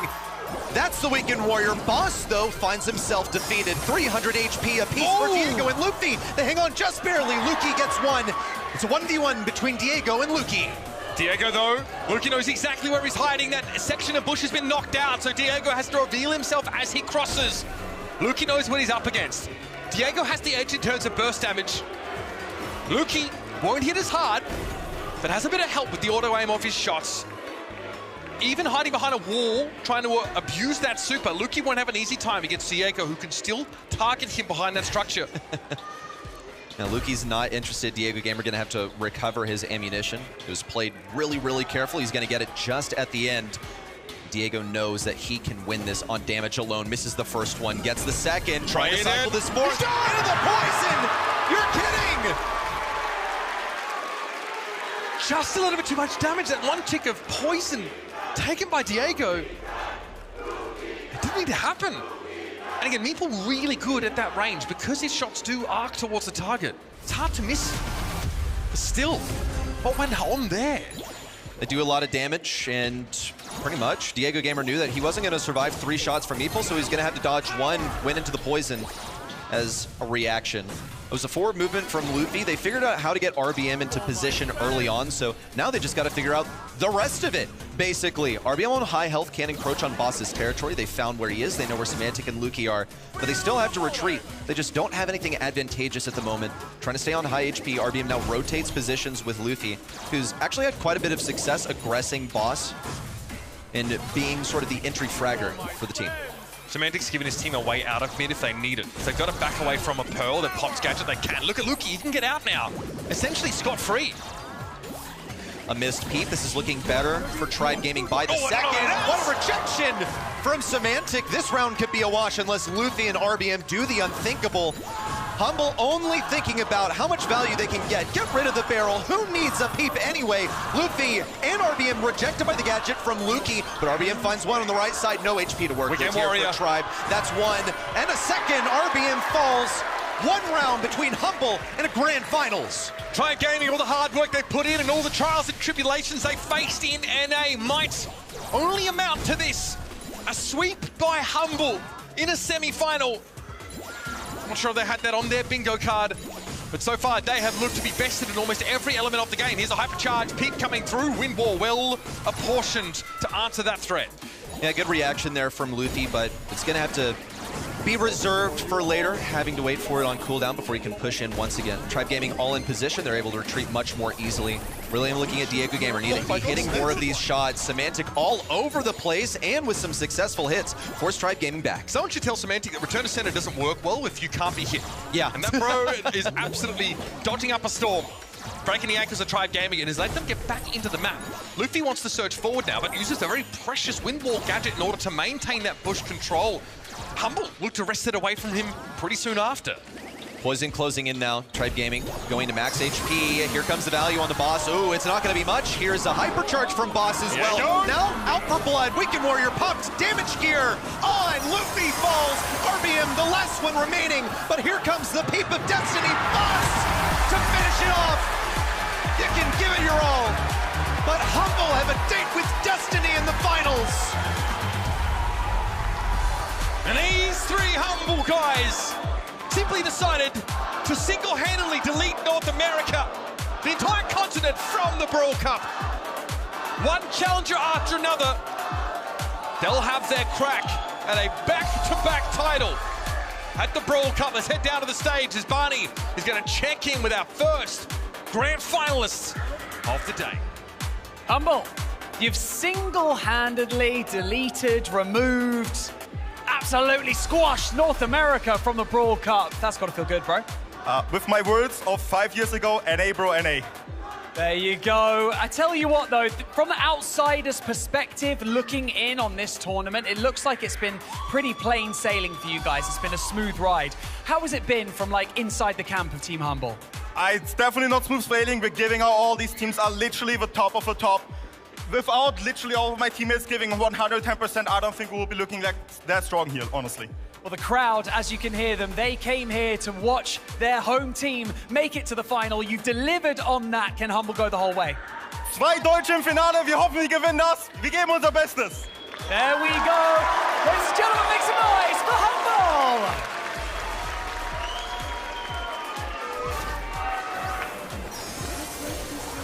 Humble with a quick 3-0. They don't take hostages today. Not a single set dropped. In fact, the only set they dropped all weekend was against Bounty Hunters on day one. Which Semantic did blame Kanan for as well, by the way. They didn't take any responsibility in terms of the mechanics for that one. But, I mean, Humble are just different beasts at LAN. You know, we look at their monthly finals performances, and there was definitely a couple of slips and a few looking directly towards April, going out in that quarterfinals to big talents that they were able to just brush off the dust from. They are looking like a team that will absolutely be, in my opinion, the favorite to continue to hold on to that Brawl Cup title. Uber, you got to cast that one, and you mentioned it earlier. Humble now has the chance to single-handedly eliminate NA and Date. Yeah, I mean, it must feel pretty good for them because there's always the sub-narrative of NA versus EU in these tournaments, but I think it's time to get real about it. North America are a long way off, and frankly, they have been for quite some time. People had hope for this tournament, but it's obvious now just how far behind that region is. And Ark, you were saying the draft of Humble is just especially unpredictable. I took it in my notes now. I will global ban Pierce for Luki and Jaeyoung for Boss. How insane was he on that brawler? Yeah, it's absolutely disgusting. And you were saying to me during that match as well that he went on Twitter, right, and said, like, you can't carry Jaeyoung, I beg to differ, and I'll show you. And that he did. It's just remarkable. It really is unreal what we're seeing. And now we have this thing where we've had Humble just decimate North America on that upper side of the bracket. And the evolving story on the lower side with FUT Esports having taken out the world champions, now Zeta in their crosshair. Are EMEA going to do the unthinkable? Take out North America there, take out East Asia there, and have all the goods goes to spoils. They kind of did it last year, though, with the exception of Toxic Lotus upsetting some teams along the way, but this is looking hauntingly familiar to 2025. Last year we had Humble versus SK Gaming in the finals. It was all in the sign of EMEA in Dallas already. Now we're in Berlin. Is it going to be EMEA all over again? We're going to find out soon. And we're going to have a little segment now as well. We're walking around the venue here today and passing on some messages to each other as well. And I was involved in that, so let's go and take a look at that now. What would you say to a cameraman, to a caster, to a talent, to a fan? Let's find out. Guys, what would you say to the cameraman? Show our sign. We need a cameraman. Camera guy. The fans want you to film their signs. Can you do that? Sure, I can do that. Yay! Okay. But if you could say something to the fans, what would you say? I would say just give it all you have and enjoy yourselves out here. Guys, the cameraman wants you to give a lot of energy. And if you could say something to Ark, what would you say? Press the button! I'm in the makeup with Ark, and Ark, the fans, they really want you to push the red button. I know, and I love pushing that red button. And we've done it once already, and maybe if you keep watching on event.brawlstars.com, we'll do it again. But if you could tell Trav one thing, what would you tell him? Trav, your golf swing is terrible, mate. Sort it out. I'm here with Trav, and Trav, Ark wants you to know that you have a terrible golf swing. Oh, if you've seen this guy swing, it's absolutely terrible. Looks like a 4-year-old child swinging a golf club. I'm definitely not 4 years old, man. I'm standing right here, so. But your friends, right? No. No. I refuse to use that word. Trav, if you could say one thing to Ash, what would it be? How does it feel to be a literal trash can? If I see one more kid. Ash, I have a question. Yeah. Trav wants to know how it feels to be a literal trash can. Well, it's good to be providing something useful for society and somewhere for people to put all their rubbish. Because if I see any rubbish on the ground, that's when I get angry. Yeah, I can see that. Do you have a question for the fans? For the fans, I got a question.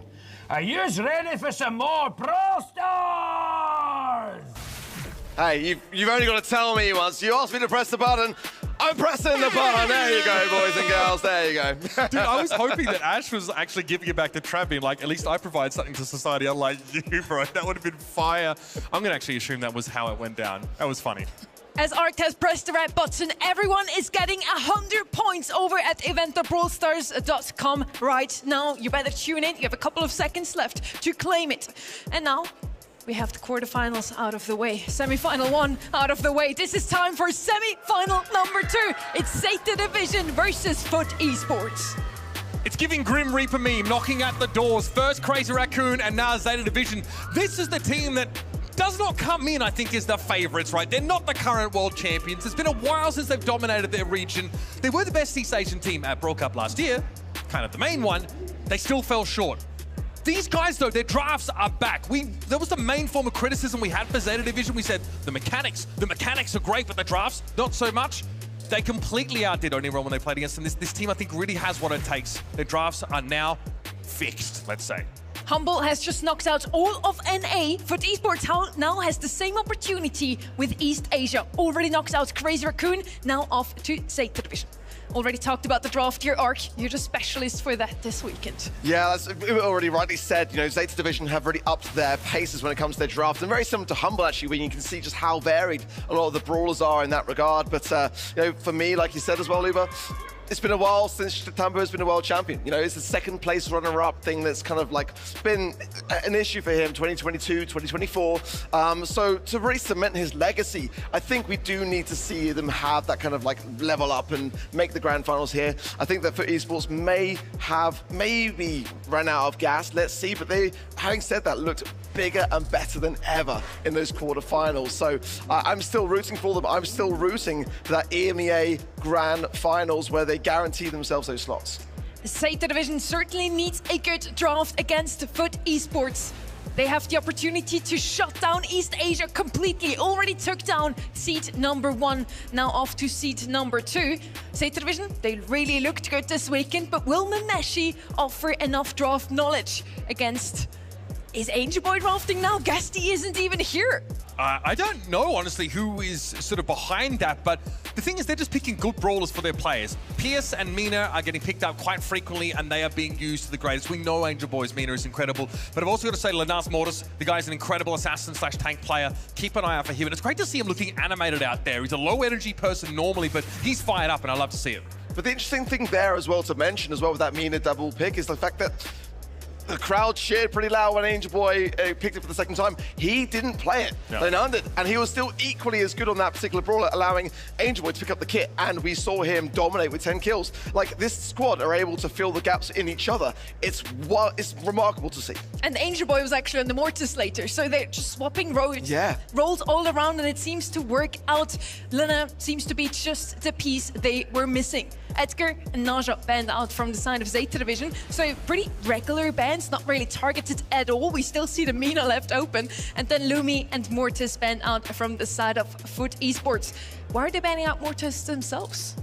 I mean, again, I don't know if they want to run into it. Shtapa was on the other team as well. You look at Mechanical Gods when we talk up how good Zeta Division are, and I think if you're Foot, you have a strategy that doesn't hinge on Mortis, then don't leave it open. Make sure you don't have to face it and have something volatile mess up your strategy. Bells Rock is going to be our first map. We see it here, a rather open map. Now, who's usually a bit more sniper-sided, sniper-pilled? I think now with the Buffies and Griff, like you run a real serious risk if you don't prepare for a potential long-range affair. I think that's kind of where teams' minds are at the moment. It's not necessarily the strongest brawler when it comes to the Buffied brawlers, but it's definitely a threat, and that will break potential as well. So committing too early on, there's safer picks to have. Let's be honest, like Gus was seeing a bit of a rise up in him recently in this event because Pierce, when banned, it's like the next kind of best option to go for. But it also allows you that synergy with brawlers like Ollie, who are pretty much like out of the mix for the most part, but require that kind of synergy, that kind of combo to really get the best out of it. So looking forward to seeing, again, some really, really solid drafts and fireworks on the stage. We saw the new brawlers globally banned very, very often. Sirius this time is actually left open. We're going to see him a couple more times. So now it's time for our semi-final number 2. Let's take it to the stage. Humble patiently waits for their opponent in the final. This tournament has delivered some incredible moments so far, but now we require another level. And I bet out of the next two teams that are about to step onto this stage, either of them can provide the level required. And so, ladies and gentlemen, make some noise for your next two semi-finalists. It's Zeta Division and Foot Esports.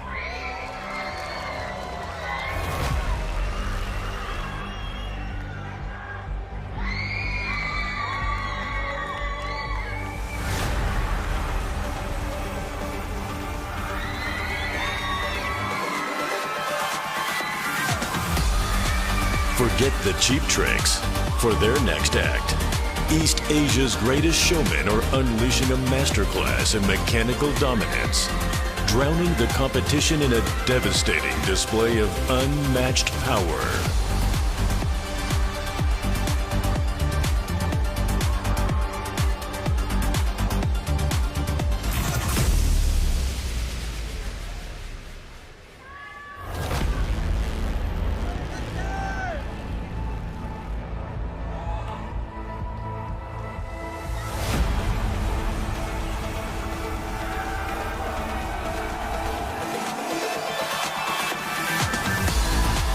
After a flawless regional sweep, this ruthless trio is ready to silence the doubters and conquer the globe.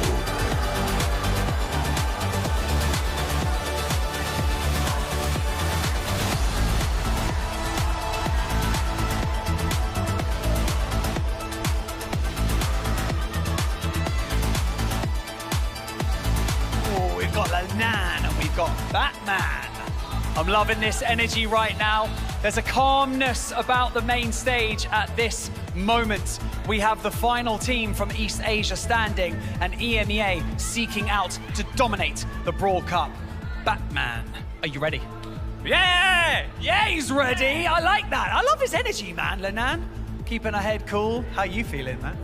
I feel ready as well, yeah. We're gonna give our best. It's just ready to go. Angel Boy to Fight the fight, Bando! Fight the foot, Bando! Okay. With that being said, head over to your seats. Thank you so much. Thank you so much. They didn't touch gloves, but that's okay. Ladies and gentlemen, the pressure sometimes crushes great teams and it lifts others to the highest of heights. Let's see who has the nerve to stay calm on the main stage. It's Zeta Division and Foot Esports. Let's go!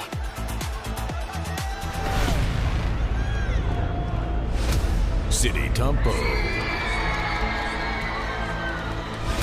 Suzuku,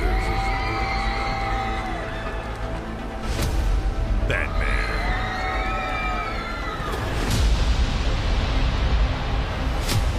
Lenan, Angel Boy, Nah.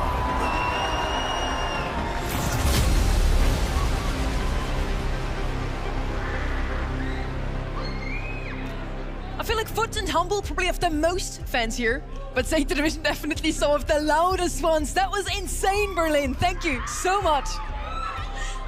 Now, heading into that semi-final number 2, is there a brawler, guys, that you haven't seen yet, that you really want to see today? Well, that's a great question, actually. When am I seeing Gray? It's just like not really the meta for him. It could be on this map, but I think it's less like when you got brawlers like Kit, brawlers like Pierce, like the long range affair. It's kind of hard to. Where's my boy Ziggy at? Yeah, that's a great shout, by the way. Yeah. On this map, honestly, we've seen him as well. I think we saw like a Gray used on like Hideout earlier, and it was like trying to punish a blue star take from Kaze. I wasn't that excited. I'm impressed to see like the Ollie ban here from Foot. Zeta will always try and prio that brawler on this map. They play it the most. It's been pretty solid performance for them. Some aggressive brawlers banned out on either side. Kit's double ban.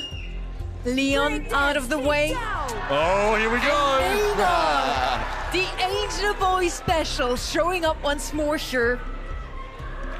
Of course, on a map like this one, gonna come in handy. Picking her up so early might be a bit risky. Jaeyoung is immediately gonna follow here from the left-hand side. Pair it with Pierce. You have the speed, you have the range. Not really the damage just yet to deal with Mina, actually.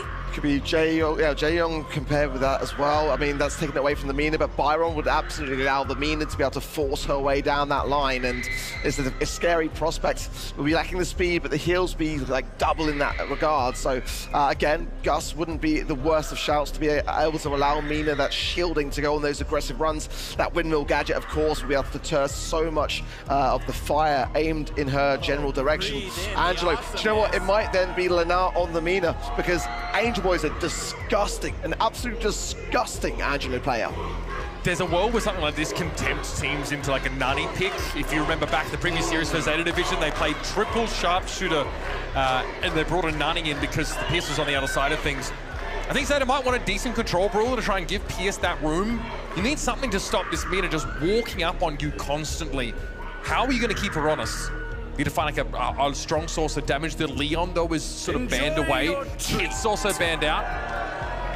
Man, yeah, a Byron to combine with this Angelo. Some real long-range potential now. A sniper on either side now. Some heals for Mina. Heals also on the left-hand side from Jaeyoung, of course. What they're missing is something like a Charlie now, just to make sure they can counter Angel Boy or Lena's Mina.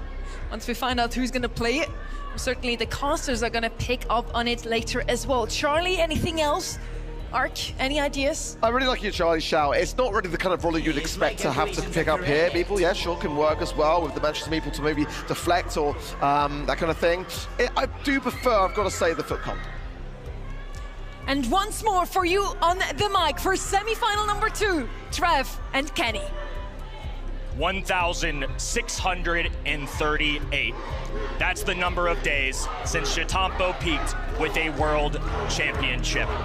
And now, Foot Esports are knocking at the door. The Angel of Death meets the laughingstock of the 2025 World Finals. Mechanical Monsters, Demon Destroyers, semi-final 2 of the Brawl Cup, LCQ and World Finals on the line. Give it up, Berlin. We've got a banger matchup. Angel Boy starting really aggressive there, was forced to back up by Batman and Suzuki pinching this left-hand side.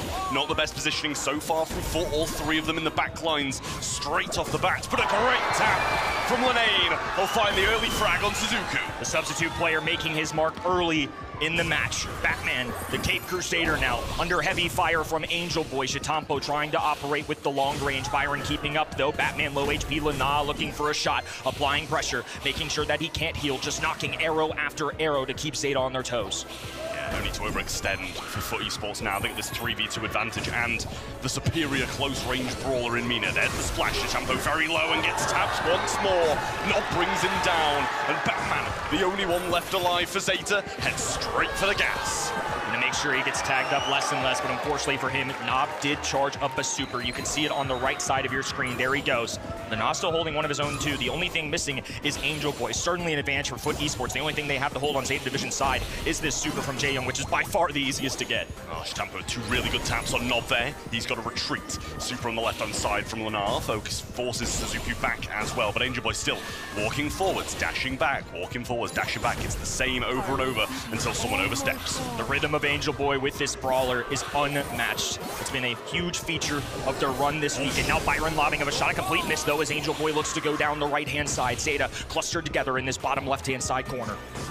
Not a good spot for him to be in, especially with Mina coming around this right-hand side, looking for the pinch. Couple of taps on Chitampo so far.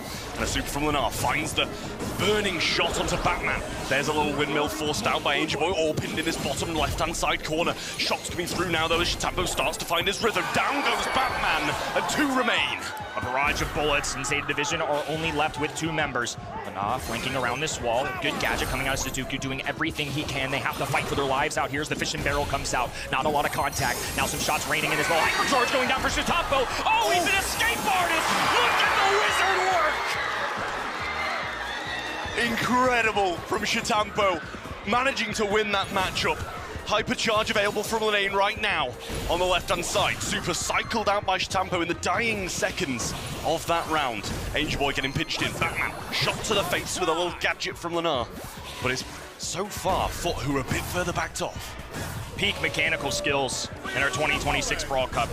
A lot of action this weekend, certainly some entertainment as well, as now Angel Boy takes down the right-hand side, and the shot from Nob, though, the heals aren't coming through. Has to be careful. Now they're going to try and get the rage quit. A windmill up, gets the kill. How does Angel Boy keep getting away with it? Batman's one as well, still burning down, and Angel Boy smells blood in the water, tries going for it, but backs off. They're in this 3v2 situation again, same as the first round. They know if they play it calm, composed, they're gonna win it in the late game.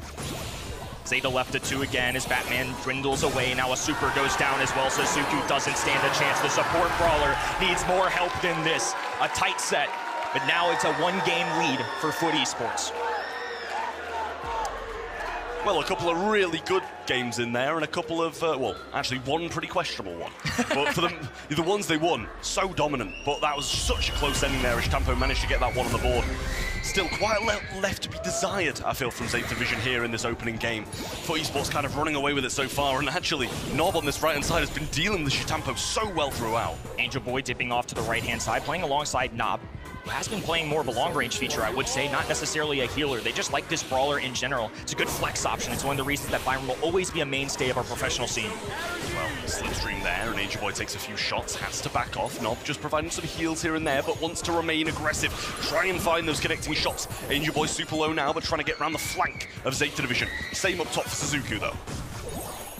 We've seen this dance all day long as Angel Boy is looking to get an isolated play. Batman dropping a super. It's a complete waste, though. Angel Boy's completely baited this out. Now Mina will regroup with the teammates. Batman with a stun, but he's left all alone. The nod there to circumvent this as well. Goes into the fog. 3v2. Shitampo now has to be a hero once again. It's 2 supers available. A hurricane, a swamp. I mean, they're throwing every single weather element at Shitampo. Now he's backed into the fog, and Foot Esports claim the round. Yeah, I mean, it seemed to me like Nob was just kind of being sacrificed there. It was like 2v1, and then we'll make it a 2v2, but he actually managed to get the trade, and Nob is playing this Byron incredibly. Yes, Angel Boy's going to be the front man. Lineate's hitting some incredible shots, but the heals and damage output of Nob has been incredible this game. Everybody doing their part, especially on such short notice, especially against the world's best. Foot Esports have remained tall. Suzuku left-handed, trying to drill some heals.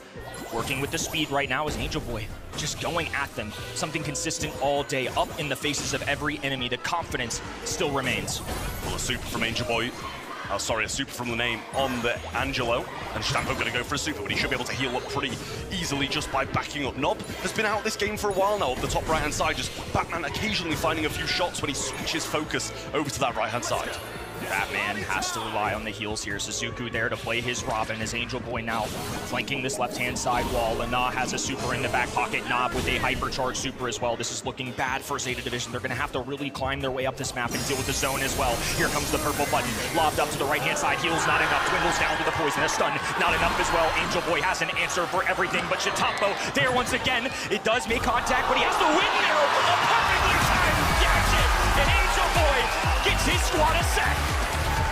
Man, I thought Shitampo was going to do it again, but Angel Boy is not letting that happen twice. And Foot off to a flying start with some absolutely beautiful knockout gameplay, managing the offense and defense so well. And that man there providing loads of heals. And Angel Boy has said, the front man, giving us a little smirk. He knows he's played that well. Ooh, that is a dangerous smirk as well.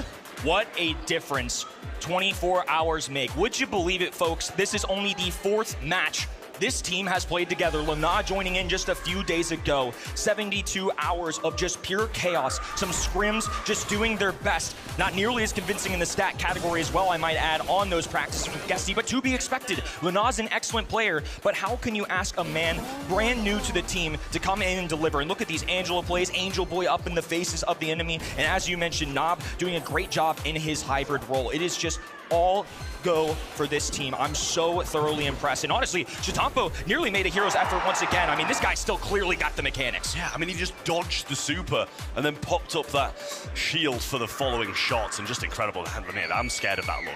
I'm scared of that look. Never mind Zeta Division. 5-4-4, real team effort from Foot Esports there. Batman just lacking a little bit in some damage and DPS, but Suzuku and Shitampo getting a few kills on the board, but not quite enough to beat Foot in knockout.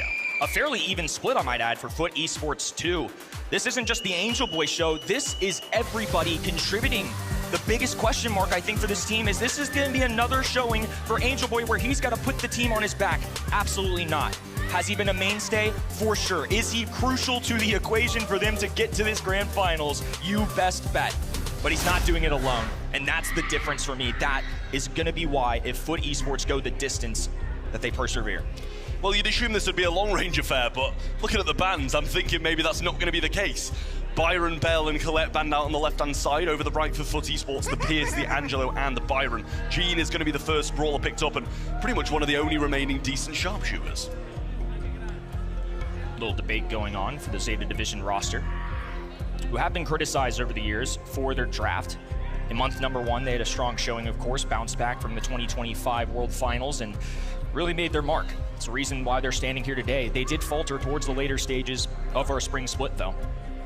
Now they're looking at a Gene, a safe option. And yeah, Jae Young just coming in. I think it's just another safe option. Nothing wrong with this. Obviously, the Jae Young not going to be working alone, though. I imagine they get something semi-aggressive or maybe a long-distance brawler for now.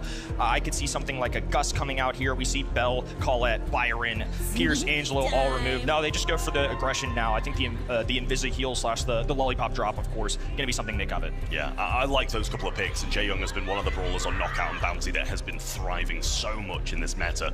Really, really dangerous. Leon as well, as you mentioned, that lollipop drop, really, really solid. And kind of a lingering speed when you come out of it, and a little bit of lingering invisibility, definitely an absolute treat. And you want to take that away from Linane as well. We saw him playing that brawler just in their previous game in the quarterfinals, and they dominated Zeta's counterpart. I was literally about to say, I know it's Shooting Star, but I mean, come on. Why not? Why not? Give the people what they want. They just keep clicking the button, keep it simple, stupid. I mean, why not? It's just been working for them all day. I don't know the win rate numbers off the top of the dome, but they certainly passed the eye test with this brawler. Yeah, I mean, even when losing, the brawler's not the issue. That's the thing. Absolutely. Right? Even if we see him lose, the majority of the time it's not going to be Angel Boy's fault when he's on that Mina. So really good pick. You kind of got to balance that aggression on a mode like this, though. You're going to be spending a lot of your ammo just dodging, staying out of the way, waiting for the right moment, and the Gus to go along with it. Really good pairing. You know, you've got some Gene heals in here, Gus shield when you want to go in, and you've got to time it well. This is the call out I made for the left side. I think it's still fine. They have a 6 pick. They can react to this, but especially like I mentioned with all these ban stages, you were saying it was no longer going to be a long-range affair. Well, they just had to dig deep a little bit to find that brawler of choice, and it seems for a lot of pro teams, it's Gus once you get past these first few. Yeah, absolutely. It's kind of just the lingering long-range brawler. And don't get me wrong, it's not bad. It's not bad at all. RT going to be another brawler that can fight at range, but more than capable close-up and personal as well, which is what he's going to have to be against Angel Boy on this Mina. So big decisive set here. Either Foot are going to go 2 up against Zeta Division, or they're going to just about get back into it. Another Foot set with Mina on their side. I would feel pity for the other team, but at some point you just got to learn your lesson. This could be a 2-0 lead for Foot Esports. EMEA's #1 taking on Zeta Division.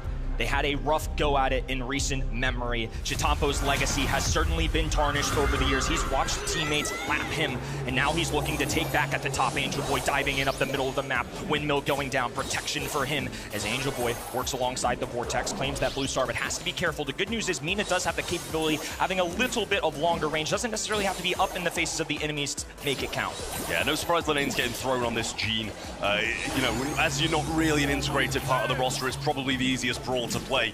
Don't need too much synergy for it. There's the shield on the left-hand side again for Angel Boy, just keeping him alive, and it's Zeta bouncing into action now. Stampo on the right-hand side gets scouted out by the Gene and does have to turn back. I will add, they played Leon into Gene. Traditionally, Gene is going to be one of the better counters into Leon just because of the vision. Look at the fanning shot. If Chitampo wanted to go invisible, it's going to be so easy to spot him. Yeah, Vengeful Spirit's being thrown out there by Lenar as well, so won't have that lamp blowout knockback if the Gene gets up close and personal, so gonna have to be a bit cautious about that and make sure he continues to scout him out. Has the pull now though, so Zeta won't want to overstep, and Batman's definitely gonna want to keep that burst of speed ready in case it's nearby. Chitampo reasonably making the rotation just to try and go against Gus, who outranges, but Gene is just hopeless. If you want to go invisible, all 3 members of Zeta being clustered together in the bottom right-hand side corner, heals going down from Batman. The Suzuki branches out, they're just holding firm, but they have to find a way to move forward. Still, with 40 seconds to go, not a single kill has been exchanged. Yeah, this is the thing, Nob's gonna have the shield as well if Chitampo goes aggressive onto him, so he's gonna have to be cautious as well. It's like, who's Chitampo gonna go for? Needs to stay away from Lenar. but with only 30 seconds left, they're going to have to make a move soon enough. Lollipop drop thrown aggressively there just to try and get them some ground so Lenar can't pull them through it. Supers for every single brawler on the map, and Chitampo has unleashed his. He's lurking, but they realize this. Great game awareness, now a pullback. Angel Boy looking for yet another kill from Mina. A double play for Foot Esports with 10 to go. Chitampo running for the hills, has to be rejoined by his teammate. No! Lenar wants more! Merciless as they take down the Zeta Division roster. 9-0. What a sweep of a game. I mean, we were talking about how few kills there were, and then all of a sudden, they all just come flooding through for the side of Foot Esports. Angel Boy opening the door, and the floodgates just opened after that, didn't they? Just kill after kill, opening over and over and over. I mean, Chitampo tried to throw the lollipop drop, but Lenar was already attuned to it. Wow, Zeta Division just triple commit to the middle of the map. They didn't want Angel Boy to grab that. They were trying to usher Leon up, and they just couldn't quite get there. Both sides obviously trying to work for that blue star, part of the influence for why Jae Young shows up on these maps. Yeah, well, it looks like Nob did take a few hits early on, so he's already in the back spawn. Zeta are the ones aggressing once more, but last time Foot didn't put a single step wrong. And this time going aggressive again, Super into the wall. First time we've seen Angel Boy really wasteful. Definitely a blunder, but nonetheless, they're still in the lead. He's not perfect. At least we showed he's mortal, because otherwise he's been pretty unbelievable all weekend long. Now a little branch out for space. His Foot and Zeta will try and battle amongst this wall. The Invisi-Heal going down. Excuse me, the lollipop drop as shots rain down. Lenar juking, dancing his way all around. Oh my goodness, how did he stay alive? I mean, that's a great, they get a kill along the way as well. That's going to be the lead lengthen, but eventually Lenar will fall. Actually goes down when I think he was least at risk, to be honest. He managed to survive when he shouldn't have, and went down when he should have survived. Zeta finally grab a kill. I think that's the most notable part about all of that. In game number 1, they didn't even grab a single part of the action. Chitampo joining alongside Chiduku on the right-hand side. Batman there to empower them. It's a little east-west affair. Chitampo goes invisible. They have no idea where he is, but Nob has a bubble. This is going to be risky to go at. Oh, and a death as well. Over-aggression from Chitampo. Yeah, I mean, when he's got a super, you're never going to go towards him. Has a hyper now and shouldn't be too far off. Another super for another shield. So that's going to be a bit of a caution for Zeta Division here. We do still have this Gene Pool, which was such a heavy effect as to why the Foot Esports side won the last game, so Zeta Division have to be cautious. Chitampo has not been able to utilize this brawler in the face of a Gene. Now with the hypercharge being popped, going invisible, they are looking for him everywhere. Lenar holding on to a magic hand as well, flashing it, looking to use it, gets the isolated blade, pulls Bazooka, they get the kill as well! Nob now in the 1v1, Batman left all alone, and Angel Boy grabs another one. Would you believe it, folks? Foot Esports are up 2-0 in the semifinals. I mean, it is genuinely incredible how well these guys are playing. Bear in mind, Lenar has a sub. I think he said he got the call on Tuesday, and he came to Berlin on Wednesday. It's like, how well these guys are playing together. You'd think they've been together years. It's ridiculous. I mean, it's comical how unscripted, how unreal this is. It feels like a fever dream that Foot Esports are where they are. Zeta Division, though, a long tenured roster. Chitampo on many's Mount Rushmore for Brawl Stars. And now he's going to be put to the test. The Angel of Death staring him down on the other end. They've already conquered demons from East Asia. It makes sense to me that they would have a 2-0 lead against the number 2 seed. I mean, like, their gameplay is just flawless for the most part. Lenar hitting so many pulls. Big risk, I will say, at the end of that second game to pull the RT, and when he did have a hyper, I was like, oh, that seems a little risky to me, but it paid off in the end. And Chitampo, as you said, over-aggression, just yet again opened the floodgates, and kill after kill started coming in. That was a huge risk, in my opinion. Angel Boy even committed a super, because clearly he thought the same, but a nice gadget. Good kills. Lenar with another pull as well. I think he did die, but not. Ending the game with 6 stars, and Chitampo, like, he doesn't even seem sad, but on the floor kind of looks defeated. And I'll acknowledge again, they picked this Leon in the face of a Gene. I mean, pro players sound off, but that just seems like a pretty no-brainer. Don't do that to me. I don't know, man. It just hasn't felt like this has been the best from Zeta Division. We saw them be very competitive yesterday. It's still a good squad on paper. I don't feel like the mechanics are bad, but Angel Boy has just been unbelievable. Nan has stepped in really well. Nob, we don't call his name out all the time because he's not playing these in-your-face kinds of brawlers. He's not going at people, but he's doing his job really well. I mean, this is a couple sets now where everybody is doing their part. It's an equal role, it's a team game, and Foot Esports as a roster have somehow put this together in the final seconds of this tournament. Yeah, Nob, absolutely. I was having an interview where I was like, this guy is the glue in the team. He may not make the flashes of plays, he may not be the guesty or the angel boy of the team, but he's always there, he's always playing well, he's always making big moves for Foot Esports. Just one more set needed for them to sweep their, well, not sweep the second East Asian team, but beat the second East Asian team of this competition and take them out of it to face Humble. Sandy going to be the first pick then for Zeta here in Sneaky Fields. Bands of Griff, Nita, and Ems from the Zeta side. Foot get rid of the Crow, the Colette, and the Shade, and they're going to take Otis as their first. Chester's still on the board as well. Curious if that comes out at all because we see so many anti-tanks removed. We also see wall break as well from Griff gone. So I wonder if that was part of why they wanted to do this, is to pick the Sandy. They also throw out the Ems, who traditionally is going to be really good in a one-on-one interaction with Sandy. So I think this genuinely was what they wanted, and it looks like Foot, and reasonably so, don't ban this out. They just let it slide through these 5. Yeah, I mean, I like the Mo pick, to be honest. The goal scoring and capabilities that Brawl has is just ridiculous. You leave one opening, which I feel like quite a few teams have in the games today, you know, taking big risks. You can score. But the same could be said about the Sandy as well, I will say, because the sweet dreams, putting people to sleep on the goal line, scoring the ball through them is a big thing to have as well. So going to have to add to this, going to have incredible scouting abilities of that bush, don't get me wrong. And right, so when Zeta are backs against the wall, we go back to where they're comfortable. Yeah, let's go back to our roots, baby. It's going to be some East Asia, Max, Sandy. Ems is gone. I mean, the only thing that would make this more 2021 coded is if we threw a Gene in the mix, but I pray they don't go I'm going to doubt it. Yeah, I will as well. I will question. I will completely turn around in this competition if they do so, but for entertainment value, for storyline, I'm super thrilled about this. Yeah, I mean, listen, it's one of those things, when you're back against the wall, yeah, it is, it really is. Rosa comes in, super unorthodox. We have seen it on this map already in the Brawl Cup competition, though. It was either on day 1 or 2.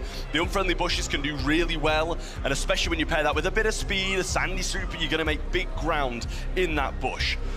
So we need something good from Foot Esports here, something that's going to be able to scout out this Rosa and keep her out of the way. Well, this makes even more sense considering that wall break is gone with Griff. I mean, do they just pick something up like a, yeah, I was going to say, let's get beefy and something with wall break. So they had to get creative. It was either Colt in my mind or this made sense too, because now they had health points. And on the left-hand end, sure, Rosa can kind of box with Frank, but it's not necessarily enough to get a takedown. Sandy's not going to do a lick of damage. Max isn't either. I think this is an excellent decision by Foot. Yeah, I like it. A bit of a stalemate. Obviously, for the most part, Frank should be beating that Rosa in a 1v1 matchup, but when the shield's up and you just kind of auto-aiming each other at close range, it is a stalemate quite a lot of the time, and depends who's going to get help from their teammates. So, bold composition with backs against the wall for Zeta Division, the Max, Sandy, and Rosa, throwing it back to 2021 and feeling comfortable.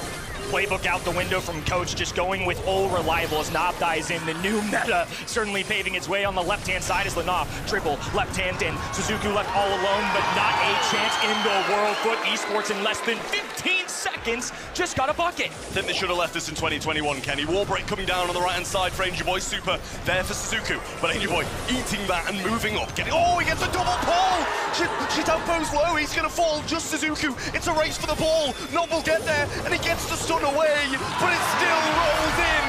Match point for Foot. They are steam-rolling their way through this competition. Do they have what it takes to continue writing this fairy tale? An awesome story, but the hardest one to win is the last game. EMEA in Berlin, get on your feet. Your Kings are one away from a grand finals. Wouldn't say it's common for a Rose to swap onto the Frank, but Shitampo's going to have his work cut out from here. Shield popped, he's going to need a bit of help, and gets it from Lenar, but he's in a 1v2, and a much better start for Zeta Division in game 2. Zeta finally have a chance, but the ball is pocketed top right-hand side, and a fat splatter will cut off Batman, who's going to have a little super speed for the side. Angel Boy cutting off this entire wall, and that's going to make Shitampo's job that much harder. Punches his way through it, though. So now they rotate, lurking. They're trying to find Suzuki, who has a lot of health points available. Nob goes down. This is trouble for Foot. Well, a hyper in 30 seconds for Shitampo's not bad at all. Angel Boy matches that with one of his own, though. He's going to go for a big wall break here. Takes all of his home walls and grass down. Surprising to see that, but they just want an open map. Good kill there as well. Just smashing this hammer down.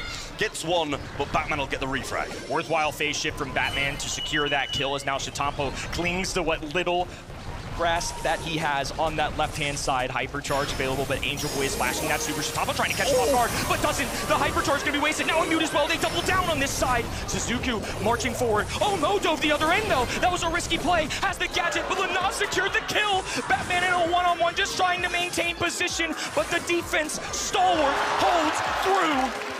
Lenar with an incredible defense there as well. Mo overshot that super massively. Lenar holds firm. Suzuki popped a gadget preemptively as well, so shouldn't have that for a good few seconds yet. Here's the hypercharge. The stack comes down. They earn a lot of supers. There's the sandy one thrown straight away. Shitampo gets hyper muted. Big kills coming down, and the left side's fallen too.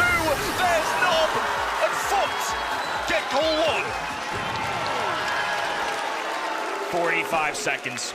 Zeta Division.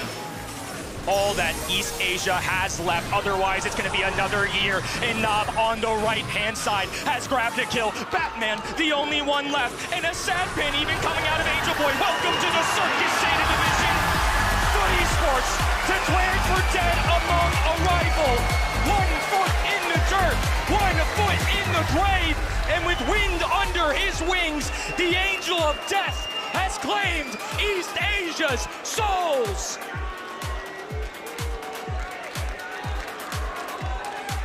That is just incredible from Foot Esports. They show up at Brawl Cup 2026 with a sub in Lenar. They've walked through all opposition to make it to the grand finals. Let's see what they've got to say about their performance. I mean, like, this is my job, but I'm a little bit lost for words, I'm not gonna lie. Foot Esports, destruction, devastation, decimation. I don't know. I'm turning into a rapper up here. Anyway, Angel Boy. To go up against a team like Zeta Division in a semi-final at the Brawl Cup on the main stage and put on a performance like that, how proud are you of these two boys standing either side of you? I'm so proud of my team. Linane, like, I wouldn't take the moment and say to every pro player, I have never played with Linane, but I had preemptively a bad opinion about him. But this guy, like, why is he so underrated? Like, he has to get a good team. Also, I want to say, buy the foot bundle, everyone! Dude, some high praise from arguably one of the best players in EMEA. I mean, what a phenomenal day for you, especially, I've got to say, that defense that you showed in that final map. What a performance. How happy are you with how you're playing right now on the main stage? Well, after every match, I'm getting more happier than ever. So, as I said last match, Angel Boy planned everything and everything goes well. And then he did the same, like outdraft every game. Wow, I mean, there are subs, there are super subs, there are super duper subs, and then there's Lenan. Ladies and gentlemen, make some noise one more time. Your next finalist is Foot Esports.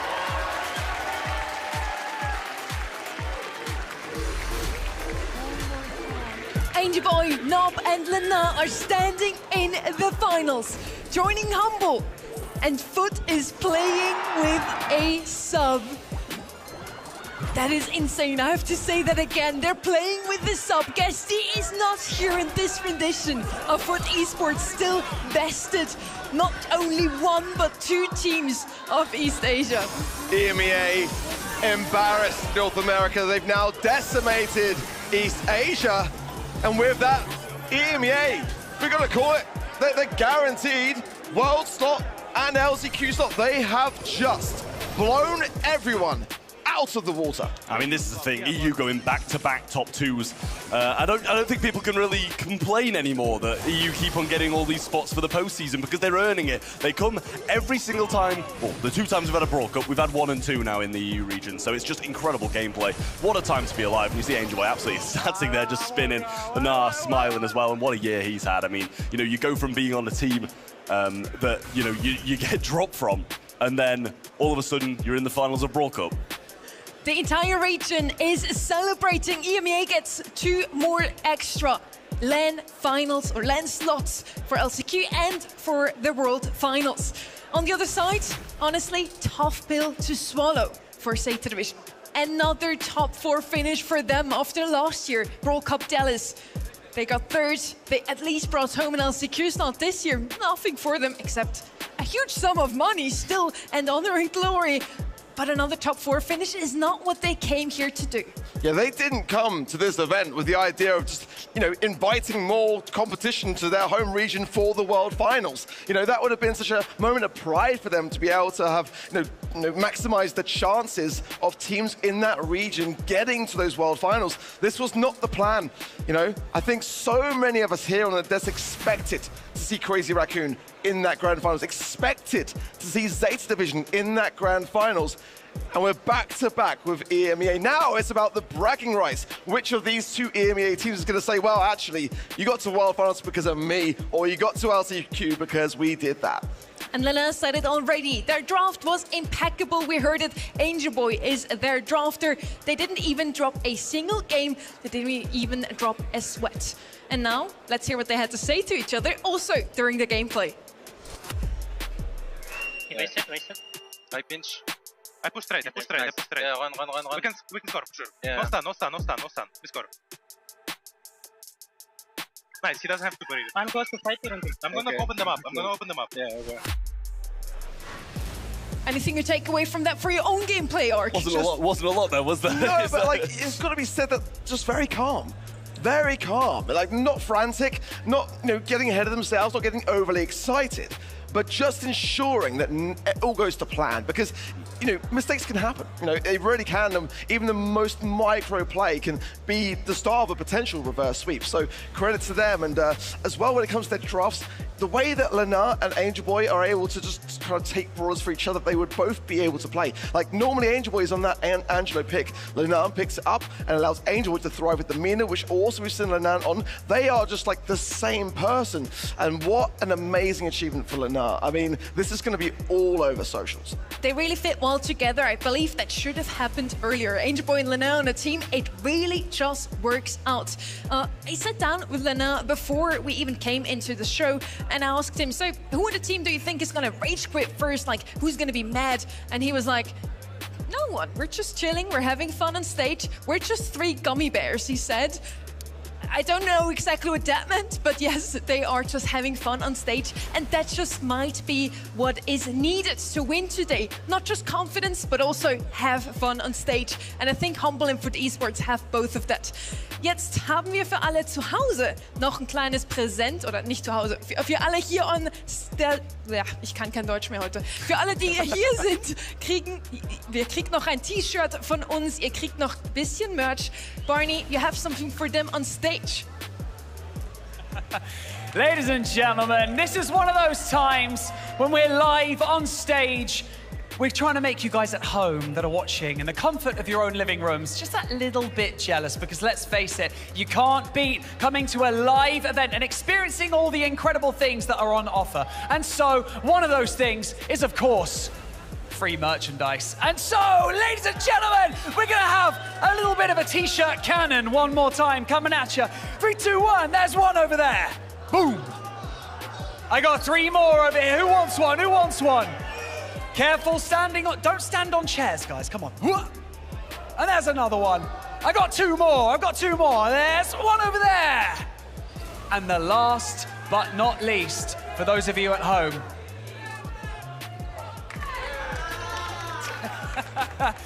back up to the desk. Nonchalantly here for Barney.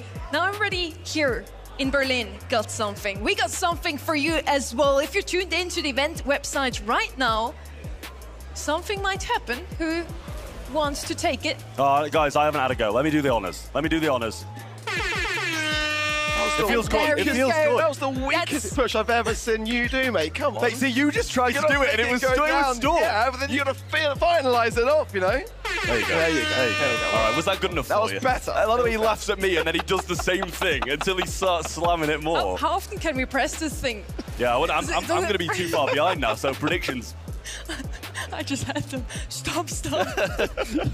Everybody gets 100 points on the website. Tune in now also for the finals to get in the last predictions of the day. Because yes, we're already down to our last match. Who are you predicting? Well, this is probably the toughest of all the predictions. One thing I want to point out is the last time that Lenan was wearing a FUT Esports jersey was in 2023 at the World Finals, where his teammate was Semantic. Now, how far we've come. I can't call this. I really can't. But for the storyline, for the narrative, I've got to go FUT. For you? I want FUT, but I'm going to have to say Humble. I just feel like they've been that little bit more convincing. It's fair. It's fair. 100% fair. We're split on the desk. So let's see what the people at home have voted. Make sure to vote at event.brawlstars.com right now, because the grand finals are starting now. It's just another monthly final. We're in EMEA, Humble versus FUT Esports. Those two have fought each other quite often already. More often than not, FUT came out on top. But will it happen again today with Lena? Like I said, I really hope, my heart wants to go with FUT, because it'd be such a good story for Angel Boy, who's so deserving of, you know, a LAN title. He has been around for so long, and as I say, like the nicest guy, real gentle giant. And then I'd love it for Lenar. No, this feels bad for leaving out Nob now. Nob, great player, really want him to win it as well. But Lenar subbing in after being dropped and then winning this event would be huge for him. I think for me, you raised a valid point. Nob has been playing exceptionally well today. He is just honestly duking left, right, and center. You can't touch the man. And he's just so quiet, you kind of almost forget how good he is at this game. I want everyone to pay attention to it, because it is honestly the sort of players like Angel Boy and Lenar, which play the brawlers with shine. But he is the control, he is the anchor for the squad. Without him, it all falls apart.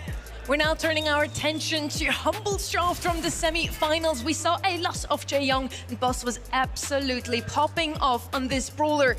Now, once more, my question would be, for the global bans, are we going to see any targeted bans towards FUT Esports, and what would that be, Trev? It needs to get the Mina out of the way. Exactly. Like, 100%. Good answer. Me and Kenny were saying it, we were like, listen, someone's going to eventually catch on that you just need to get rid of the Mina, because Angel Boy is just an absolute delight to watch on that brawler. So good.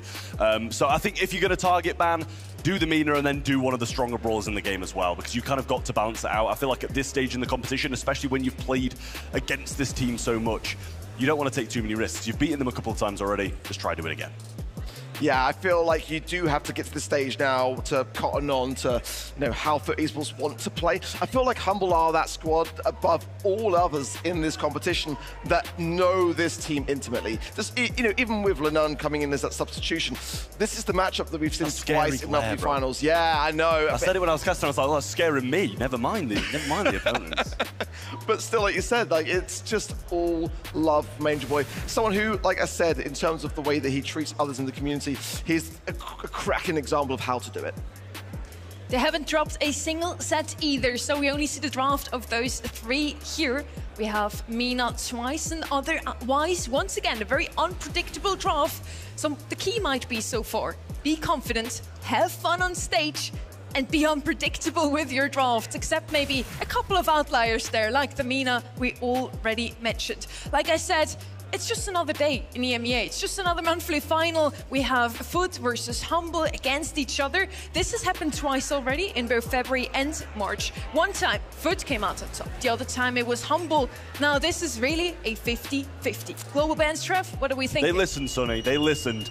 The Mina and the Mortis bans coming out of Humble. Good to see those two really aggressive brawlers. But, you know, Angel Boy can play both. I think you said it. They've been swapping between who's playing these two brawlers depending on how they need to be played. So get rid of both of them. That's a huge part of FUT Esports' game plan gone before the game even starts. Lumi and Pierce, it's the same. Pierce is a brawler that Luki has been championing in so incredibly well. So get that out of the way too. Super targeted bans here in the Globals. And for me as well, I think they've got it spot on both sides here. The Lumi especially, I mean, we've seen Humble just going to town with that particular brawler. Pierce has got so much great pop-off potential. The Mina and the Mortis, these are the perfect 4 global bans for this matchup in our grand finals.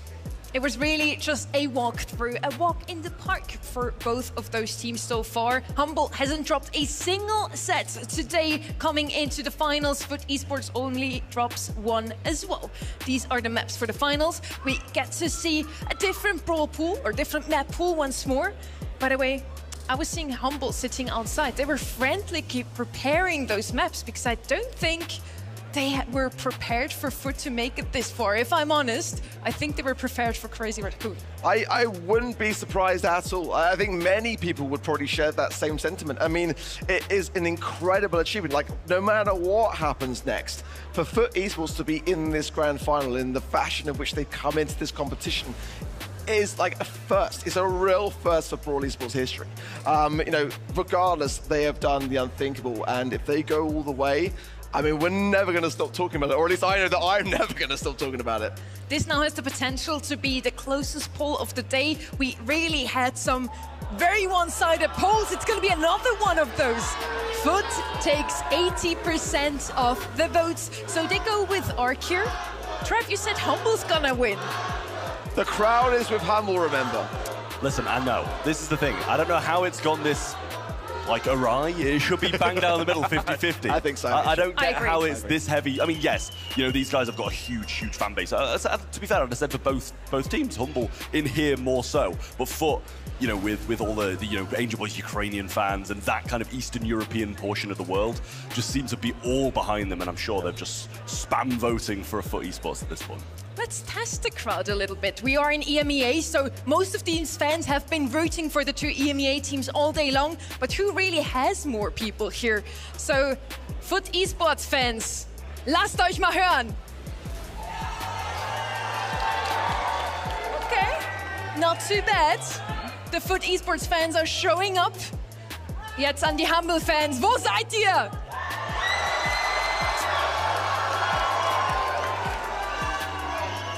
Have you heard the difference? I did tell the difference. Yeah, it's there they go. Let's let that just breathe. I want that as my morning alarm. Yeah. Barney, I hope you're just as excited as the crowd. 3 days of soaring highs and crushing lows. Berlin is called the city of freedom. And here, you gotta fight for it. The best players in the world have clashed, and now 2 teams have risen above the rest. Humble and Zeta Division, both ready to claim the spot at the top of the mountain and an extra world final spot for their home region. But who will be victorious? And who will crumble before the light? Now it's time to show us who owns our part. Berlin, are you ready? This is the moment that every player dreams about. Months of preparation, thousands of hours, setbacks, sacrifice. It all leads here. 2 teams step out onto the stage, but only one can be crowned champion. And so with that being said, both of these teams, you know they're ready to cement their legacy on the main stage, but who can do it? And so, Berlin, let these 2 teams hear you as they step out onto the stage one final time. And so it is Humble and Foot Esports!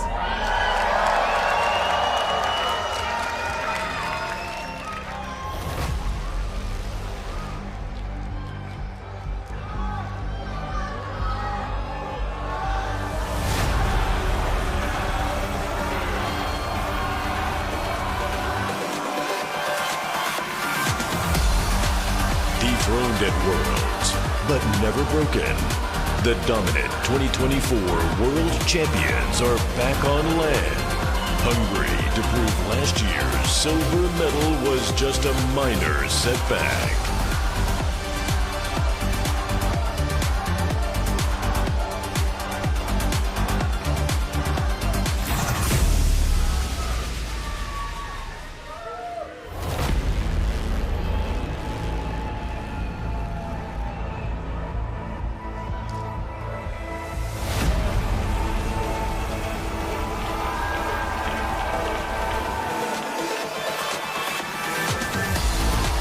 After a flawless regional sweep, this ruthless trio is ready to silence the doubters and conquer the globe.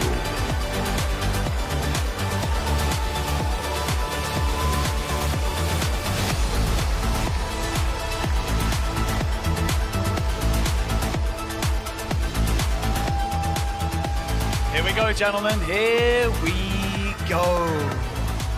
Right. This arena right now, it feels electric because everyone knows that they're about to witness something special here on the main stage. Years from now, you may forget the score, but you're never going to forget the atmosphere, and you're never going to forget the way that it feels. And so with that being said, Semantic, do you feel ready? Ich bin bereit. Angel Boy, any last words? Buy the full bundle. Okay. Oh, this is great. Gentlemen, touch gloves. Let's go. That's what I like to see. Okay. This is more than just a final. This right here, this is the finishing touches of a tournament that culminates in all of the feelings that it should. Sacrifices, setbacks, and of course, greatness. Only one of these teams can achieve that greatness right here on the main stage. And so, Berlin, I ask you one final time, are you ready? It's time for a final.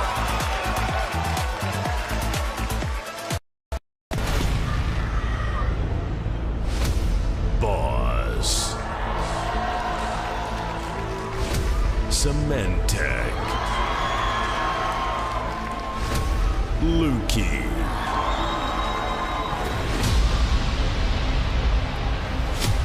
Lenon. Angel Boy.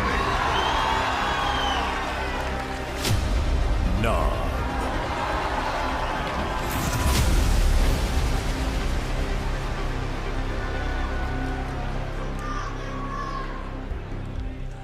It is time, grand finals time for Humble and Foot Esports. We are on Hideout, we are on Ring of Fire to start us out today. And now it's gonna be the defending Brawl Cup champions. They take on the #1 seed from their own home region. Will Humble prove once more that they still are the LAN warriors? They're still the best team when it comes down to play on stage. Well, I know that Lenon is opening drops, so... Oh, that's a nice fame right there.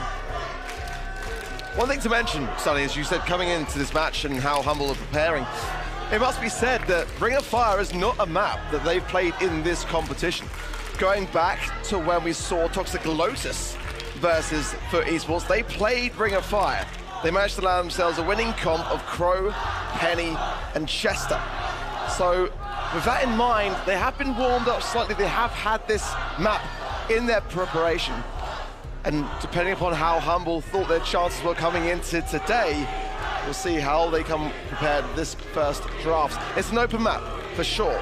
So that Pierce band going to be getting even more value. That's that's some commitment right there in the crowd from some of our friends from last night. Absolutely. You know, huge support coming in, obviously, all round in the crowd. As you said, you know, some kind of preparation might be a big thing for these teams, for esports. I don't know if they'll have expected to even get this far, to be honest with you. I'm sure they're happy that they are, but Humble, at the end of the day, probably will have expected to come through here. But you mentioned, Sonny, they were frantically preparing just before. So obviously they've had to change some global bans, they've had to change probably what bands they're going to play, depending on who they're playing against. So I think that's really going to hurt them, and I think Foot Esports can kind of just throw stuff at the wall and hope it sticks.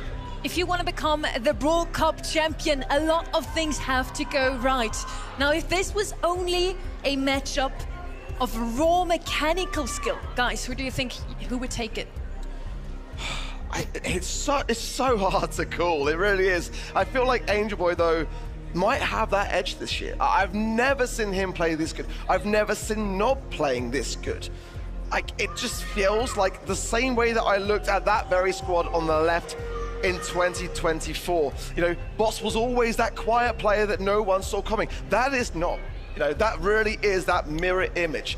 Same with Semantic, the player that was always the nice guy in the community, but like always would have that loud presence which disappeared. There was a change for Humble in 2024. I am seeing that very same change happen this year with the members of FUT Esports. And for Lenard to come in under these circumstances, and I'm so glad that Angel Boy gave him that shout out as well, because it's deserved, it's needed. We need to recognize this man and the fact that, you know, he's not in an organization. Why not? In the end, it's not only raw mechanical skill, it's also who has the cleanest draft of the day.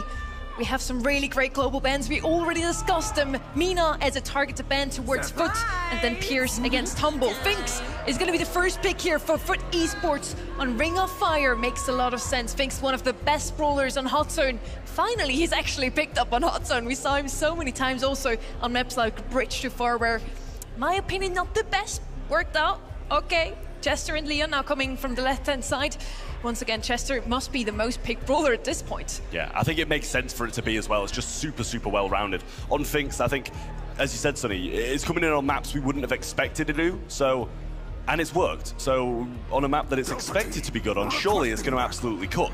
Ruffs has been a brawler, honestly, that kind of seemed to slip away through the Brawl Cup. The first day it was getting picked so much, but a bit more recognised ban or just not being picked up as thoroughly. So with this Ruffs, you kind of want to pair it with something that's going to have a really strong hypercharge, so you can keep on providing that to them and have that be the game-deciding play. Yeah, I was burning to say it. It's, like you said, a brawler which has escaped away from the draft so many times. Makes perfect sense. I wouldn't even mind Lou combined with it, but Kenji is how the aggressiveness of FUT Esports want to play this one out. I kind of like this Chester and Leon. I feel like it is really quite safe at the moment. I don't really even mind what they land alongside it, but the Kenji has to be answered, and that's my concern at the moment. They could reply with Kenji's wife now. I feel like that could be a potential good Kaze matchup. Sirius also left open. Of course, also a really decent brawler on the right-hand side. You can basically use him as a turret. Trev, your call. 5 seconds. What is this going to be? I did not expect I wouldn't have guessed Draco, I'll tell you that for free. Definitely not what we expected. Again, once more, an unpredictable draft. For the grand finals, you're in the hands of two of the finest voices in esports. It's Ready and Uber. Thank you very much, Sonny. We'll take it from here. This one's been on the calendar for quite a while. For Humble, since their last LAN showing in November. And for FUT, since they picked up Guesty at the beginning of the season, but I don't think this is what they expected to make a near miracle run with Lena in their ranks. Berlin, are you ready to witness destiny? And we got a Ring of Fire. It's Angel Boy who takes most of the lickings early on. Lena took a route that takes him on a collision course with Boss, but doesn't fancy that fight. He'll continue to run laps here, though. Now, this time around, Boss is too low to ward the Kenji away. Angel Boy occupying all of the space in mid. Luki trying to push forward, but not ready to be rejected. But the Chester, he's countered so much by Angel Boy, also at mid, having to back away. Boss now pops a gadget, retreating back. But Angel Boy is the perfect distance away to snap up that kill. Boss made a bit of space, though, and that's what Luki's looking to make use of now. Space that Lena very quickly reoccupies. With that Finks super still in play, it's very difficult for Luki to put any pressure down. But another Draco super is going to be a problem for the Kenji, and he is cleared away. Angel Boy on this Finks matchup knows exactly what he's going to be facing at the hands of this Draco. He pollutes that time warp with all kinds of fire that you can't push towards. You can't dodge it out. So anytime he has that super, it is a death sentence for any control that FUT Esports have. Lena in a forward position, looking for the kill on Luki, gets it! Both swipes connect. Now deep in enemy lines, punishing Semantic with yet another strikes one, but no kill. Boss in the meantime, though, is actually getting this point capture going, and Luki's holding a hyper into the time warp, though. Easy enough to dodge this, but it's going to keep Nob out of the picture for a little bit longer. Lena is still at large in the backline, though. Just trying to reconnect with the team. Here comes the hypercharge. Angel Boy not anywhere near picking it up. It's going to be reserved for Lena, but he needs the super first, and they're going to have to make a miracle happen now. 10% to go for Humble. Boss pushing forward with the Draco hypercharge. Semantic and Luki on the flank, ready to survive, and nothing left for FUT Esports to do.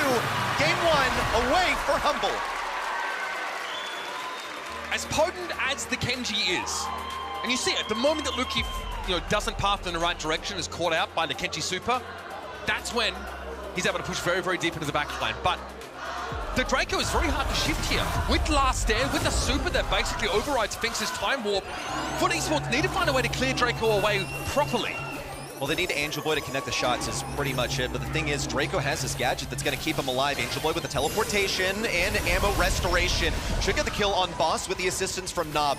That is called identifying the target and hammering down with every member of the team. Luki and Symantec know that Draco is their win condition. They're really just here for support. And Boss on the mid, still waiting for his chance to move in. Lana just playing around, trying to keep that super away from him. One connection is all it takes for Boss. Now into the Dragon form once again, into the Fink super as well. But we're prepared this time. Boss just dipping a toe on the point here and there. Caught out by the Slashimi, though. It's not actually who finished the job. Luki returns to the point, though. Those sandbags are a bit of an issue for Chester. He has to spend ammo on working them down. Lollipop drop means Boss can get pretty close to Lanar here, but another time warp on the point, and Boss just disintegrated. This time, Foot get in the lead. Lana on the left side, hiding behind these obstacles, but still looking to pick a fight with either Luki or Symantec. He's just trying to get that super, looking for the next hypercharge. Nob is ready for the system, and here comes the hypercharge from Boss. Moves Angel Boy all the way out of the zone, but Lana is ready to take advantage of a vulnerable Luki. Nope, not quite vulnerable. Has the fourth shot, and an easy two-shot takedown. There's a free hypercharge that's going to be handed over to the Kenji, though. That is dangerous. Lana is in a playmaker's position, but Foot Esports need to assert themselves again pretty quickly as Humble have edged back into the lead. Humble all over this point, but here's a hypercharge from Lana. Looks for two, one onto Luki, and a second one onto Symantec could follow, but they need to get Boss out of these back lines. That was nearly an easy kill, and the health restoration alongside the survival. Humble still can't push in. Boss, a nuisance here inside super, eventually brought down. Another time warp at a timely juncture for Foot Esports. Now, they're well and truly in the lead. Angel Boy's forced to warp here, but Humble need to clear them off the point, and that seems like a tall order indeed. We got ourselves a game! No 3-0s here in the grand finals. Surely not.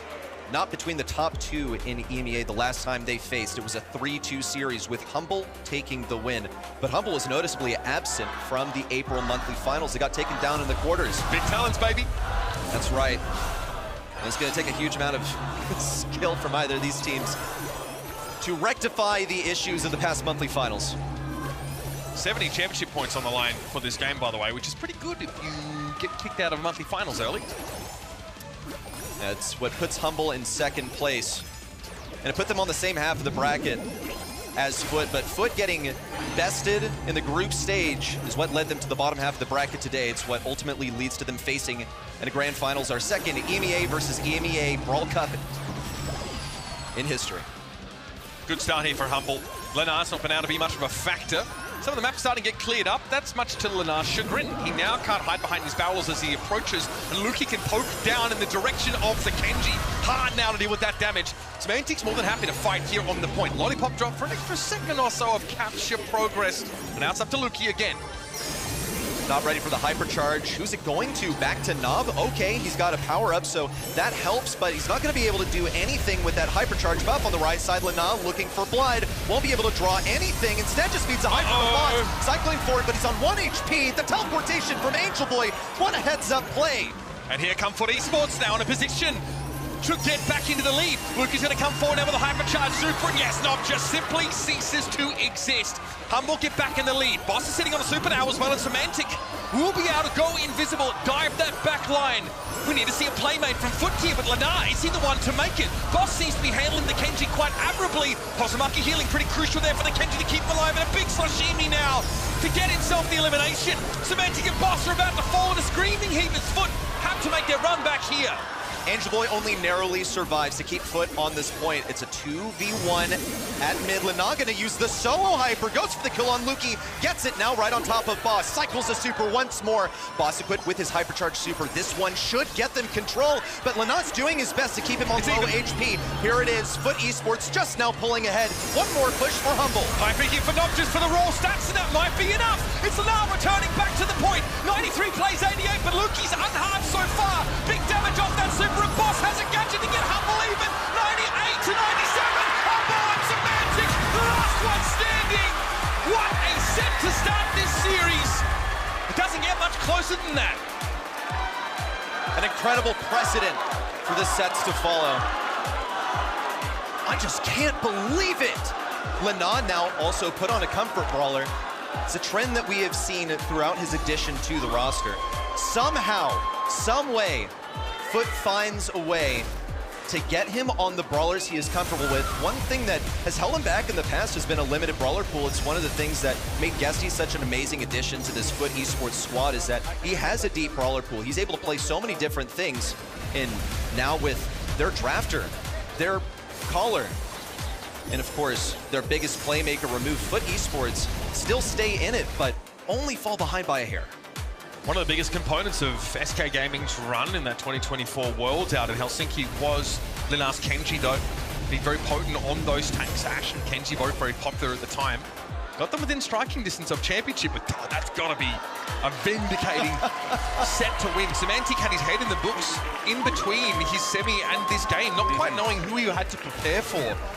Serious faces were on there for Humble, and the prep has paid off at least so far. Boss has a rip snorter of a game here on the Draco.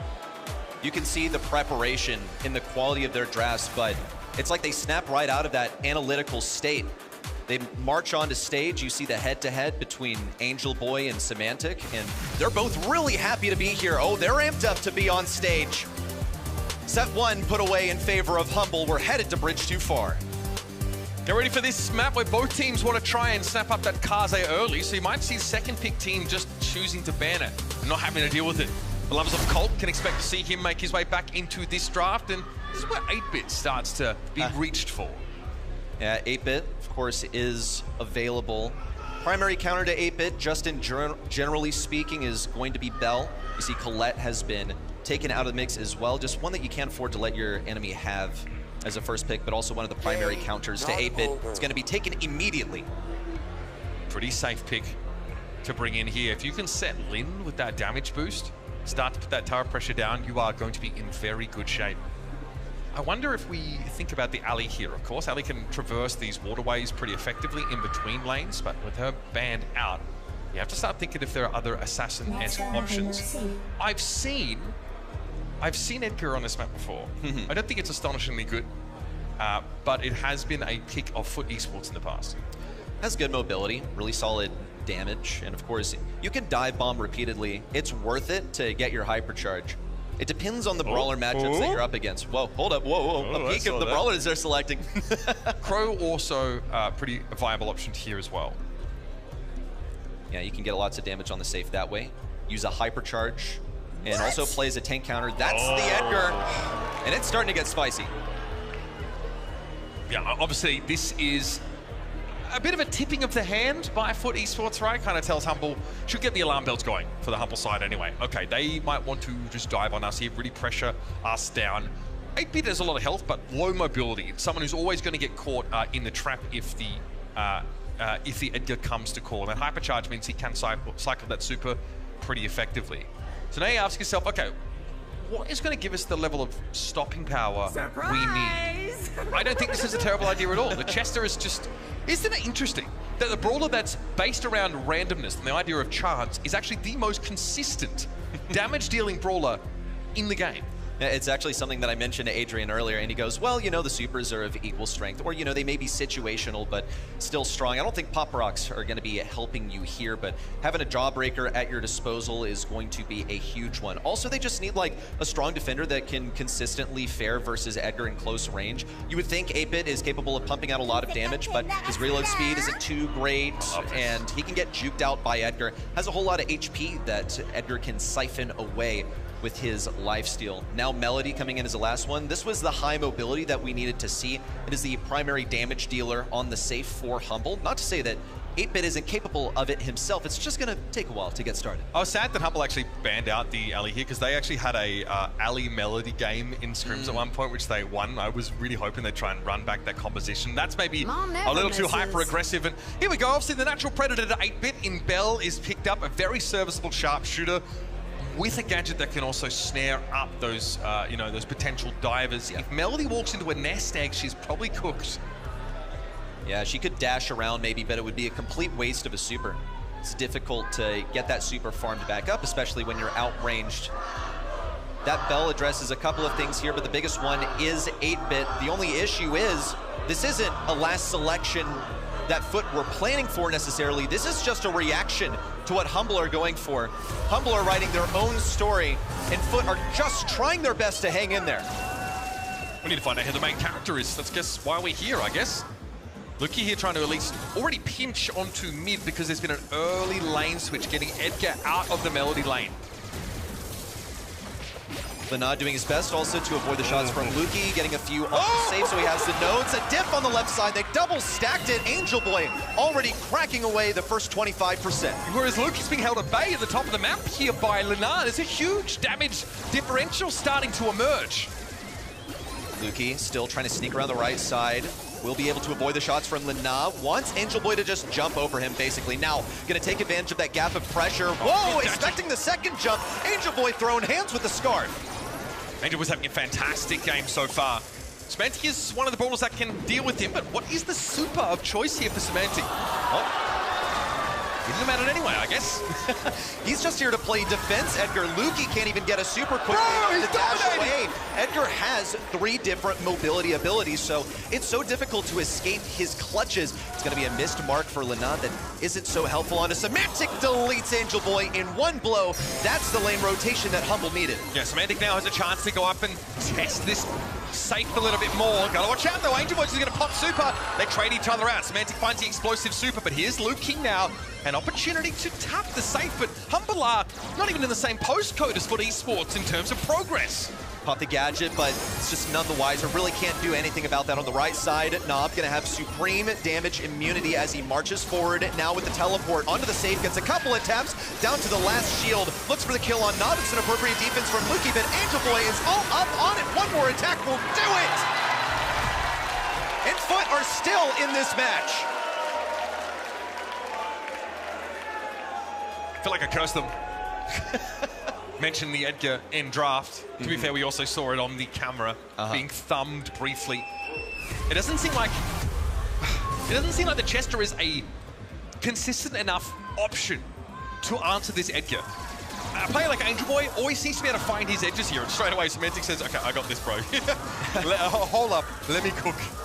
The difficulty with Chester is that he just doesn't have flexibility in the lane matchups. Also, look at Bridge Too Far. It's like the worst map to rotate lanes on because you have all this terrain blocking you. But Semantic diffs the matchup to boot. Now going to go onto the safe. Has the next couple of shots lined up for Angel Boy. Also a super Pop Rocks Pop down. Rocks. Yeah. Hey, don't you diss Pop Rocks, bro? I guess I can't. Now Semantic's right on top of the safe because of those Pop Rocks. Wanted to get it down to 75%. He's going to have some assistance from Boss, who's now in position. Angel Boy doing his best to juke the shots.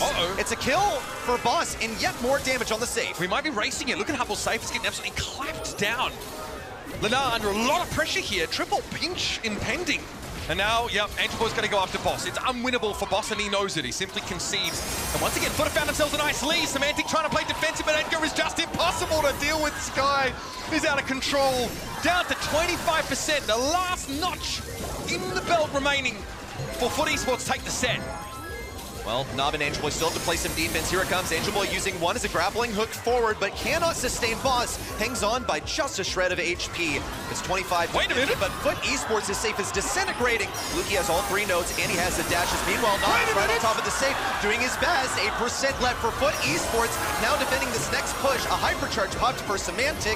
And victory for Angel Boy, but it's still countered out. Luki comes back off spawn just in time. The hypercharge super thrown down by Semantic. Now though, Mark on Boss. One more push for both teams surely would be enough. Boss comes forward, marked up as he is. Semantic now. He falls. Body blocking there from Angel Boy, but it may not be enough as Luki gets there. 1%! Are you kidding me? Semantic tries to block. The Pete gets it, and here comes Angel Boy. One punch will do it. On the very brink of defeat. It's a set snatched up here by FUT. And one of the closest, highest games you could ask for. Oh, drink it in. You're not seeing another set like that here. 2 extremely close sets in a row. A hot zone set that came down to 3%, and Heist that came down to just 1. And now it's 1-1. That play from Angel Boy was ridiculous. Winning the 1v1 against Semantic as they were the only players on the map. Felt like it could have been it there and then. Still, the Edgar's a wild card. It's a problem. But you've already global banned Mina.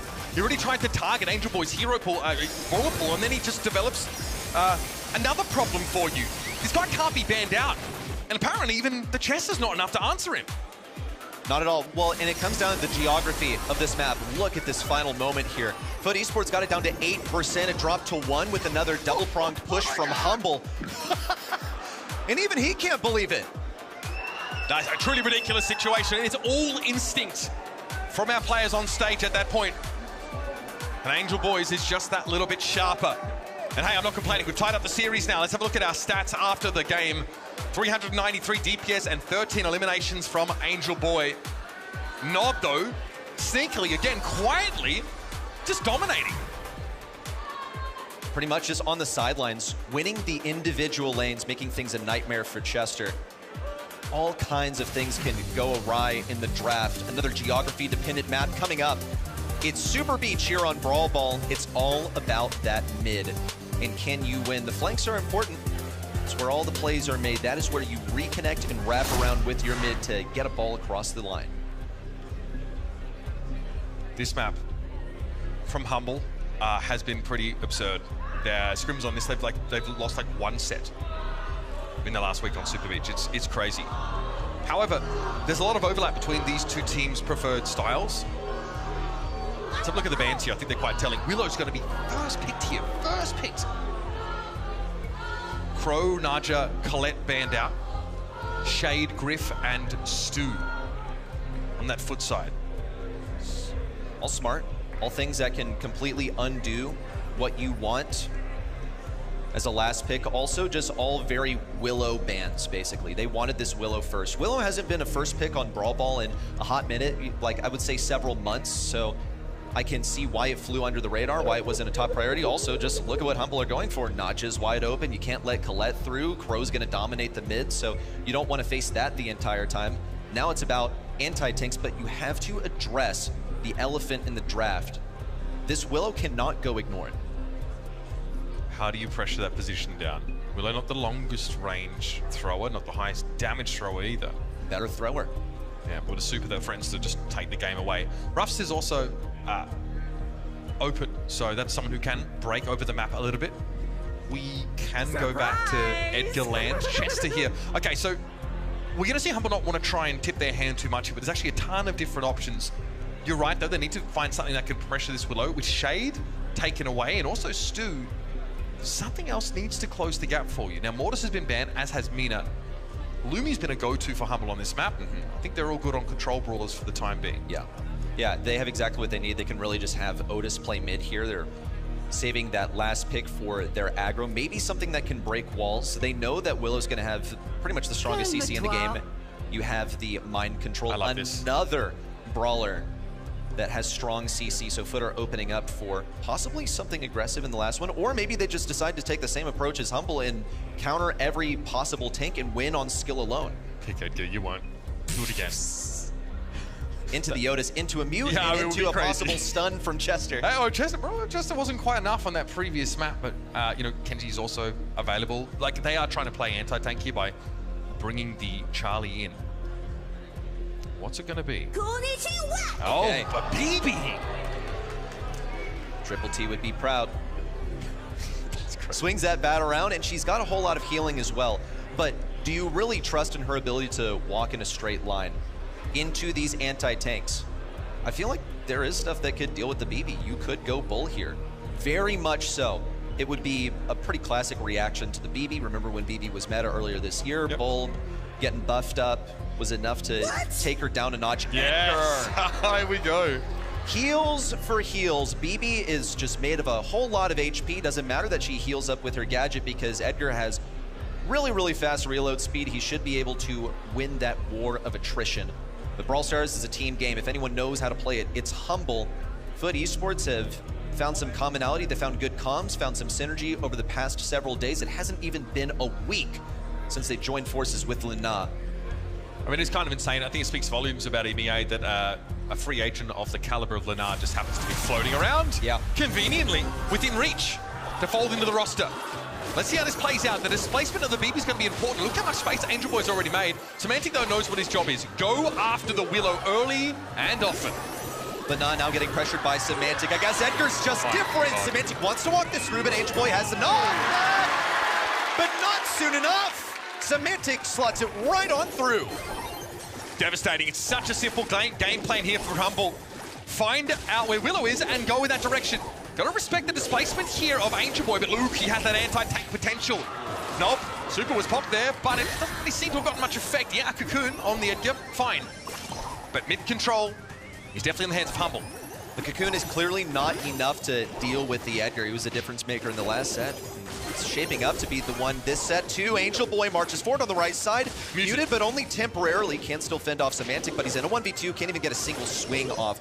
Still waiting to see some greatness from Nob to move Semantic away. But Semantic, when he jumps in, is going to go for Lena first. Gets that Cocoon. No assistance from the team just yet. Has a Hypercharge, and look at the range that the Hypercharge gives you. And Nob tries to dive there, but that gadget is not going to be enough to keep him alive. Angel Boy goes for a swing. Boss respects the BB, as does Lukey. Just poke Angel Boy down. This is such a hard brawler to play in this spot. Here comes Angel Boy once again, but it's only a trade in the mind control onto Semantic. All it's going to do is waste some shots. That was not a very good super. Nob wishes he had it now as he gets pinched between Boss and Semantic. Hypercharge. Oh, Cocoon. But a stellar defense on that Cocoon to keep Humble from a potential goal. That could have been game over there. There's the gas cloud onto Angel Boy, though. It's going to be annoying. It's going to take much longer for the BB to be fighting fit again. Nob here across the map. Semantic doesn't connect at the scarf, and Angel Boy's able to knock the Edgar away. For now. Semantic in again. Nob's going to dive. He's going to be ready as soon as he comes out from underground. But here's a Hypercharge from Angel Boy. Too hasty by far. Can't get any kills off of that. Just a single swing to put Lukey down to half HP. A successful Cocoon for Lena on the left side, but he cannot afford to pressure. Hypercharge in from Semantic. Rapidly changes course. Goes now for Willow, who has the Hypercharge. Just going to use the ordinary super. But Humble are up by 1 goal right now. Impossible at this rate for Foot Esports to bring this back. Nob's going to try and be the hero, Hypercharge style. A tip off to Lena. Lukey also ready to intercept things at the goal line. 2 seconds to go, and no ankle break before Lena. Nice try, but not quite close enough there for Lena. Oh yeah, a bit more of a competitive later round there. When we're able to see what the Edgar can do, continue to jump and jump. There's Cocoon being used, there's the dive gadget, there's the BB knockback. Every brawler on Foot's side has something to answer this dive, and yeah, it's still not quite enough, because then you've got to account for, I don't know, the small issue of the Chester and the Otis going to town on you. BB, apparently not in the math. Angel was still going to go for it, though. Wants the hit with that gadget. Gets a bit of healing. Oh my Semantic with the team wipe. Who even needs help? 19 seconds in, Edgar already puts it through. Super cool star power, Edgar. Mains, big fan of that one. Just unkillable, Semantic. Getting health back for the damage that he does. That was nice. 9 control there on Semantic just to keep him at bay. But he'll be ready to fight soon enough. And now with Cocoon, that one didn't connect. It ran into the barrel. Still, Foot Esports, 1 play to the good. Now they're going to be able to catch up another player into Cocoon. Boss can't really defend this. Or can he? No, not a chance. Had to be a super complicated execution for Foot. However, all of the stars had to align. They needed all of their cooldowns ready. The most important one was Lena getting that Cocoon in an aggressive position rather than a reaction to Semantic jumping on him. They found Semantic first. It was a mind control that helped them do it. Hypercharge in for Semantic. Gets one. Whoa, a little weird on the jump there. Angel Boy still alive. Can't clear the ball. Lukey walks it through. A second set for Humble.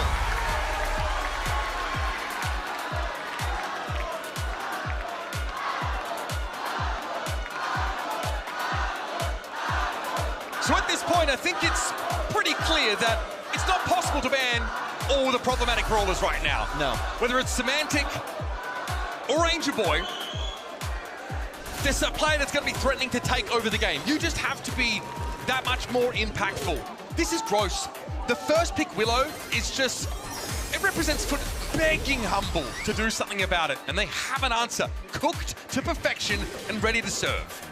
Foot Esports did get a single goal off the backs of a Willow play. They got a mind control, and Humble just didn't really know how to respond. It was really, really messy how they played into it. Foot Esports also just had their other super abilities ready in reserve. But the Willow was repeatedly battered by Edgar throughout the set. Look at the stats here for Semantic. 11 kills.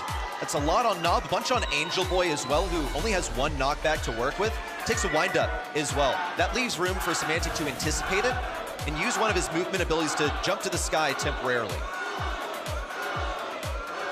Now, you might be forgiven for thinking this is just a hyped up, grandiose monthly final. Because these two teams played each other in March and it went to 5 sets. It was a double match point scenario that Humble just managed to squeak out. That was with Guesty on the lineup. But with Linar, FUT Esports have found a way to be just as impactful. The question is, can they do more here and now as we head over to double swoosh?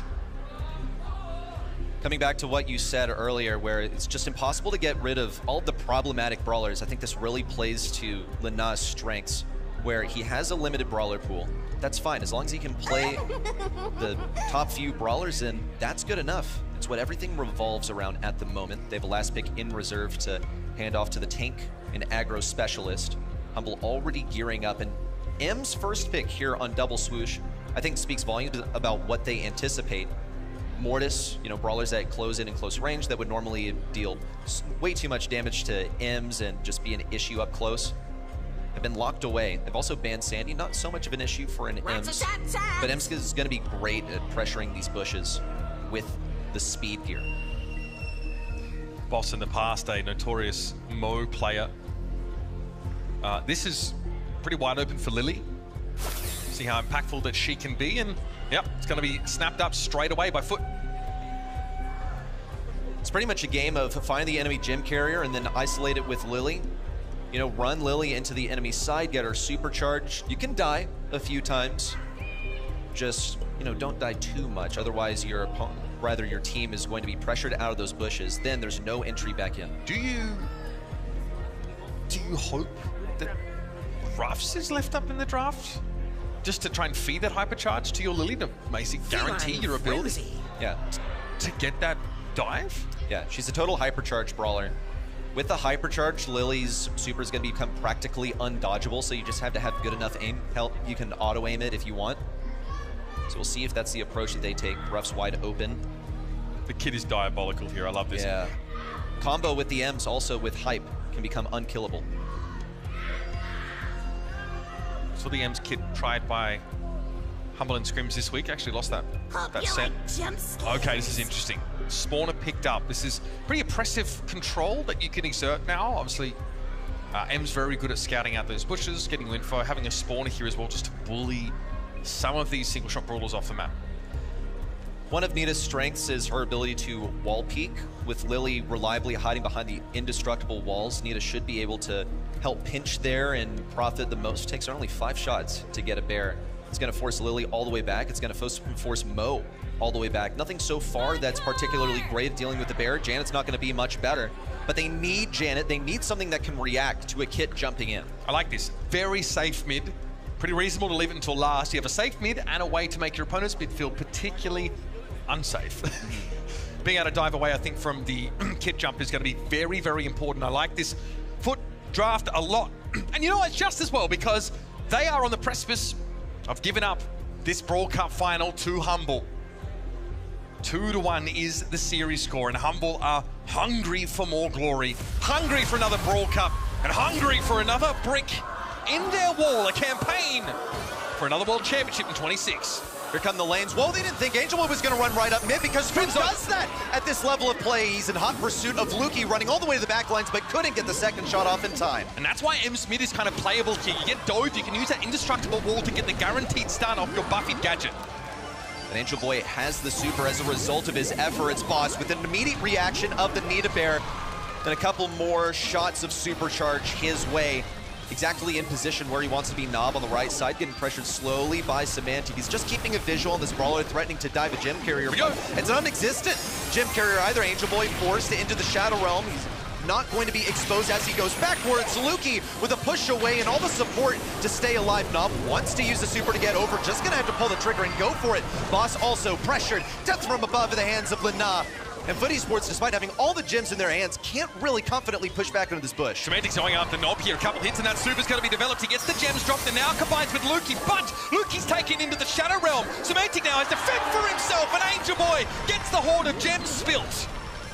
One more gem is all that they need. Knob can play a forward position. Lina also.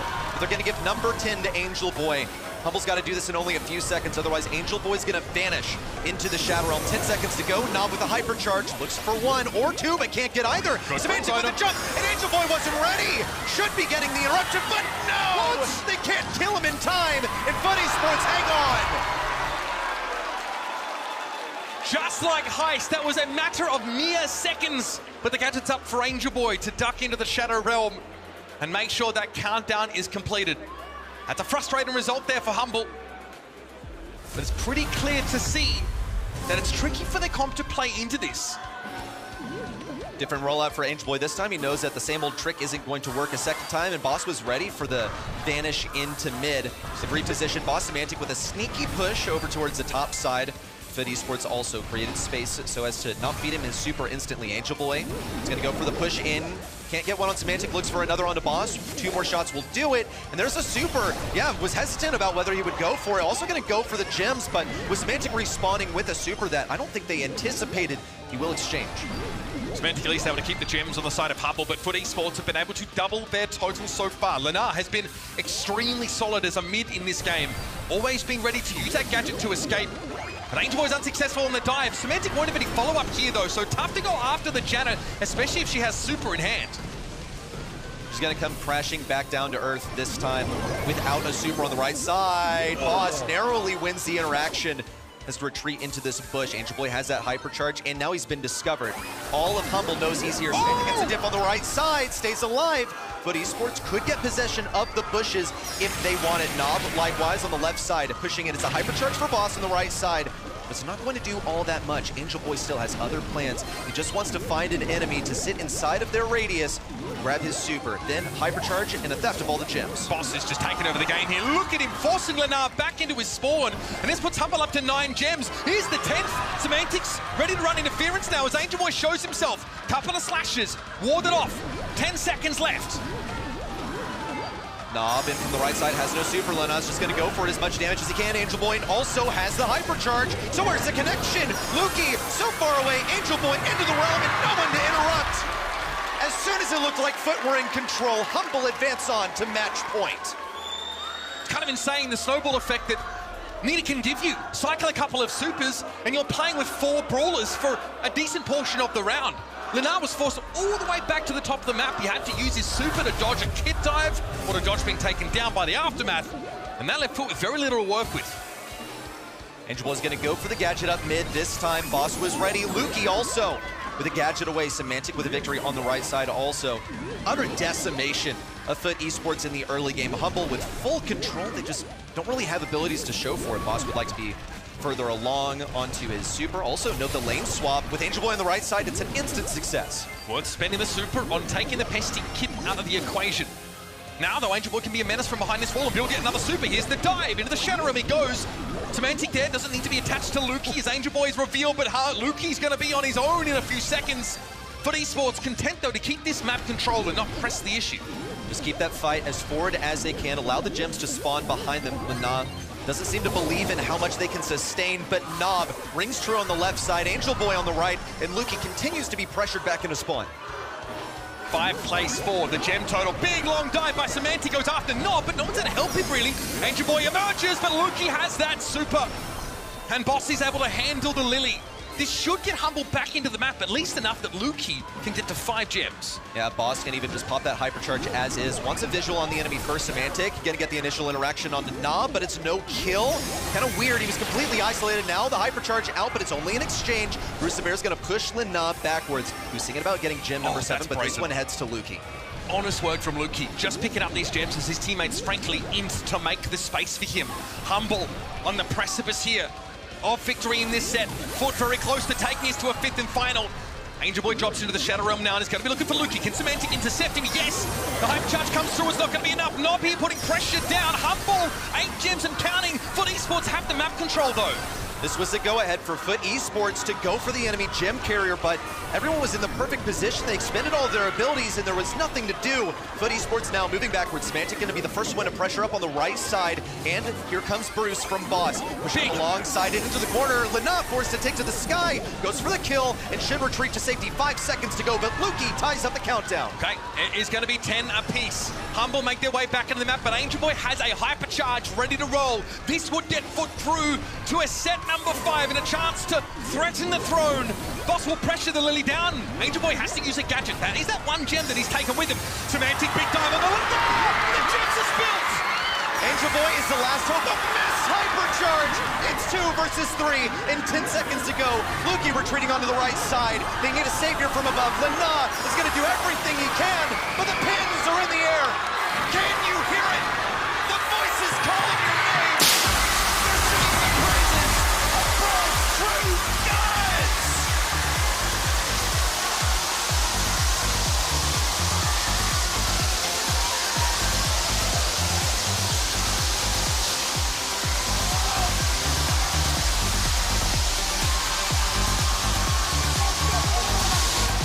Legacies are not built in a day. They're not built overnight.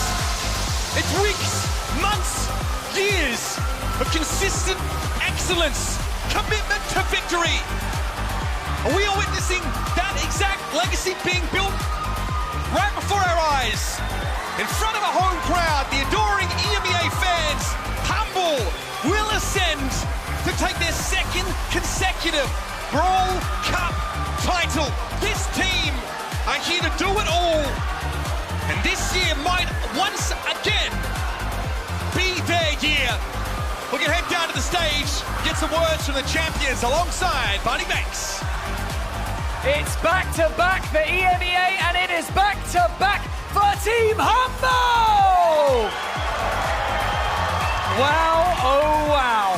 What a phenomenal tournament. First and foremost, I would like to say we are joined on the main stage by Kenny himself to deliver you your medals. I would like to quickly tell you the importance of these medals right here. These are created by Thomas Light, who is a precious metal worker who's built some of the most iconic sports trophies of all time, like Wimbledon tennis, the Golden Boot. So look after these with your life and enjoy wearing them as well. Boss, how does it feel back-to-back on the main stage, taking out a formidable opponent? It feels so fucking good. Everyone on Humble of supporting, we could hit you anyway, like it was fucking insane. I'm so happy about this, and even more my teammates that are from Germany, and we are in Germany, so congrats. That's right, you should be proud. Semantic, not only back-to-back, like we're gonna say over and over again, but in front of a home crowd. Vielen Dank an alle Deutsche, wir haben's geschafft! Lukey, I'm not going to forget about you, Lukey. In fact, I'm going to do... Yeah, come over here. I was going to cross over. I tell you what, Lukey, you've been cold as ice this entire tournament. You've been laser focused. I've been watching you. It's been phenomenal to see you show up on the main stage once again. Tell me what's going through your mind right now and how that experience was on the main stage. I mean, honestly, I was just trying to avoid the microphone because last time I said back-to-back, we're not going to make it, but this time we did back-to-back, and we're the only team who actually won Brawl Cup twice now. That is right, the only team to win the Brawl Cup back-to-back, and the only team to win a Brawl Cup full stop. Lukey, I'm going to get you to join your teammates over here because for one final time, Uber Eats Music Hall, Berlin, make some noise for your 2026 Brawl Cup champions. It's Humble!